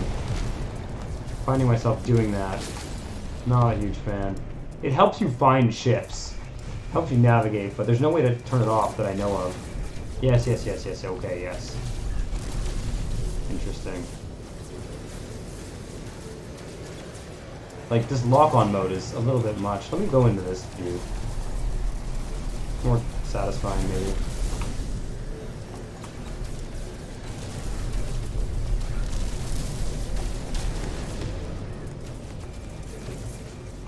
I care about the looks of the freighter too, for sure, don't get me wrong, but there's two categories, right? There's the small freighters, and the small freighters are ones that you can buy in any system. The large freighters, the super large freighters that look like fucking Star Destroyers, you can only get those on freighter salvage missions. But the very first, like this is the story-triggered freighter salvage mission, this is the first freighter salvage mission you get. The very first one is always a small one. And... Uh-oh, I'm gonna bump into it. Oops. Yes, yes, yes, I'm coming. I'm coming. Oh god, don't let me glitch. Oh my god, don't glitch into the freighter. That was really bad news. Okay, good. We're good. Where am I going here? Which one is it? It's kind of like a little Enterprise style dude here. Sort of. It's got a spinny thing on the front of it.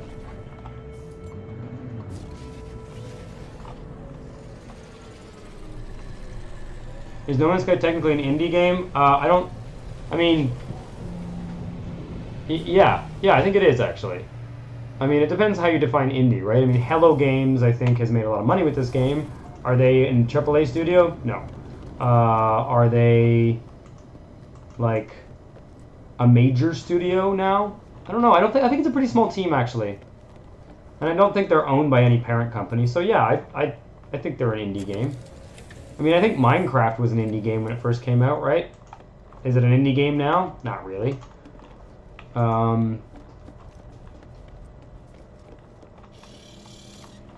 Yeah, it's a small team. Mainly like one guy and like a team. Let's talk to you and see what kind of freighter you are. Inspect freighter. It's an A class. But it's just not, like, this freighter has 19 inventory slots. That's really puny. I don't mind the look of it, but it's a very small freighter. I don't want it. The other cool thing that they've changed recently is if you refuse a freighter and you take payment instead, you get a cargo bulkhead, which allows you to increase the inventory of your next freighter, which is fucking awesome. The reward scaling on rescuing freighters was so piss poor. It was like, here, have 200 chromatic metal for saving a freighter, and you're like, I have 20,000 chromatic metal in a storage container. I don't need that. And now they give you a rare item that, you know, is actually hard to come by. So they've done some work on the reward scaling, which I feel is one of the most problematic aspects of this game. So like that's a small sized freighter that I could buy if I had the cash. But the big ones, I could also shoot it if I wanted to, but I'm not going to. The big ones are not. You can't get that way. Okay, next up, we need to find a green system. I want to find like the closest green system to where I live in the universe. Trying to. Okay, can we go into free explore, please? Thank you. Trying to like keep this tight little pattern of warp drive stuff. I'm making warp drive art. I want a green system, preferably Vy'keen. Preferably not very far.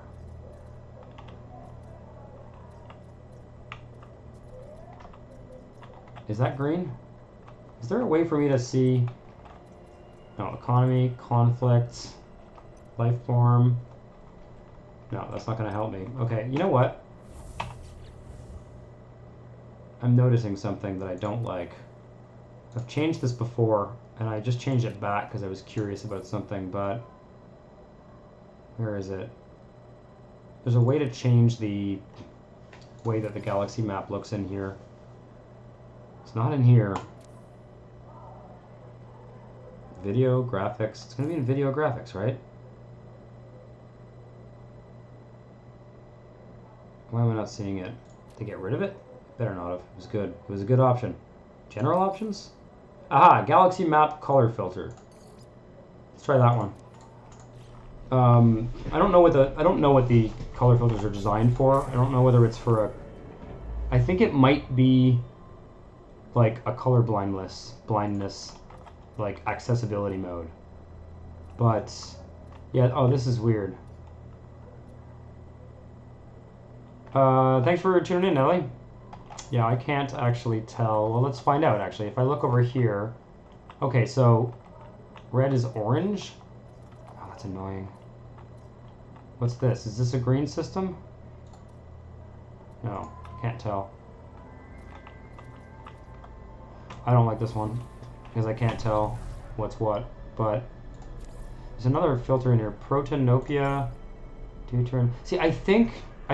Are those like, I don't know, if anybody watching knows, I have a feeling this is like intended for color blindness, but I might be wrong. I might be totally off the mark on that. I think this is an accessibility feature, but I've used it before, and maybe or it might just be purely decorative, and I might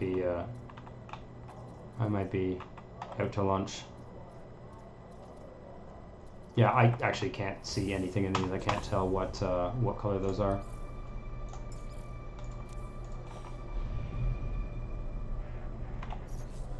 Yeah, I think they might all be Malel. I think that's sort of... So that's where we just were. Yeah, unfortunately, I'm just not able to tell what the systems even are, so we're going to have to go back to the default one. Unless there's another option that I'm forgetting. Default. Yeah, okay, that's fine. Interesting though. That was kind of interesting. I've played with that before. It's the clouds that make it hard. I think that's a green system. That's a Gex system. I don't know. That also looks like a green system. Hard to tell though, eh? Yeah, that's green. Okay, I guess if I zoom on them, I can tell. It's 100 light years away. I like my not wanting to travel to Gex systems and Corvex systems. I think that I'm trying to see how long I can survive on just looking for specific types of systems. Creating a little network of Vy'keen systems. There are also reasons, but... Okay.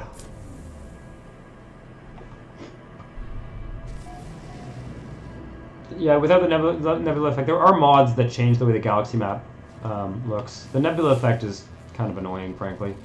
Doesn't really contribute anything. Emerald, this is what we want. How many planets in this system?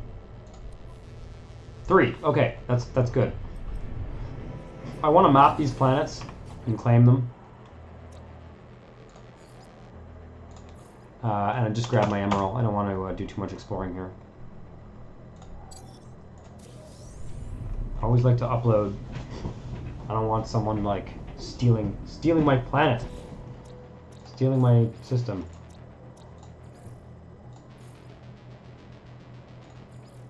Yeah, these are 2 systems that I haven't been to that I guess are neighboring these or something. I don't know. I guess because yeah. Freezing planets do have blizzards. This one has high sentinel activity too. These systems are uninhabited, which means they do not have space stations. So now this is an emerald system. Might be useful to build a base on this in this system actually, and yeah. Could be interesting because yeah, I really should actually build a base in an emerald system. Well, let's see what planets we have here. Okay, gotta resist the temptation to scan. I just want the emerald for now. Let's see what planets there are, and if there's a planet that's I think I kind of prefer to the others, then maybe we'll build a base here. Because emerald is needed for the final upgrade on your starship, and it's kind of tedious to have to warp all the way back to this system. That being said,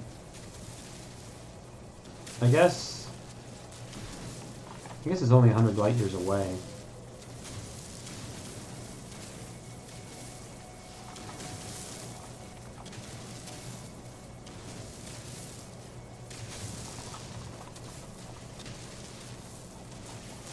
How much do we need? I don't need a bunch of extra.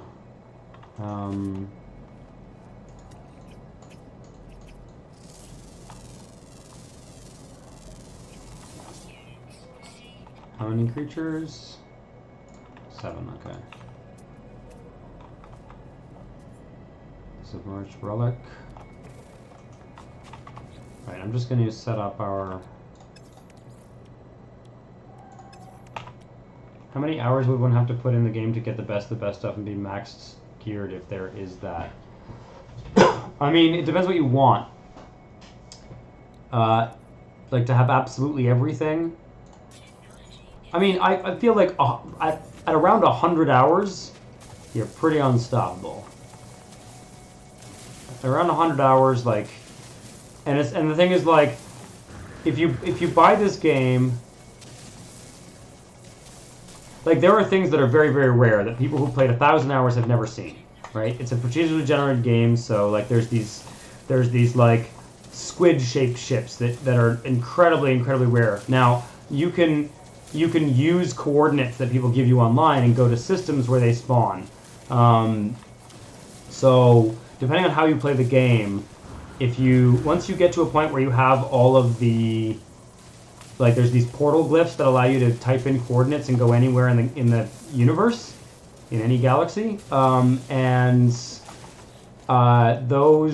you have those glyphs, if you are good at looking around on Reddit, you can find anything that you could possibly want in the game. And there are some pretty good videos, like on YouTube and shit, that will teach you, like, some ways you can grind out cash and nanites, which are the two main currencies you use in the game. So yeah, once you kind of get over the initial learning curve of the game, I kind of like this ravine. I've been noticing a lot of these ravines lately. My home planet has one.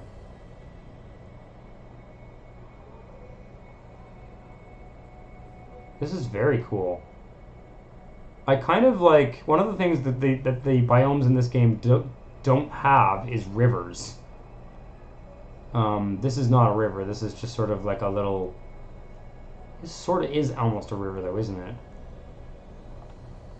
It's very, like, they don't generate rivers, basically, that I know of. Although, gotta say, that's looking awfully like a river. Let's just pop over here for a second and see if it comes out on the other side of the hill. It does. I wonder whether they're, like, testing out new terrain generation stuff with the latest patch. Because this looks like it could be a river system. In the past, there just haven't been rivers. It's been, and I've noticed, it's interesting. This is just a theory of mine, and if someone works in AI or procedural generation, then they'll correct me, but, you know, in the comments or whatever. But I've noticed that, like, a lot of city builders, anything with procedurally generated terrain, I've noticed that, like, it's very common to have, like, a lakes option, a mountains option, much less common to have a rivers option. I feel like having rivers follow a natural course over a very large area requires more, I don't know, like a much more complex algorithm. I'm going to drop either a signal booster or a base computer here. I kind of like the idea of building a base by a river. Is the game half multiplayer, half single player? I would say that you can do as much multiplayer or single player as you want based on what you prefer in this game. I would say, though, that it is by no means... I would say that the single player experience is probably the primary experience. Oh god, no, don't let me... Okay. Well, at least I fell into the river, we're calling this. I guess it's just a cave. You know what, though? I like it. I'm going to place a save beacon? Yeah, save beacon. I don't want to put a base computer down, but... Do I have... Oh, fuck me. Why am I always running out of ferrite dust? Now I've, like, fallen off a goddamn cliff. What the hell was I doing? It's going to be really hard to get back up there.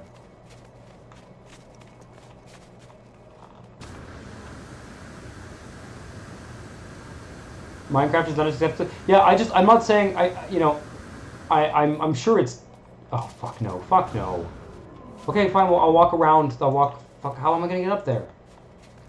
God damn it. Can I just build a base computer? Or no, wait, there's rocks here. Oops, that's not what I want to do.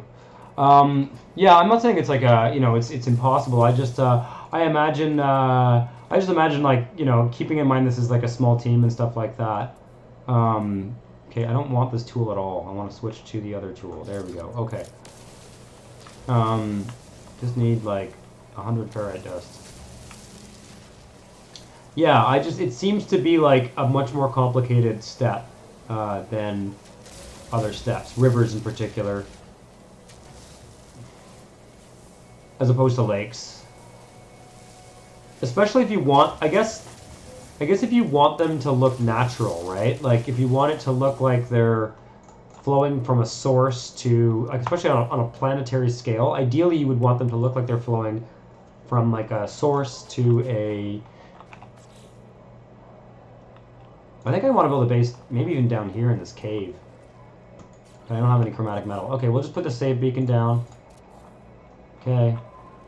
Let me recolor this. Make it maybe more visible. I don't know which one of these is actually the most visible. Let's try that one. What does that look like? No, that's not great. I've changed the colors on these recently. What about that one? That's okay. Just want to put that there so that I can see it from space. Okay.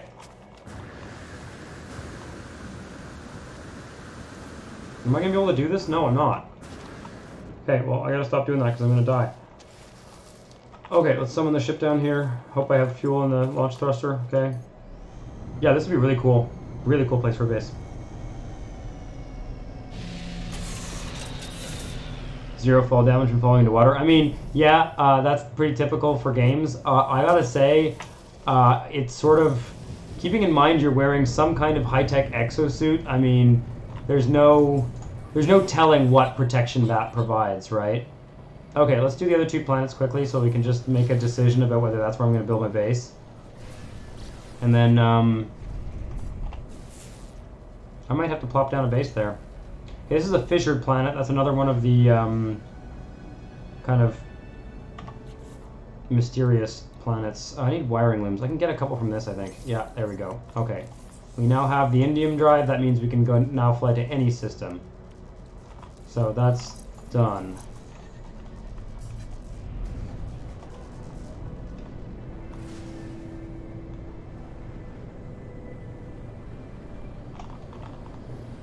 Don't forget to refill launch fuel. Yeah, I'd like to get I'd like to buy a stockpile of uranium. The launch thruster, the launch fuel thing is. Oh yeah, this is a glitch planet. Okay, let's see if we can get a decoration for our base here. You can collect these things. There's a dozen or so different types of these glitch planets. They're not very varied. They usually, like, I've seen this one before. The first time you see one, there's one. The first time you see one, they're like really spectacular. They have really interesting things on them. And then afterwards, they're just sort of like, oh, because they're kind of like these came out in a particular DLC. They're kind of these bespoke planets. So that's actually a placeable base. Like I can put that in my base and have it be a decoration. You can collect these. Yeah, these are fun. Stabilized reality glitch. Is that another one? Is that like a... Oh, it's just one inside it, I think. Yeah. Oh yeah, these are good planets to scan creatures on because they only have one creature on them. So you can progress towards your milestone of scanning 100% of creatures on X number of planets. Those are cool, actually.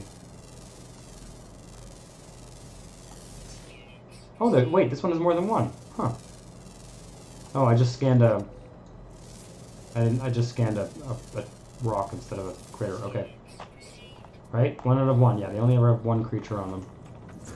They're very cool planets. They kind of look like, I don't know, like the cover of some, like, soft cover 1950s pulp science fiction novel in like the best possible way.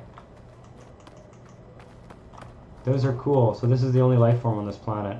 We can have it as a pet if we want, but yeah, these ones you have to feed them ion batteries. But let's not and say we did. Okay. Yeah, I like these planets though. They're just these kind of. It's interesting though. Like they've done like No Man's Sky. So much is procedurally generated. And sometimes you go on a planet and you're like, whatever, or like you've seen this before. These kind of planets, like once you've been to one, you've kind of been to all of them. They just have slightly different color palettes. Like there are aspects of them that are procedurally generated, but they've also like they've put a huge amount of attention to detail in a lot of these kind of slightly less procedurally generated types of planets, or they're just differently random. You know, the different aspects of them are random and stuff like that. They're cool. They're the kind of planet that you want to like discover, and then these ones have these like super cylindrical pillars on them as well. This one does anyway. I don't know what those little clouds are either. Those are kind of interesting. It's kind of cool. It's like a particle effect. Yeah, it's very cool. Kind of curious to see what it looks like in the daytime. Yeah, I am seeing these kind of ravines in a lot of planets, and I'm wondering whether they've done some work on the procedural generation, because I don't remember seeing these before, because like that looks like it could be a riverbed, right? Or on a planet that had water anyway. This planet doesn't have water, I don't think.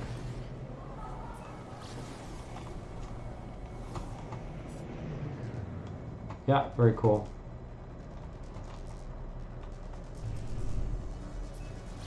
I'm gonna take a look at the light side. Get a sense of what the color palette is like.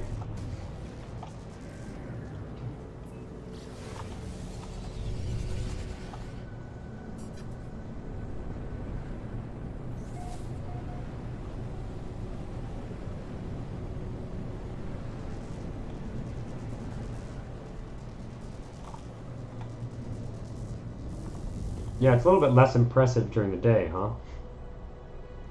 Like these look really nice when it's night. I don't know if you go to like the polar regions where the night you can find a... I've heard some people say that there are parts of planets that like never get any daylight. And like I'm not sure. Apparently there's like the rotational, like the length of night and day is kind of randomized on a per planet basis, so there's no real way to,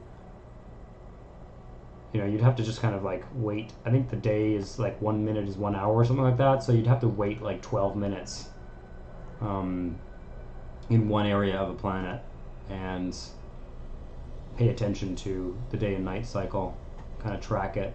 I saw one player make a sundial actually to measure some of that stuff, like using base parts, made a giant sundial, and it's actually a YouTuber. It's really cool. Alright, let's do this one. Should also name these ones. Alright, whoa. No, you're going to be called just Doma. Oh, the weather on this is Memories of Frost. I love it. And this one can just be called Ichal. Okay. I don't know, I like to clean up the names. I like to take off the extra... Oh yeah, another weird planet. Great. With aggressive sentinels. And a redacted planet with aggressive sentinels. So this is another glitch planet. We'll take a quick look. And yeah, I doubt very much I'm going to want to build a base. I rarely like building bases on glitch planets, because again, they're kind of like, they're fun to hang out on for like, I don't know, 10 minutes. And then you're sort of like, okay, this was really trippy. I'm going to, you know, go to another planet now. Whereas the ones that have like somewhat more varied features, I think are... Oh wait, is this a glitch planet or is this a... Oh no, this is different. I'm not sure.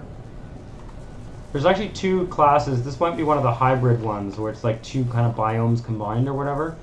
It does have aggressive sentinels though, so I don't know if I'm in the mood for another sentinel fight.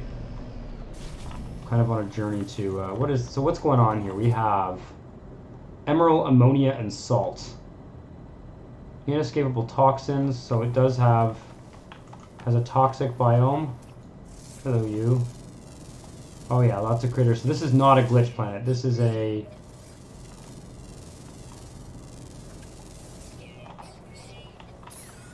This is like one of the... Actually, this is very cool. This is very cool. Let's not fight the sentinels again. This is cool. Look at these mountains. This is actually pretty spectacular. Huh. Huh. Yes. I'm gonna have to fight the sentinels in space now. I understand that. This is pretty cool. Well, I'm gonna come back to this system for sure. Build a base. Okay, I'll fight the sentinel.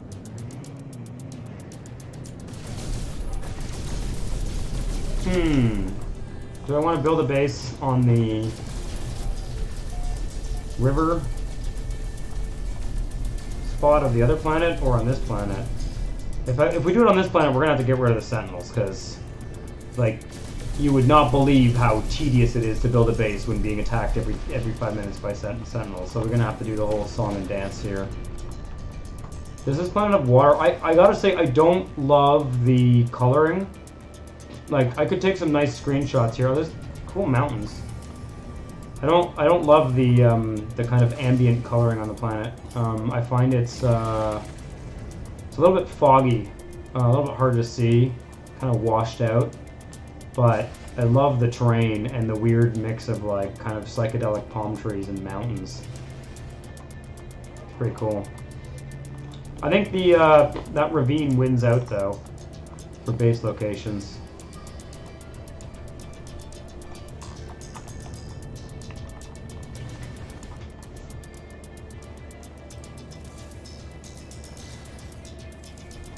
That being said, though, I don't think we have the supplies to build a base, and I am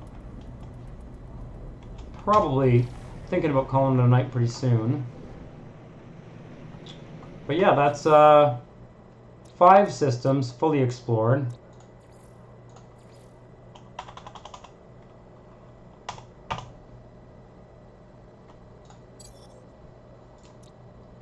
Five systems fully explored with every planet. And claim them all.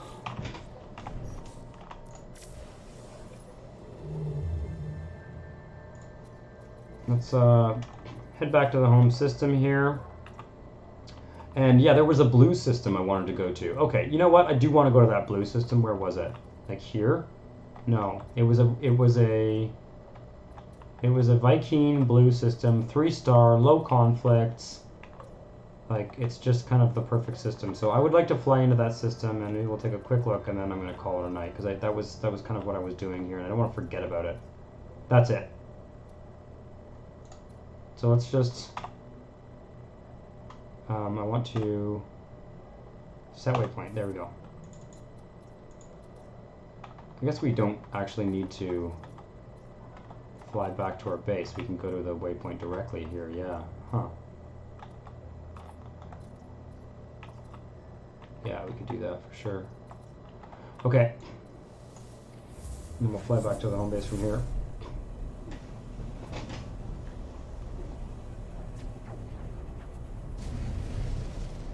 I'd be curious to see what kind of planets are here. How many planets? Oops.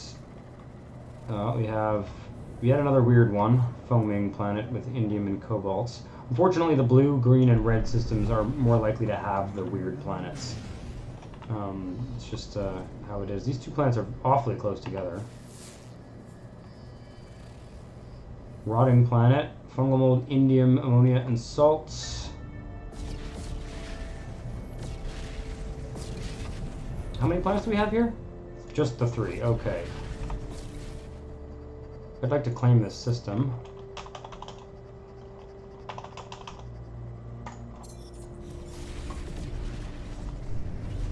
Let me just try to figure out where that 3rd planet is here. So it has a space station. It has an opulent economy. It's a blue system. This is a good system to know about. If I don't like the planets, there's another frosty dude here. Oh no, abandoned planet. If I don't like the planets, I don't need to build a base here, but it's a good system to kind of have on our map for sure, because indium is very valuable. Is there anything with activated indium in here? That'd be too good to be true, I think. Activated indium would be ideal, because it's the most valuable mining resource in the game. No, but indium's kind of good enough, frankly, if you're getting it in a 3-star economy. Yep. Let's go into the space station here.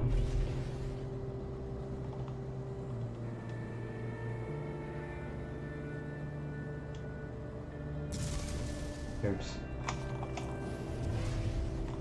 Just gonna dock in the space station and cool space station too. What? Uh-oh, uh-oh, wrong side, wrong side.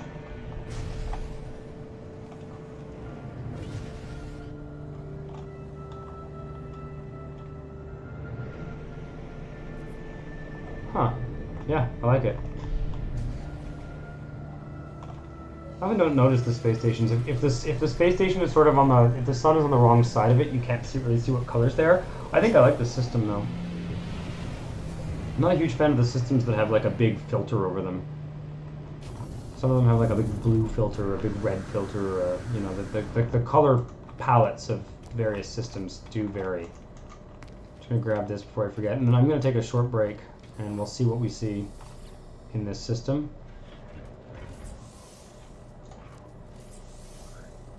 Let's grab this.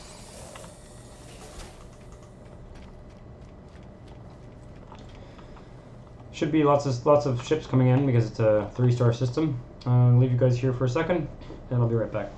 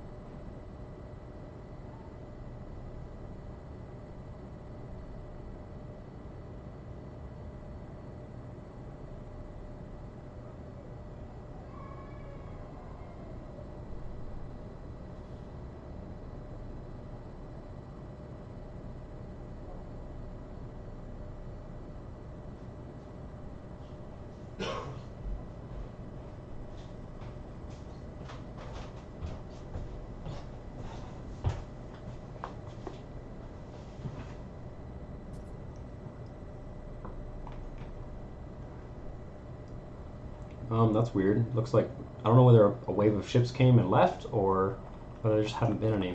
That's weird. Maybe it is a 3-star system. It's supposed to have lots of ships, but you know, it is what it is. Well, I think we're gonna make a base. Let's check these guys. I've got a fair number of nanites.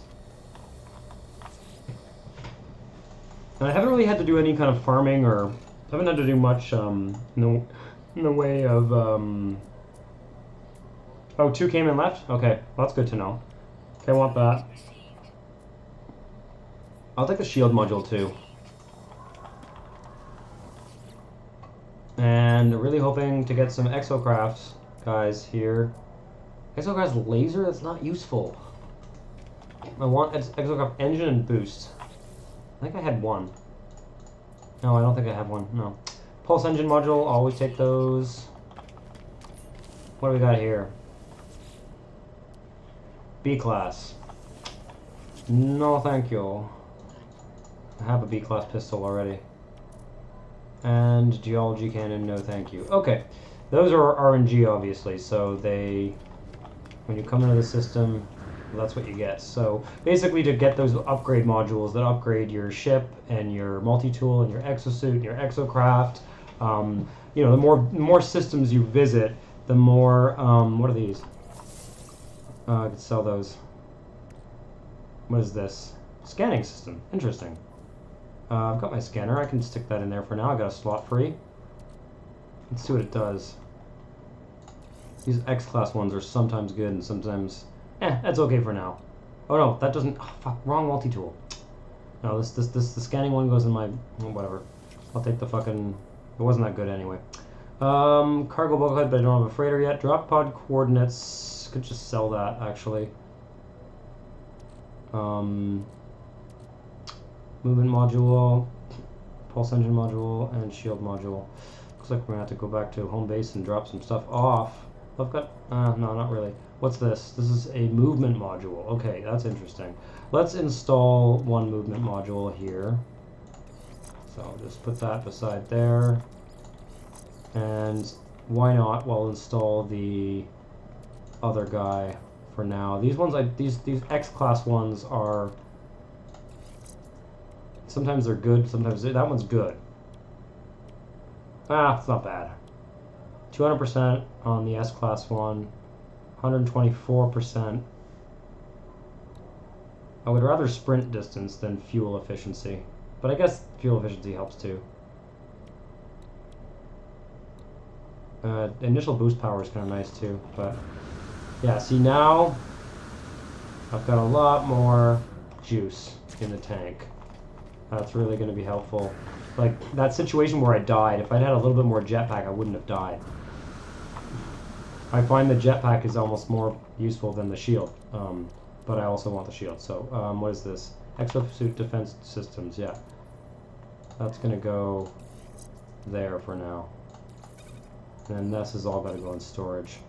This as well, it's got to go in storage, or maybe we'll just deploy it at our base. Very cool. Okay, well, have we claimed all that? No, we haven't visited the planets yet. Let's do that. I want to claim the planets. Don't want anyone else discovering my planets for me. If I was just playing on my own, I would just come back and do this tomorrow, but I have this weird feeling that somebody is going to watch one of these videos and look up the glyphs to my system and put their name all over everything. So I'm just going to drop down on these planets very quickly. You have to actually land on the planet to be able to name it. Oh, this is kind of interesting. Okay, it's a bubble planet. It's the second bubble planet I've discovered. The other one was a lush biome.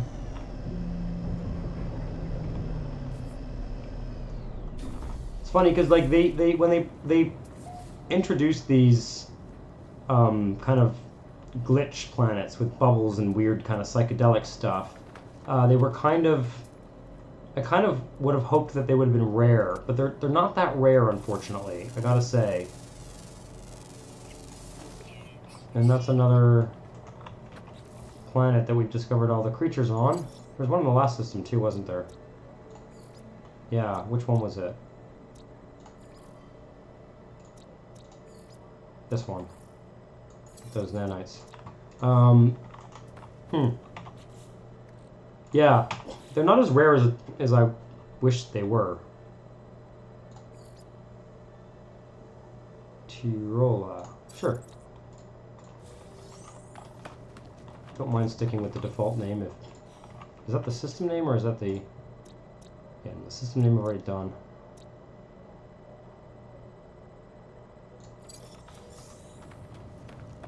Right. Let's go to the next planet. Much as I would like to explore more. This one doesn't actually look that interesting. Unless I'm missing something. Sometimes if you fly along the surface, it gives you a little bit of an overview. Only trouble with flying close to the surface is things don't always spawn in fast enough for you to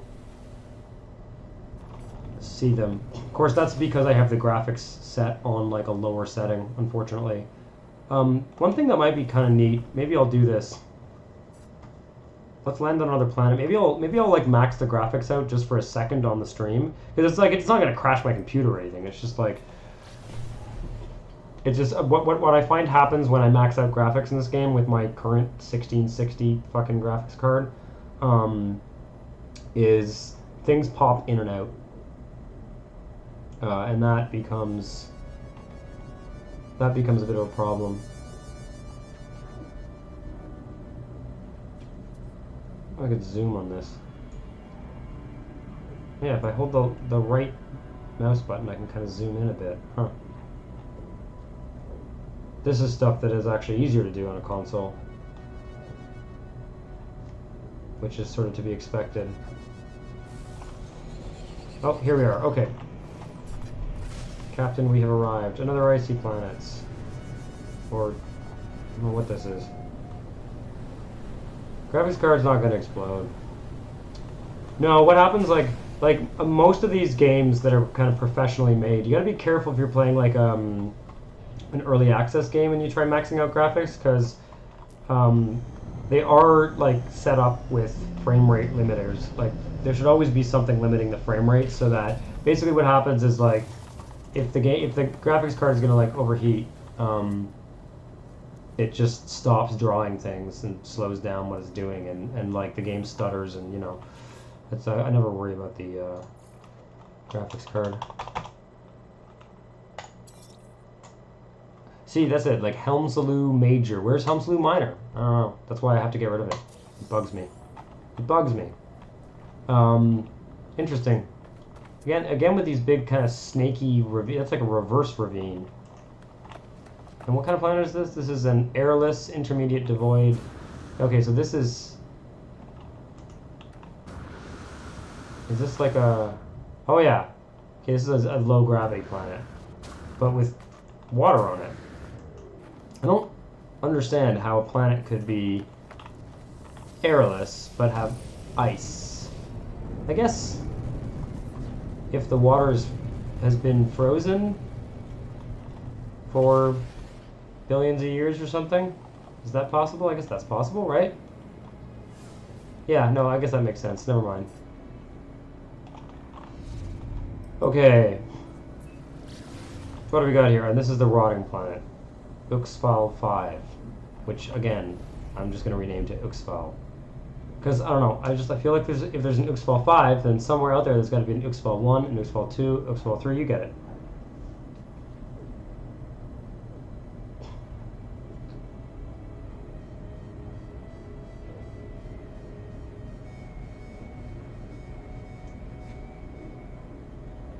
Yeah, there's ice in the moon. No, you're right. You're right. Of course. I guess it's because the entire planet is covered in snow, and yet there's, you know, presumably very little atmosphere. So, I guess my question was not how can there be ice on a world with no or little to no atmosphere, but how can there be this much ice on the surface, covering the surface? That was kind of more of my question. But I don't know. I'm not an astrophysicist.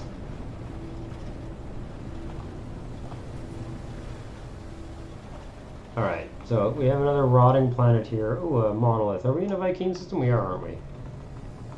Take those words. This is kind of an interesting one. More dinos.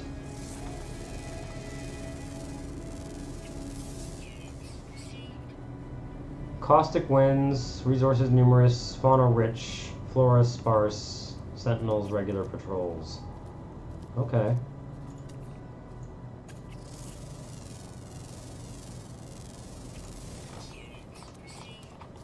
Alright, I'm gonna go talk to this first of all before I forget.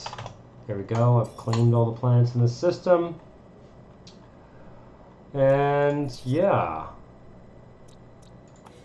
let's go get these words here. Talk to the monolith. The Viking word for glory, the Viking word for alerts, and the Viking word for ancients. I have always wanted to get all of the words for one of the races, and I kind of, part of the reason I'm just going to Viking systems is there's 3 races and each one have something like 750 words. So I feel like if you just focus on one race, you spend all of your gameplay time on planets with one race, and you know, get as many words as you can whenever you're kind of in the mood or whatever. It'll happen a lot faster for that one race. I mean, obviously that's true.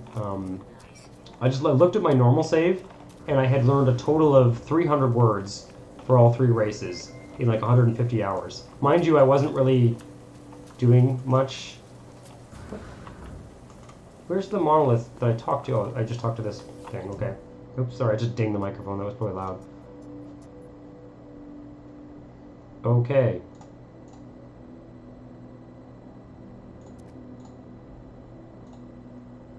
Oh, this is one of the, oh, okay, this is to find, alright, whatever. Just gonna guess. Oh, an atlas word. Okay, cool. Alright, that's something. Alright, so we learned the word. Can we talk to it again? What happens if we talk to it again? Oh yeah, this is to locate a portal. Okay, well I don't need a portal right now. I don't have any glyphs. But cool. These are easy to find anyway. Well,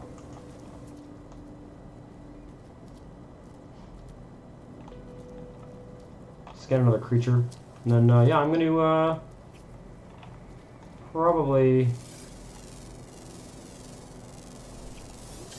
call it a night. But let's take a look. Let me take a look at all the systems here and just see in this little neighborhood of planets that we've. Actually, I got an idea. Where's my spaceship? Let's go into space and open the galaxy map and kind of just look at this little neighborhood we've explored in. Like I've been streaming for what, 4 hours, and 2 of the systems I had done when we started. So here we are. If we go up here, we can kind of see like the home planet, our home planet here. Whoops. Our home planet is here, and we've kind of explored. You can see that the circles are the planets that we've been to. So 1, 2. We haven't been to that one. You can sort of see this little neighborhood that we've explored here, and then let's go here and just take a look at. So here we've got foaming, rotting, abandoned, fissured, freezing. This one we might want to build a base on, and redacted. We've got planetary anomaly, salvageable scrap, or what? Sorry, icy planet. Anomaly and icy planet. Scorched, low atmosphere, acrid, caustic, flourishing, noxious, high radio source, which is radioactive, overgrown. So that might be kind of an Earth-like planet. Rocky. Those are desert planets. Desert planets are actually probably my favorite because they just kind of look like Tatooine in like a good way. And then the home system here has grassy, fiery, torrid, cloudy, isotopic, and our home base, Ratiot, I don't know how you want to pronounce that, that has, that's an acidic planet. Acidic planets are actually one of my least favorite types because they make squishy sounds when you walk around them. I just don't like them based on the sound effects, but I do kind of like this planet. It's okay. And it's the planet I started on, so I just decided we're going to base on the planet that we started on. So yeah. Yeah, 5 Viking systems. What are the conflict levels in the various systems? How do I... Damn it. There we go. trivial, uninhabited, uninhabited, formidable, unruly, and fractious. So yeah, pretty cool stuff. I'm going to head to the space station here and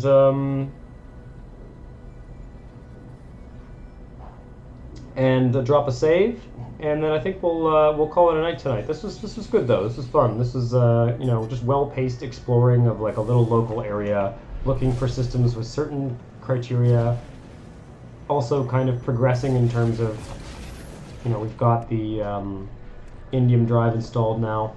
The next time I play this file, whether I stream it or not, we'll see. But I'll be definitely looking to build a base on that frozen planet in the system that has Emerald, because that will mean that every time I get a new ship, I won't have to go track down Emerald.